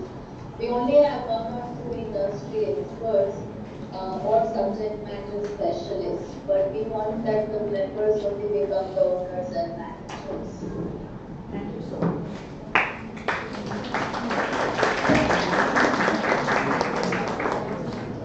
Ma'am, as you said, it was very I can't hear you. As Padma said, it was very inspiring. What I'm very curious about it is, looking at some of the women who spoke in the video about their spirit and the kind of committed work joining SEVA. Today you are able to see SEVA as a very established, wonderfully driven by, and of course under your leadership and all that. One or two things that comes to my mind is what kind of hurdles, whether it comes to the family or community or society or the polity, or in general the other things that's all happening in a society where these women are coming together. Did you have, I don't think it's a cakewalk. I think the students should not get carried away what SEVA is doing today or under this, but there should have been definitely certain challenges, hurdles which you might have faced and crossed over it brilliantly. And today you are able to rest in your chair a little more peacefully. Can you share some of those things which will touch our hearts? Thank you. Oh, thank you so much. Yeah, definitely, because I had to speak in less than 30 or 20 minutes. It sounded as if this was so easy to be done, but I would say it has taken us 54 years. We were founded back in 1972, and therefore, I think to your question, the first and the foremost is that this organizing the poor women is a process.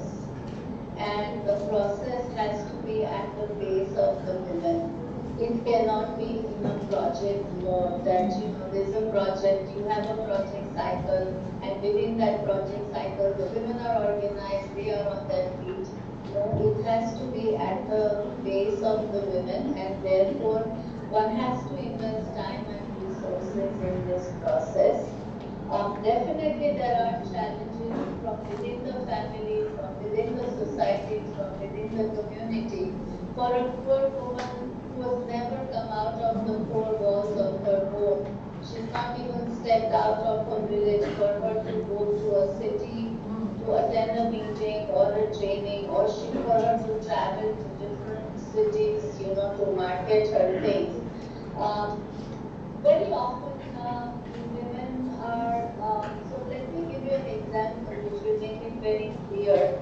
When women started organizing themselves as artisans, skilled artisans, something that I'm wearing as well, they had an order, one day an export order which had to be finished on time, and all the women were very busy embroidering. But in their own community, the caste panchayat was meeting. And normally in a caste panchayat only men meet and the women are supposed to cook for them. So there was this big dilemma that whether we now put aside the work and cook for 2-3 days when the caste panchayat is meeting, that would delay the order. And of course the women decided that they would want to continue doing the embroidery, and so they requested if they could hire cooks who would cook for the caste panchayat, and that was a huge, ego clash. And so the caste panchayat put a ban on women doing this work or going out of the villages.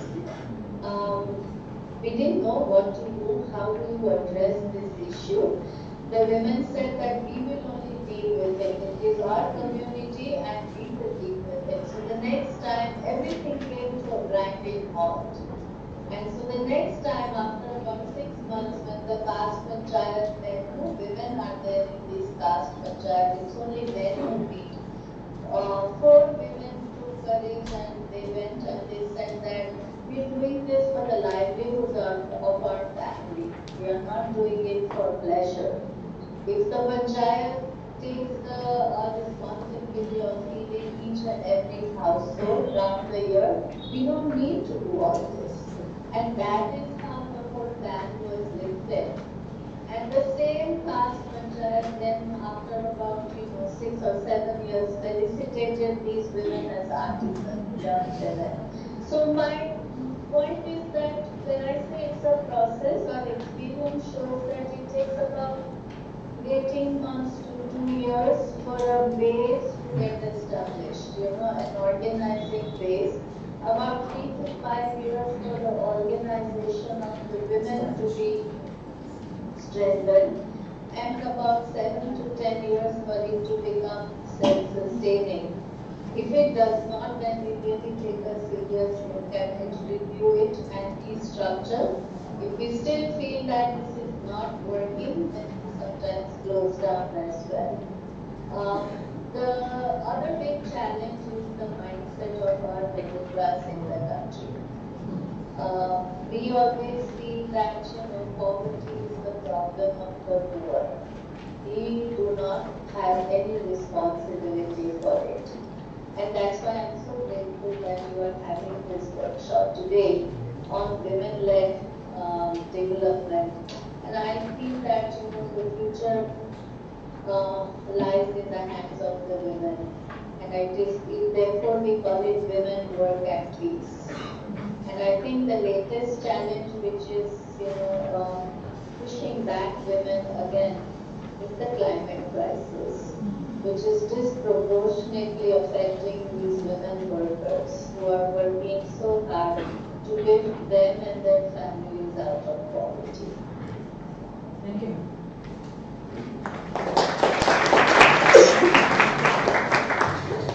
Hello, this is Kamala ma'am from here. My question is regarding your organization, which has been spearheading with women specifically and empowering them and upskilling them. Again, when it comes to your organization, does it have this kind of an opportunity or a scope if men are there as artisans to include them in your forum? Because we have here our students as boys and girls present. Again, we don't want our boys to be left out or understand that such organizations are exclusively women oriented. Again, these women who are being upskilled and who are being encouraged, what is their relationship and role with regard to the men in their families and homes? How do they go back and how do they again have the communication in their homes? So how is that flexibly happening is the question. Thank you.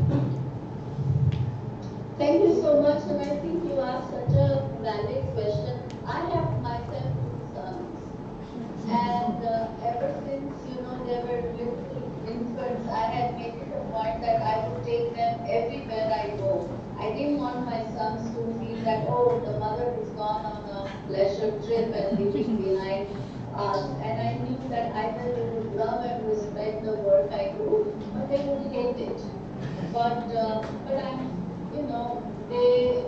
I was lucky and fortunate that they are the ones who love and respect the work I do. But as I was saying that we take a family as a unit of organizing, but under women's leadership. Because if you look at our country, majority of the rural occupations are family occupations. Whether you take artisan work, if you are a weaver, then men and women, the whole household works in it. Whether you take farming, it's the household that works in it. Whether you take salt farming, it's the household that works together. But, and therefore when you have trainings, you also do trainings for women, but you also do trainings for men as well. Whether it's in healthcare, because if I want to talk about health, if I only go on talking to women, but I leave behind the men in the family or the boys, it's not going to work. So we take family as a unit of organizing, but under women's leadership. So when it comes to organizing groups, whether you are taking a share in a cooperative, then it's a joint shareholding. It should not be that only men are the shareholders and women do not have any role to play, but it's a joint shareholding. If you have redeemed your mortgage land, when we give a loan, we ensure that in the land titles, the name of the woman is also included, so that it does not happen that she goes on repaying and once she has ended repaying, the land is again mortgaged back. So that we try to bring identity to women, and her participation in the family also increases. So we are not a feminist organization at all, but we believe in women's leadership when it comes to programs, when it comes to institution building. I hope I answered your question. Absolutely.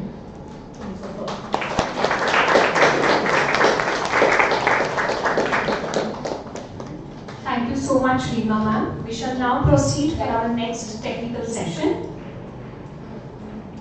Thank you so much. If you allow, I want to, and I hope that I get the opportunity to come to your institute. Sure, ma'am. We would love to see you all. Thank you so much.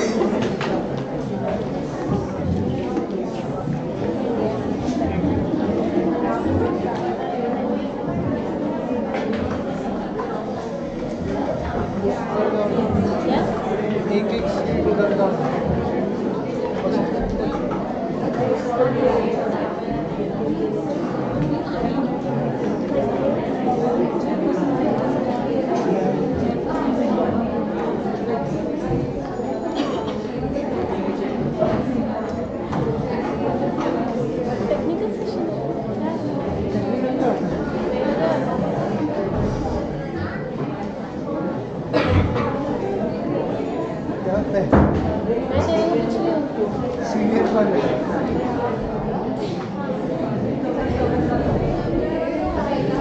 मैं 2-3 निकालेगा फिर पीछे जाएगा, पीछे वाले को दिखता नहीं है। मैं जा रहा हूँ तो भाई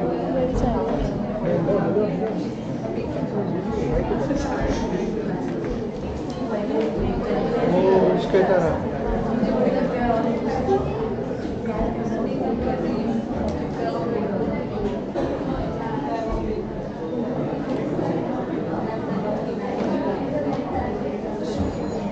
मैं डिपार्टमेंट जाके आता।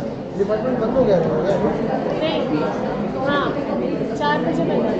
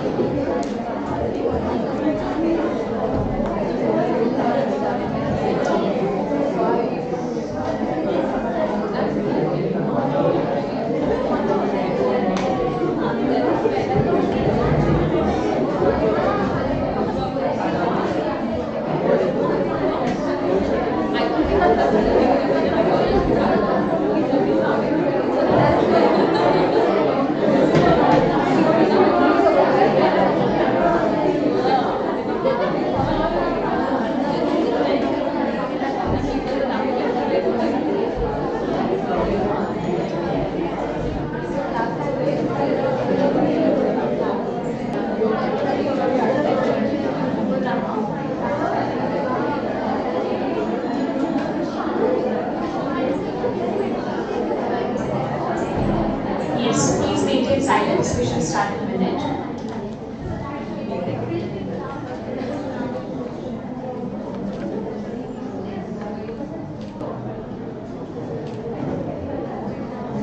We head Department of Pharmaceutical Sciences and Technology and Dean Research and Innovation. She was also a member of Board of Governors at ICT Mumbai. Her research is in the field of drug delivery systems and diagnostics for human and veterinary healthcare. She has supervised over 100 students for master's and PhD degrees, has many granted patents and has licensed technologies to industries, with some products already commercialized in India and Europe.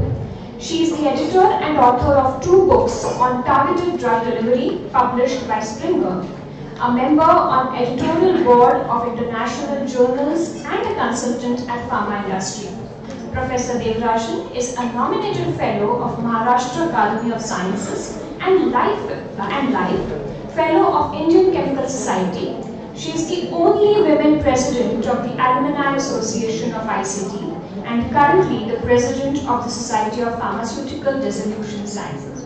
She is the recipient of several awards and recognitions for research and innovation, including the American Association of Indian Pharmaceutical Scientists Distinguished Educator and Researchers Award, the Wasvik Award for Industrial Research, the Association of Pharmaceutical Teachers of India Award for Research in Pharmaceutical Sciences, OPPI Scientist Award, the Outstanding Women Scientist Award of ICAR, Government of India, and Women Scientist Award 2024 of the Controlled Release Society Incorporation, USA. I'd like to request Dr. Roma Shankar to please felicitate Dr. Bandara.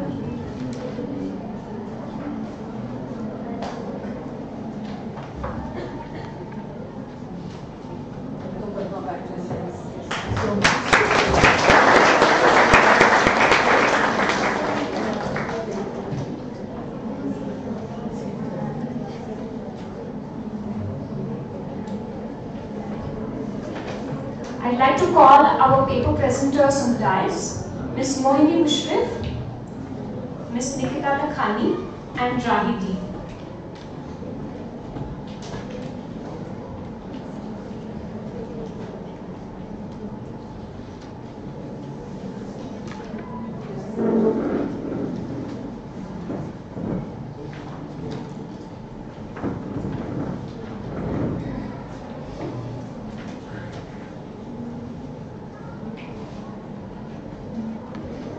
We shall start with the first paper presentation by Ms. Mohini Mushrif, Assistant Professor at Gopinath Munde National Institute for Rural Development and Research, Aurangabad. First, Sushil. I request ma'am. Well, at the outset, let me thank the organizers, in particular Prosoma, for this invitation. Of course, I'm now a part of it, could have even come without the invitation. We should start on a note that we just ended. That is, hum honge kamyab. I think that's a very important message that we've got today. And we've got a direction that hum ho sakte hain kamyab anek dishaon mein. So starting from the morning, so many avenues. Probably when you came in as students, you only thought you should be somebody who studies, who finishes some course, takes up a job, and be an employee. Today, for many of you, probably your minds have started thinking that you could. It's a risk, it's a fear because you're not sure you're going to get your monthly income. But I have taken that step when I was almost retiring. Of course, when I was assured of my salary, so I was doing it side by side, and I'm still doing it. But it's a very interesting thing to get into for those who are willing to take up challenges. We're now moving into something very different from what you heard in the morning. We've seen a lot of inspiring stories, and in particular, what we saw in the video was a massive inspiration. And when we talk of science, which is what this entire session is about, I think one name that comes to us is Marie Curie. If I say Marie Curie, almost everybody will say yes. There are so many Indians whose names probably you've heard, probably you've not heard. And today, if you look at the number of Indian women scientists who have actually led development, the number is huge. I cannot mention them here. But I thought I would tell you a few inspiring tales over a couple of minutes, and to make it short and sweet, and also to show you who those people who I'm talking about, I have a small presentation. So could that come on, please?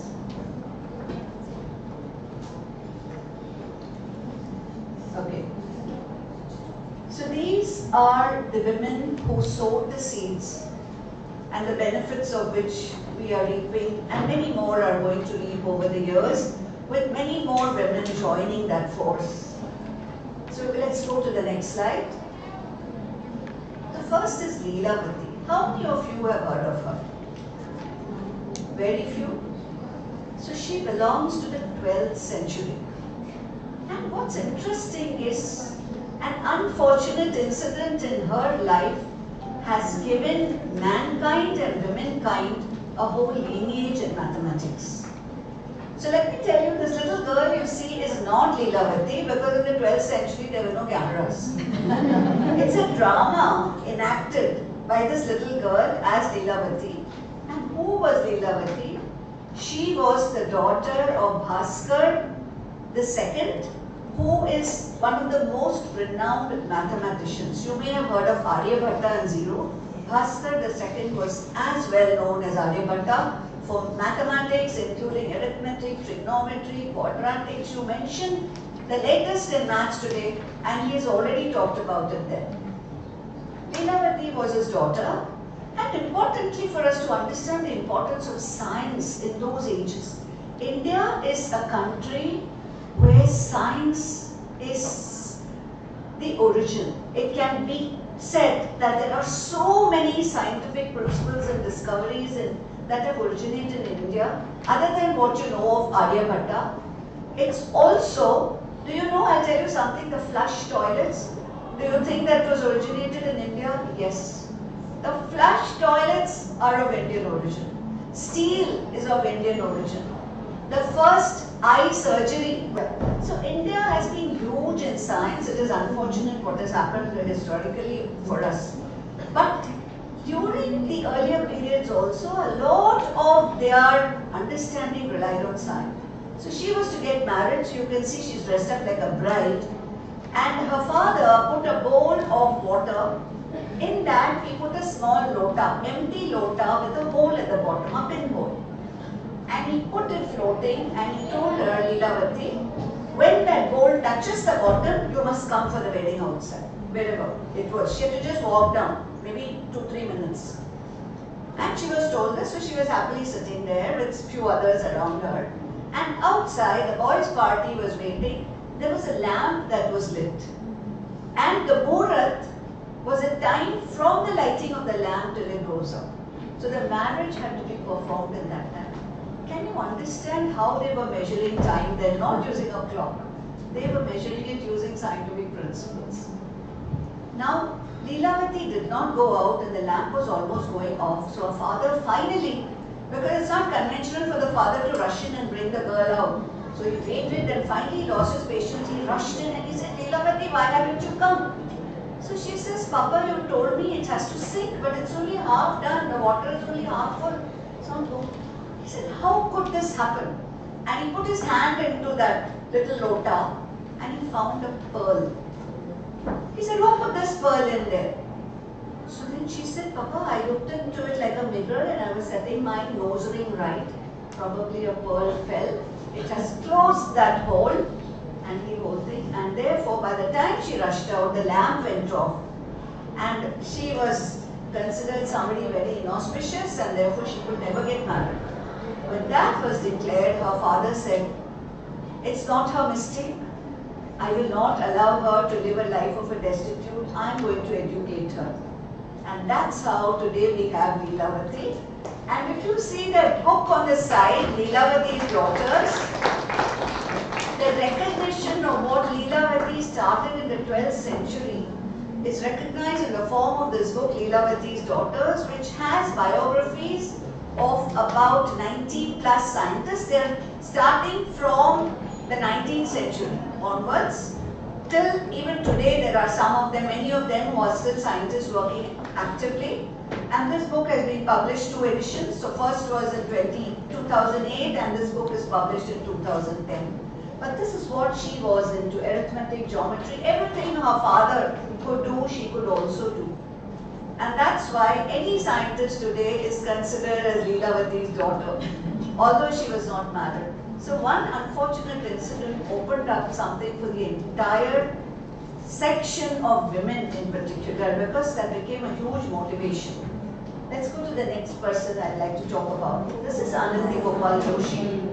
She is a physician, but very important, although the first physician, she came back to India, but she couldn't practice for long.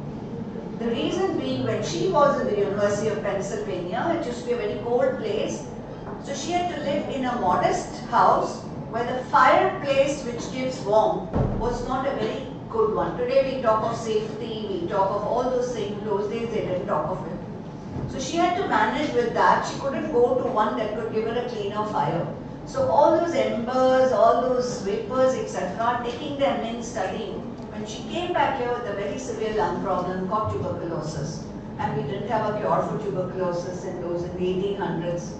So again she passed away, but she again was a huge motivation, because she came from a family where the husband, when he was to get married, he said, I will marry only if you allow me to educate my wife.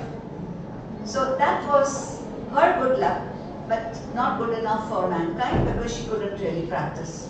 But that's again a story which says women could do something. We look at one more, and this Janaki Amma.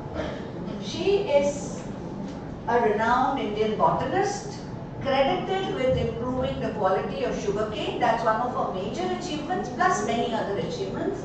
And in fact, we have the Janaki Amma Women Bioscientist Award today, which is a very nice award. It's an award of 1 lakh for the scientist, plus 5 lakhs per year for 5 years for research. So it's a huge motivation for women. So here again you have somebody, she had to fight against lots of odds to actually get into to do her PhD, and she is the person who never married, because for her, her profession and science was so important. She gave up her family life, she never married, and in those days it was not easy for a woman to say, I don't want to get married. Today you can say it and live alone, but not in those days. So she's actually challenged society and served society. She's died quite late, 1984. So at least people like her have lived along with her, like us, many of us here. And the next one and the last one is Shakuntala Bhagat. In the 1950s, she was a first civil engineer, and she's from EJTI.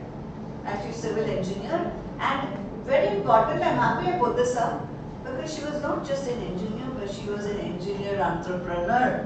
She started this company called, I'm not able to see it from here. Yes. She started this company and she's built bridges across. Civil engineering is not a profession that many girls get into, but however, I know that there are many girls. At ICT, we had brought in about 6 girls from an Institute of Engineering in Keonjhar, which is 200 kilometers from Orissa. Not Orissa, Bhubaneswar. And those 6 civil engineering girls we had brought here for internship for 2 months under a World Bank program. We had some funding. So we were mentoring that institute. So civil engineering again is an occupation that people are getting into, and one of my neighbors is a lady civil engineer. So here we have, I think it's one more slide. Oh, that's it. Yeah. So with that, today we are going to have 3 scientists, budding scientists talking to us, and I don't know how many of you here are from science, arts, commerce, I don't have an idea, but I'm sure there are many more budding scientists. So ultimately what you need to look at is not whether you're doing science or whatever subject. You could be doing anything, but you have to look at passion, you have to look at discipline, and like the madam who spoke in the afternoon, Ami, madam, you have to look at yourself and strengthen yourself, then you can achieve anything in life. So with that, let's begin. Thank you.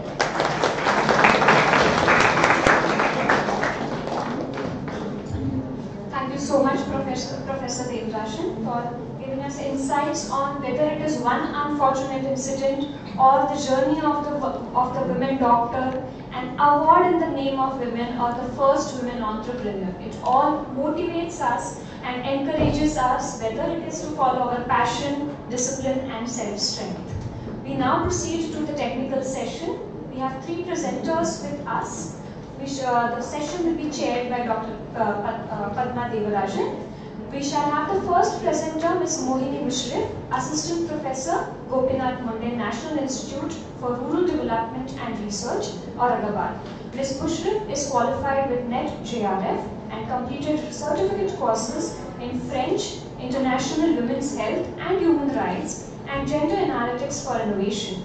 She has published 3 research articles in reputed journals and is quite occupied in various research activities.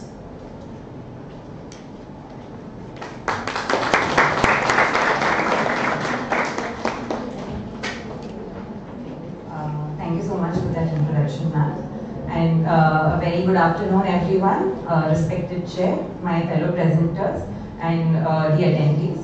I would first of all like to thank the organizers for giving me this platform to present my research. My name is Mohini Mushrif, as ma'am just told you. And the title of my paper is Gender at Beginnings, Gender Stereotyping in Early Childhood Care and Education System in India. So I would first of all like to start with the academic definition of gender roles, which is they are conceptualized as behavioral expectations on biological sex. They are a very entrenched part of our system as we apply them to other human beings even before they are born.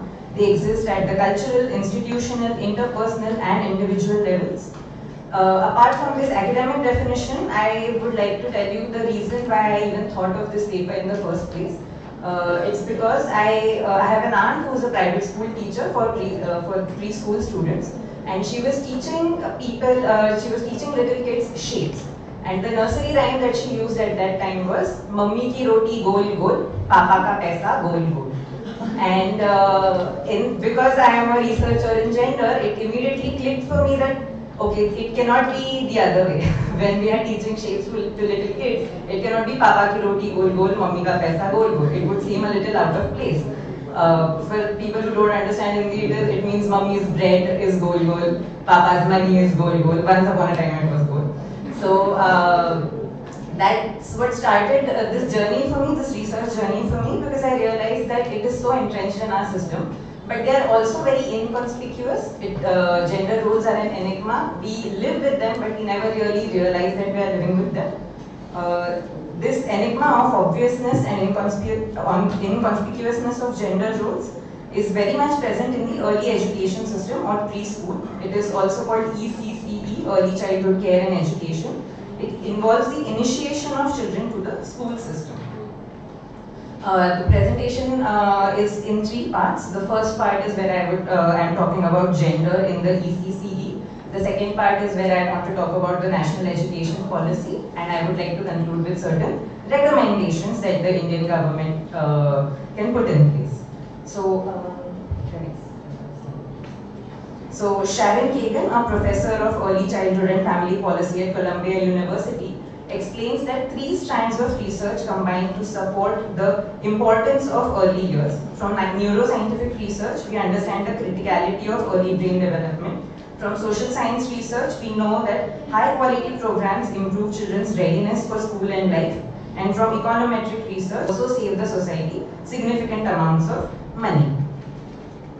Another researcher called Alice Eagley, she has given a social roles theory which talks about how the gendered social roles, how little children from a very young age start behaving as according to their assigned gender from a very young age because of the process of socialization. There is a lot of research on this aspect that from a very young age, children start adapting their gender roles or their assigned gender roles, and eventually also learn to stereotype others who don't assign themselves to these gender roles. In India, young children in the ages of 3 to 6 encompass the beneficiaries of the early education system. The activities that are carried out in preschools are cognitive tasks, early math tasks, and early language tasks. So the nursery rhyme that I just told you about is one of the early language tasks that they are taught about. It is seen that children when they are very young, they don't indicate a bias for gendered things, especially things like toys. The toys they pick, they are usually gender neutral. Boys don't have a biological preference for cars and trucks, and women or girls don't have a biological preference for dolls or kitchen sets. But it is through intervention from schools and intervention from elders that they begin excluding and including certain toys in their collections. Through institutions, we impose our worldview onto them. We also impose these gender roles through stories and poems. This morning I thought of the poem "Khoob Ladi Mardani Dekho Jhansi Wali Rani Thi." And since I was a teenager, the word Mardani used to really bother me, because why is bravery and courage and heroism associated with the word man? So even the word itself it doesn't mean manliness in that context. It means bravery, but the word has man in it. So a review of 100 children's picture books published in 2018 found that a child is 1.6 times more likely to read a picture book with a male lead rather than a female lead, and 7 times more likely to read a story that has a male villain rather than a female villain. So the association of women with care and goodness and men with I don't want to say the word evilness, but that seems to be the association that children come up from a very young age. There are a lot of boys here, no? It is what children say. In preschools, there's also the bias of nurture and care as being women's job is also generated, because most women who teach in preschools most people who teach in preschools are women. In the Anganwadis of India, 95% of the Anganwadi workers and helpers are women, as according to 2020 studies. We also see from research that girls start doubting their smartness and their capabilities once they enter the school system. Girls of the age 5 in the US, when they were asked about really smart children, they included both girls and boys. But once they entered the preschool education system at the age of 6, when they were asked the same question, really smart children were associated mainly with boys. So it shows that girls, when they enter the education system, they start doubting their own gender. We also see this in the draw a scientist experiment when it is conducted. If someone is asked to draw a scientist, pairs very well with what Dr. Padma had also said, that when we are asked to draw a scientist, most people end up drawing a man rather than a woman. This also affects men negatively because the ideas of hegemonic masculinity and male toughness are entrenched amongst men from a very young age. This affects the well-being even in older boys who are eventually affected because of these ideas of masculinity that teach them to suppress their emotions and present a tough exterior to the world. This restricts them from having healthier peer and other relationships. Through influencing attitudes and values, schools and workplaces are important areas for addressing healthy masculinities and gender equality. I talked about Anganwadi workers. They are trained in the basics of psychological and pedagogical aspects of early childhood care, but their training does not include gender sensitization, and that module contains no references to gender in education. This brings me to the National Education Policy, which was the first time that early childhood education and care was formally included in the education structure. The NEP envisages a 5+3+3+4 structure, which means that the first 5 years are given to early childhood and they start from the age of 3, which is happening for the first time in India. Prior to that, we started the education structure from the age of 6, that is first standard. So this in itself is a very important step. Secondly, the NEP talked about a creation of a national curricular and pedagogical framework for ECCE, which was accordingly created by the NCERT and published in 2023, called the National Curriculum Framework for Foundational Stage. The next slide. Yeah.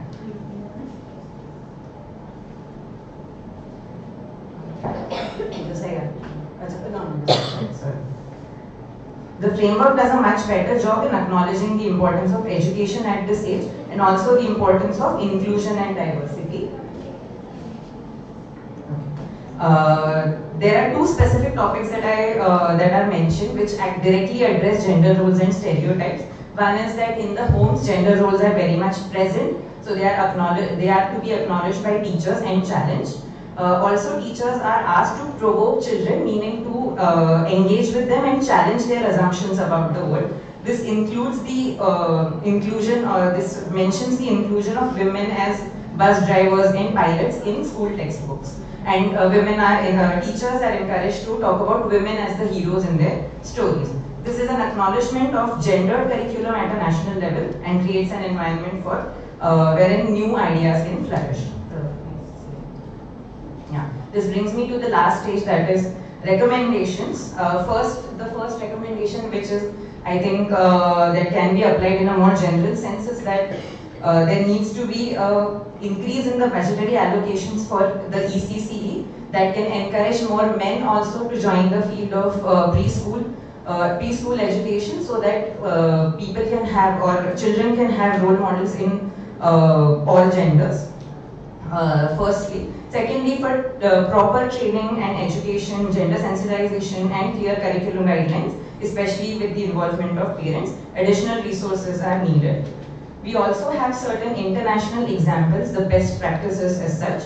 First is the FAWE, the Forum for African Women Educationalists, which utilizes cultural norms, institutional dynamics and role models to create curriculums or lesson plans to remove gender barriers for women and girls and to encourage them to reach their full academic potential. And secondly, in Sweden, we have the gender neutral school model, which was started in 1998. And the results of it 20 years on shows that, I mean, there was a lot of, because there's less time, I'll just wrap it up. But there was a lot of controversy about Sweden starting this initiative in the first place, because people said they are trying to eradicate gender or change genders of people, but this of course was not the case. And 20 years on, they have been proven, not the controversialists, but Swedish government has been proven right, because it shows that gender stereotypes have reduced in the people who have been admitted to these gender neutral schools, and the gender distribution of unpaid work in Sweden is the lowest in the world, which also showcases that steps by the government can have positive long-lasting impacts. With that, I think I'll conclude my presentation. Thank you so much.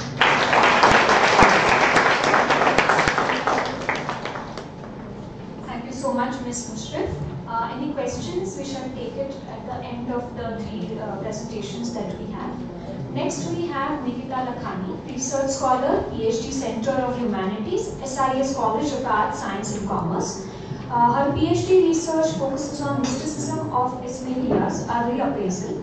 In addition to her academic work, she is actively involved with the Aga Khan Health Board, where she contributes to initiatives in community health, preventive care, digital health outreach and program development to strengthen health awareness and accessibility within the Ismailia community.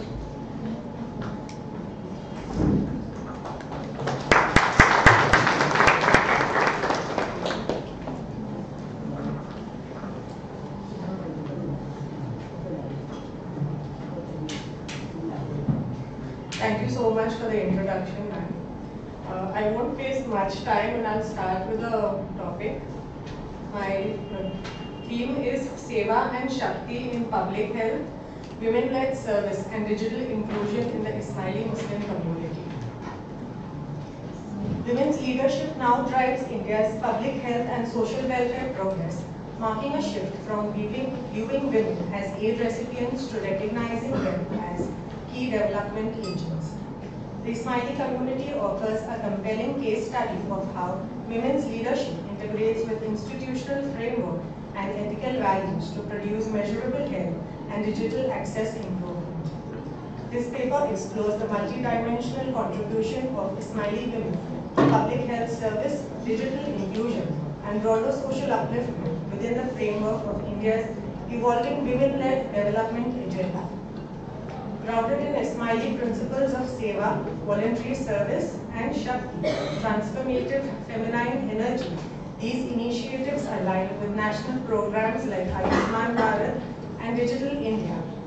This study foregrounds how faith-based community engagement complements and strengthens government efforts, highlighting the power of ethical value and local ownership to foster equitable and resilient health access.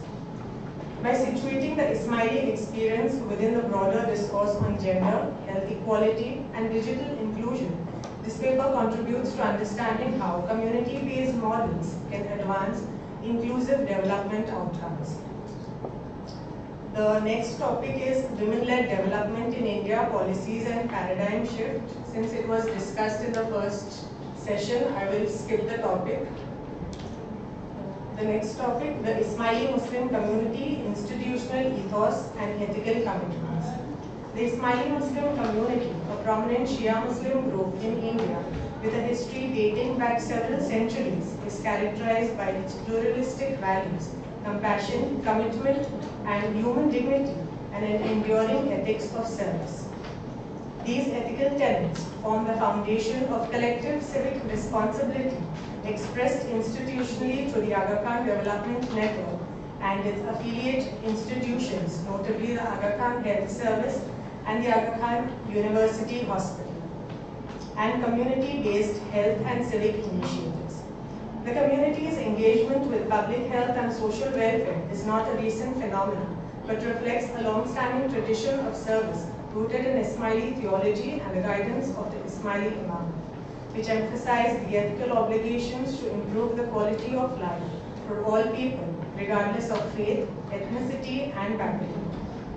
The community's model of development integrates institutional expertise, including trained medical professionals, public health specialists, and digital technology experts with grassroots ownership, where women's participation is not only welcomed but structurally embedded.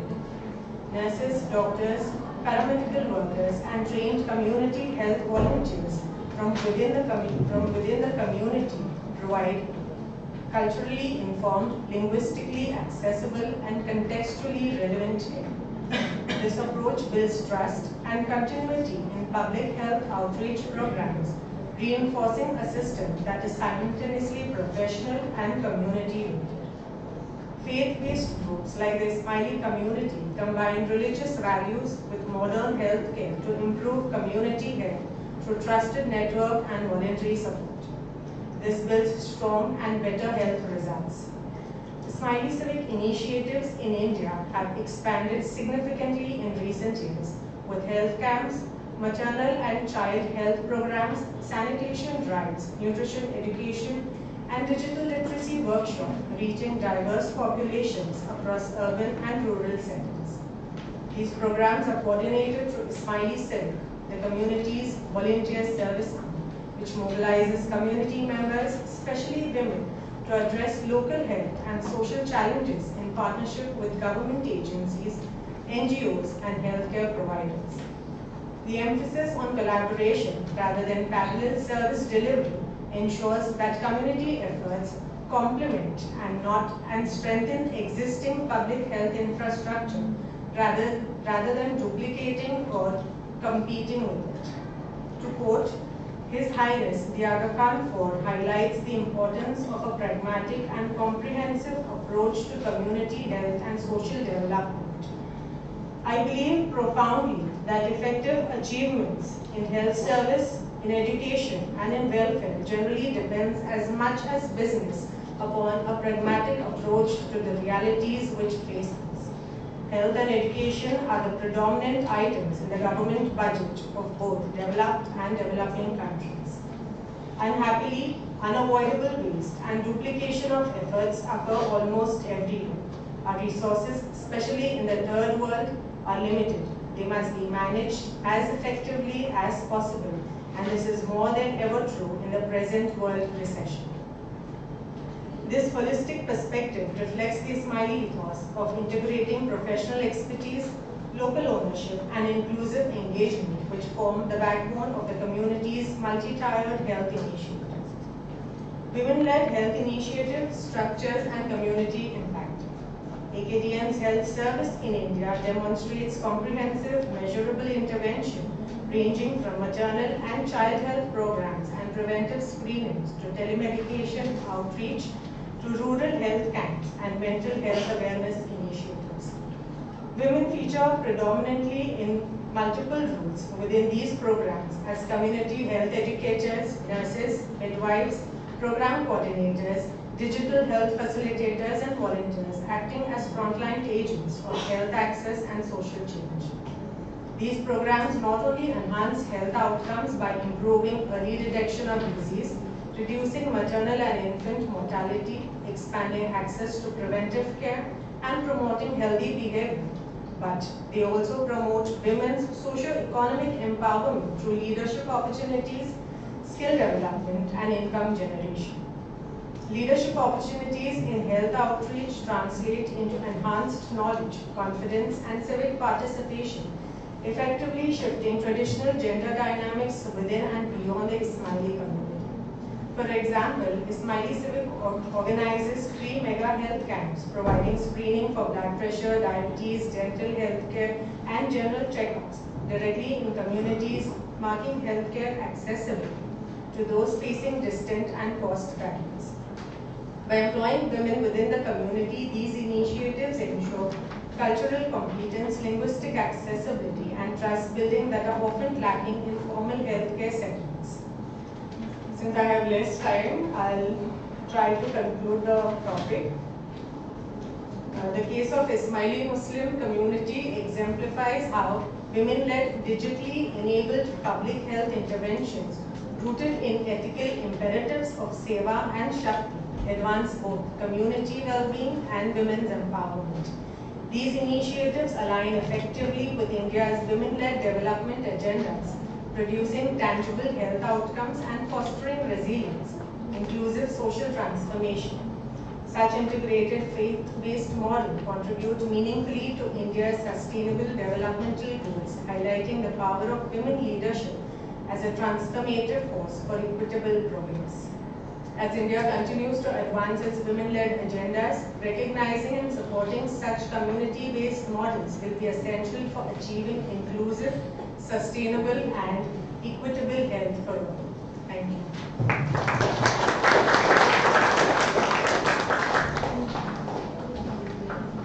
Thank you so much, Mr. Gandhi. Next we have Rahi D, who has been working in the field of education for the past 30 years as an educator, teacher trainer and curriculum designer.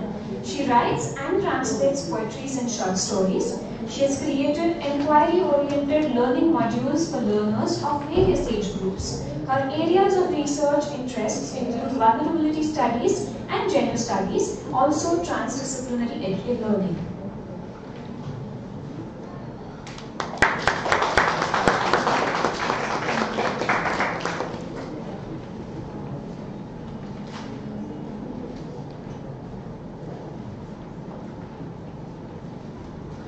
Thank you. It's a pleasure to be here and to listen to various voices. It was amazing to meet Dr. Professor Ritu Dewan this morning. So not only is it a pleasure to just be here and get introduced to SIES institution, but also see that carrying this women-led development as a concept and something that we sort of want to hold and take forward. I will just start my presentation, which the title is Kindling Minds, and I want to just start with a little story. The Google Meet has about 25 participants. Most of the cameras are off. We can see a few faces peering into the screen. Another one is focused on a fan dangling from a tin ceiling. One of them has a screen which shows us the bright blue sky with occasional clouds. The name on the screen is Shalu. Shalu's face is not visible. Her hands are full, weeding the irritants out of the black fertile soil, making it ready to sow before the monsoon arrives. Her mic is muted, but she can hear the voice of the teacher explaining food preservation on the screen. The teacher keeps checking if everyone can understand what she's saying, if they have any doubts and questions. When the teacher asks them to read something on the screen or from their books, Shalu stops reading, takes the phone and raises a virtual hand. The teacher asks her to read next. Shalu is 56. She has borrowed her son's phone this morning to join online classes and wants to give her grade 10 exams in 4 months. This is something which, I have heard several such stories. I have been interacting with women who sort of aspire to learning. And recently, in September this year, an Indian organization won an award which carries a lot of prestige, as well as some funds, for their groundbreaking work in addressing gender injustice in education in India's most rural and remote areas, which creates a ripple effect that uplifts families, communities, and entire societies.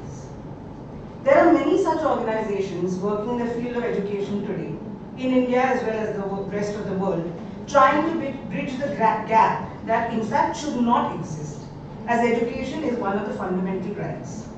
While considering data which is limited to women, it is a large number of girls and women in India, world, as they have no or very limited access to education. Historically, women's access to education in India has been shaped by entrenched patriarchal norms, caste hierarchies, and economic inequities. Many girls and women either do not go to school or drop school due to reasons such as early marriage, an impoverished family, a distressed family support system, chores, or expense involved in educating them. Most of these girls and women above the age of 15 in rural, semi-urban and urban areas are at varying educational levels. Some struggle with basic literacy and numeracy, as we saw this morning, the percentage was really high. Some remain literate at word and sentence level, and others who are unable to complete schooling have no means to further educate themselves, acquire skills, or have access to employment. Perspective helps us to understand how overlapping forms of oppression interfere with the access of education and shape the opportunities and difficulties of these women. In such a landscape, the discourse on women-led development becomes significant when a nation envisions inclusive growth and equity. Despite the challenges, the realm of education emerges as a catalyst for transformative change. The idea of women-led development represents a shift in perspective, and one could perhaps look at Within this framework, digital access across the country as a means to reach a large section of the rural population. Women-led initiatives in education supported by digital literacy and technological access then become vehicles of change. Women possess agency in designing, implementing and managing education interventions. Digital classrooms expand access to learning and also enable new forms of participation, collaboration and leadership. Even though digital access in rural areas continues to be uneven, it certainly has a wider reach. It is cost-effective, infrastructural neutral, and becomes an equally critical tool of empowerment. When it comes to dropout girls or women, one of the main difficulties is to get them to return to learning.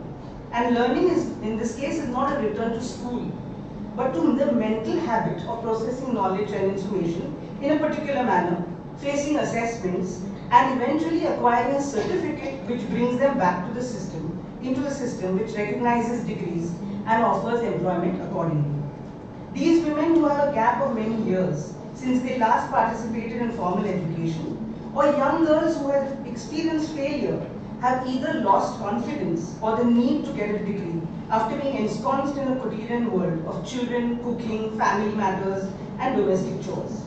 However, when they are made aware of the various reasons why they should learn to read or write or complete their education, the first moment of hesitation is encountering the idea of school as a structure. Even if there are alternate classrooms set up in a village, usually older women often have to first break their own conditioning as to why they need education when they are already living a life when the lack of education does not seem like a handicap to them. Secondly, they also have to encounter resistance from the families and give long-winded explanations to them and the community as to why they get it as an unnecessary. This is when it comes to light, when many of the young women or the mothers who the Zilla Parishad school interacts with as their parents of little children, they are lack of qualifying certificate. They are hesitant and like them. They are willing to restart their educational journey. Traditional classroom could not do. They allow the learners to join a class without hesitation, without feeling out of place. Most of these women who have never completed school, now through a community learning circle led by a local teacher, learn to read, use the internet and ask questions that once felt out of reach. During one session, a woman asks, why do our daughters stop studying after the 8th standard while our sons go to town for college? Her question sparks a discussion that lasts meaningfully when they are using a tablet which belongs to the facilitator. In another corner of the country, in another similar village, a young woman uses her phone to teach young adult girls in the neighborhood basic science through short videos. She tells them that asking why is the first step to understanding the world. These stories represent a quiet but powerful change. Women in rural India are not only learning but leading learning itself. One element which shapes such interaction between the remote facilitator and the learners, guided by curiosity and inquiry. Is it possible to create a completely gender-neutral early childhood environment in India's socio-cultural context? Or should the focus be on gender equity rather than gender neutrality? That is for the first presenter, Ms. Moini.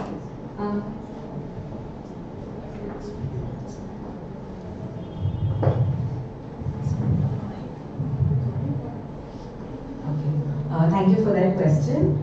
So, I think the concepts of gender neutrality and gender equity, it's written in my paper but I did not speak of it in my presentation. But the concept of gender neutrality and gender equity are very much, like, this is not my own sentence but a sentence of someone in the Swedish education sector. She is one of the coordinators of something that she called the gender equal school. So what the Swedish policy mentions the gender neutral school, but her school is called a gender equal school.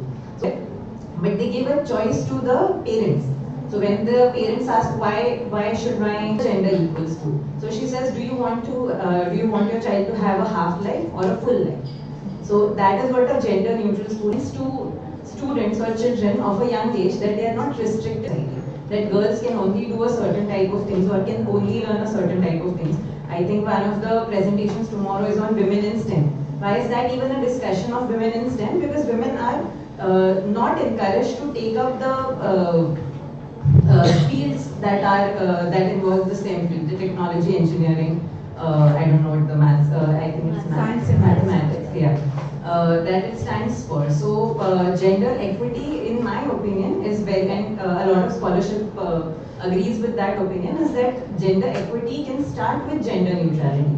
When we look at things from a more gender neutral perspective, when we give equal opportunities to people of both genders, then it can lead to a more equal learning. And the socio-cultural aspect of India, I do agree with you, it is a little more difficult in India to initiate a more gender neutral perspective, because we are not even, I mean, from Rahi ma'am's presentation, we know that we are lagging far behind to get to the point of where we start talking about gender neutral schools in the first place. We don't have the retention rate of girls in education yet, but I think it is something that the government can start working on, that the girls who are in education already can at least start learning those concepts, or can at least leave those restrictions behind. I hope that answers your question.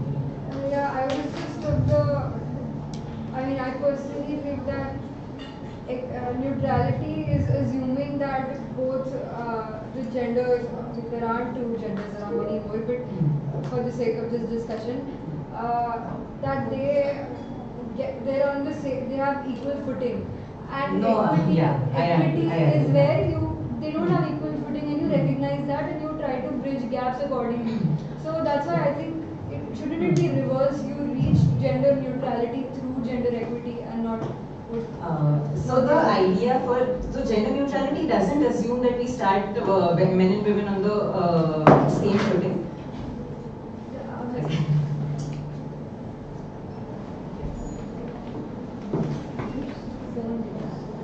The early childhood care and education, they do start on an equal footing, at least in the educational sector, at least in the schools, they start from an equal footing of being addressed as in the same manner, being raised to learn the same things. And I mean, I'll tell you the example of the Swedish schools. What they do is they don't encourage boys to play with certain things and girls to play with certain things, or boys to read certain books and girls to read certain books. They allow everything to be accessible to everyone. They don't nudge the children in any specific direction. So that is how gender neutrality works in early childhood care and education. Of course, when you reach a certain age, then there is no possibility of neutrality. Then it starts with equity. Alright, thank you so much. I'll just talk without the mic. My next question is, can religiously framed environments ever be non-patriarchal, or does it inevitably carry gendered expectations? It can be. It depends on how. It depends on the surrounding and how you upbring the family and the child. So it basically starts from an early child, and you have to inculcate those types of values into your child. Correct, I understand that, but since everything, especially religions, all, they are inherently patriarchal. So, and you spoke of a certain community in your presentation. So, can you truly remove the aspect of patriarchy from, the learning experience is what I'm asking. So it basically depends, like the Gen Zs, they don't follow the patriarchy. They want to do what they feel like. So it depends on how you refer to things and how you do the things. It's like basically you don't follow your elders' way of patriarchy and you do what you feel like doing. And I'm so sorry. Ask, you should. You have a question to Rani. Yeah. Okay. How do multiple? Never mind. I'll ask her a different question. Okay. Does the dependence on digital technology risk creating new inequalities between rural women, like those who can afford devices and those who cannot? Because we're already dealing with a lot of inequality through caste, religion, etc., etc. So, is this something that you face? Is my question. No, it's very good. And in fact, like the story that I was telling you about, it is about women who do not have, or the phone belongs to, considered to be, either the brother or the father or the son, they have it. So definitely, I'm looking at prospects. So we know the barriers, we know what has, can we consider that even if there's a slim chance that perhaps there will be something that will be ignited. In the women they'll borrow, they'll sit together with those women who have the phones. There is a possibility that in the next 25 years, I wouldn't even say 5 years, there would be some amount of equity that we might see. So, I mean, the picture is bleak and very pessimistic, but perhaps as somebody who wants to look at what is possible, even if it is for 10 people, I would say that then why not do it? Alright, thank you so much. Yeah, greetings to the panel. My question is particularly addressed to Mohini ma'am. Ma'am, do you think that economic recognition to unpaid household labor or care work can give or lead to better gender neutrality or gender sensitization?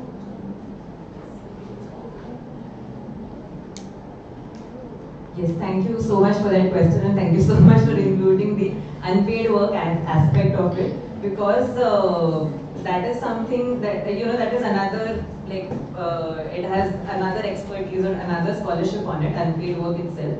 But I mentioned Anganwadi workers in my research. So why are 95% of them women? Is because it is a very low paid job. And men don't have that option because men are supposed to be expected to be the primary earner. So a lot of men don't prefer to join that field. And the Anganwadi workers are also, I mean, they go through a lot of other barriers and obstacles and exploitation of their own because of their care work. But yes, unpaid care work being given recognition by the government would be a very important step in this aspect of gender neutrality, which is a very long-standing dream. But yes, that's a very good one.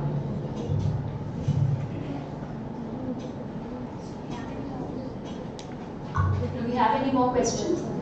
Hello ma'am, I'm Zina. So my question is for Nikita ma'am. So you talked about the Islamia Muslim community.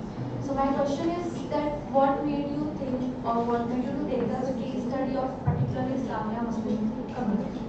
I am a follower of the Ismaili community and I even serve the health board, and the topic resonated with the conference topic, so I had to take up it.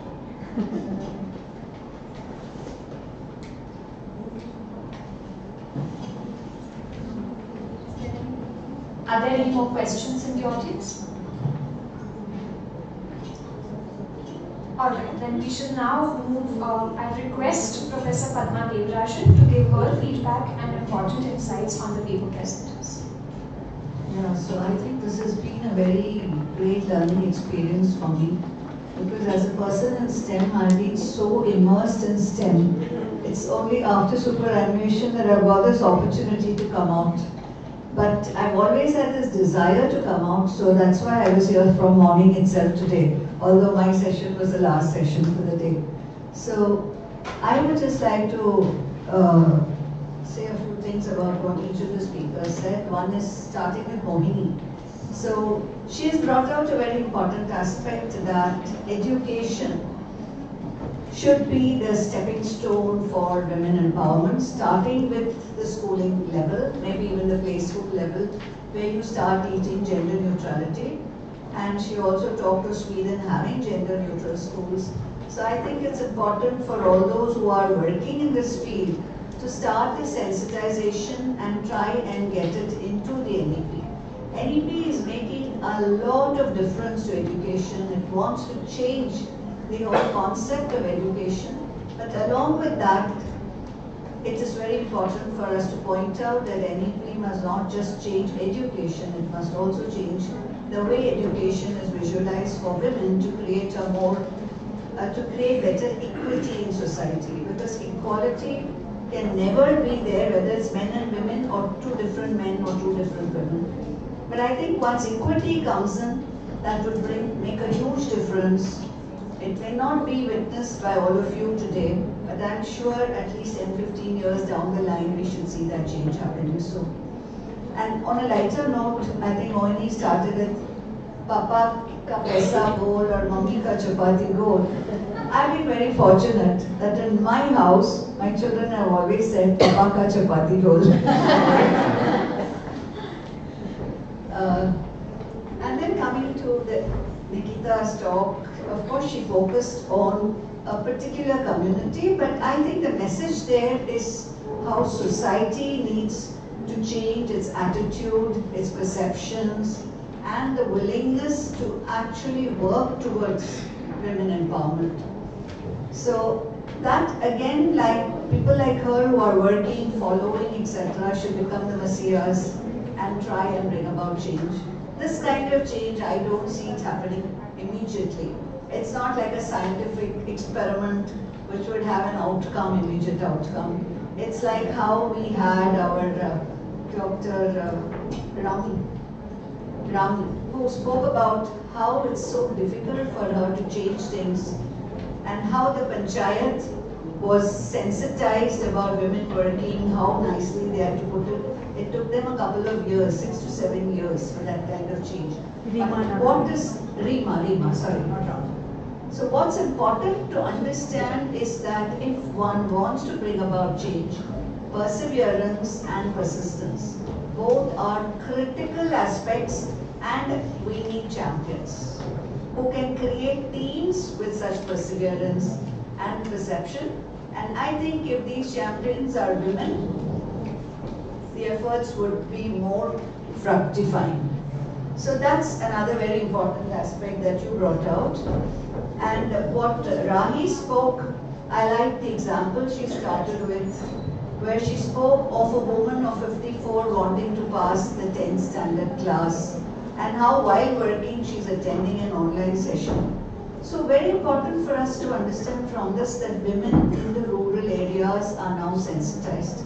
I think the internet revolution has reached far beyond what one-to-one communication could have done over the years. So the sensitization has happened. What we need to now do is a multiplication and the expansion. It may not happen like a fission reaction, but like I said, it can happen in parts and then suddenly we find that it has spread across a whole area. So what I liked is the various 3 different perceptions that were brought about. All 3 have their own importance, and very important is the coming back to learning, which Rahi spoke about, where people who have given up learning are also willing. For instance, there are girls whose education has been stopped abruptly, and if they are also brought back to learning, and we create an educated woman force. And like I said, women will always be women. So while we're talking so much, we heard Rahi at the end saying we should also have, men as about men. I think that's because we are women. Women, despite man who has raced ahead and left women behind, as they gear up to catch up, do not want to make man feel that the woman is a threat. And that's the humane part of a woman. We should never let that go.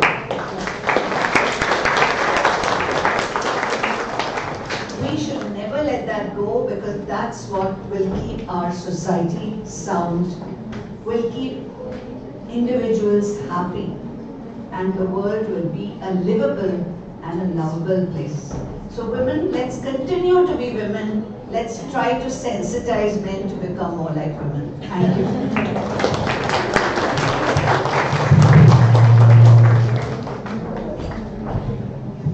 Thank you so much, ma'am. As we come to the closure of the first day of the 2-day national conference, I present my thanks to all the speakers, panelists, chairs, teaching and non-teaching staff, and dear students for being such a lively audience.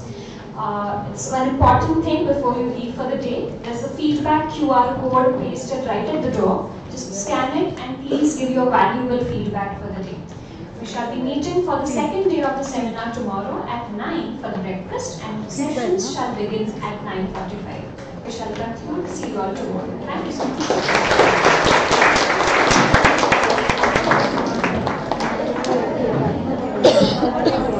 You can use the QR which is displayed on the screen as well.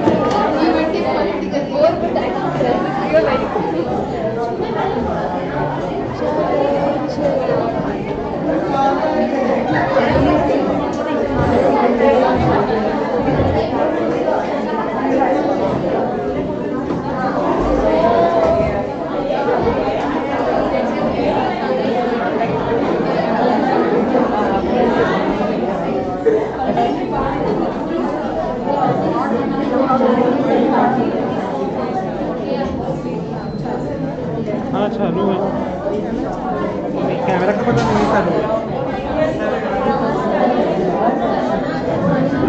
request all the participants, after the feedback, to have tea and coffee. It will be served right outside the auditorium.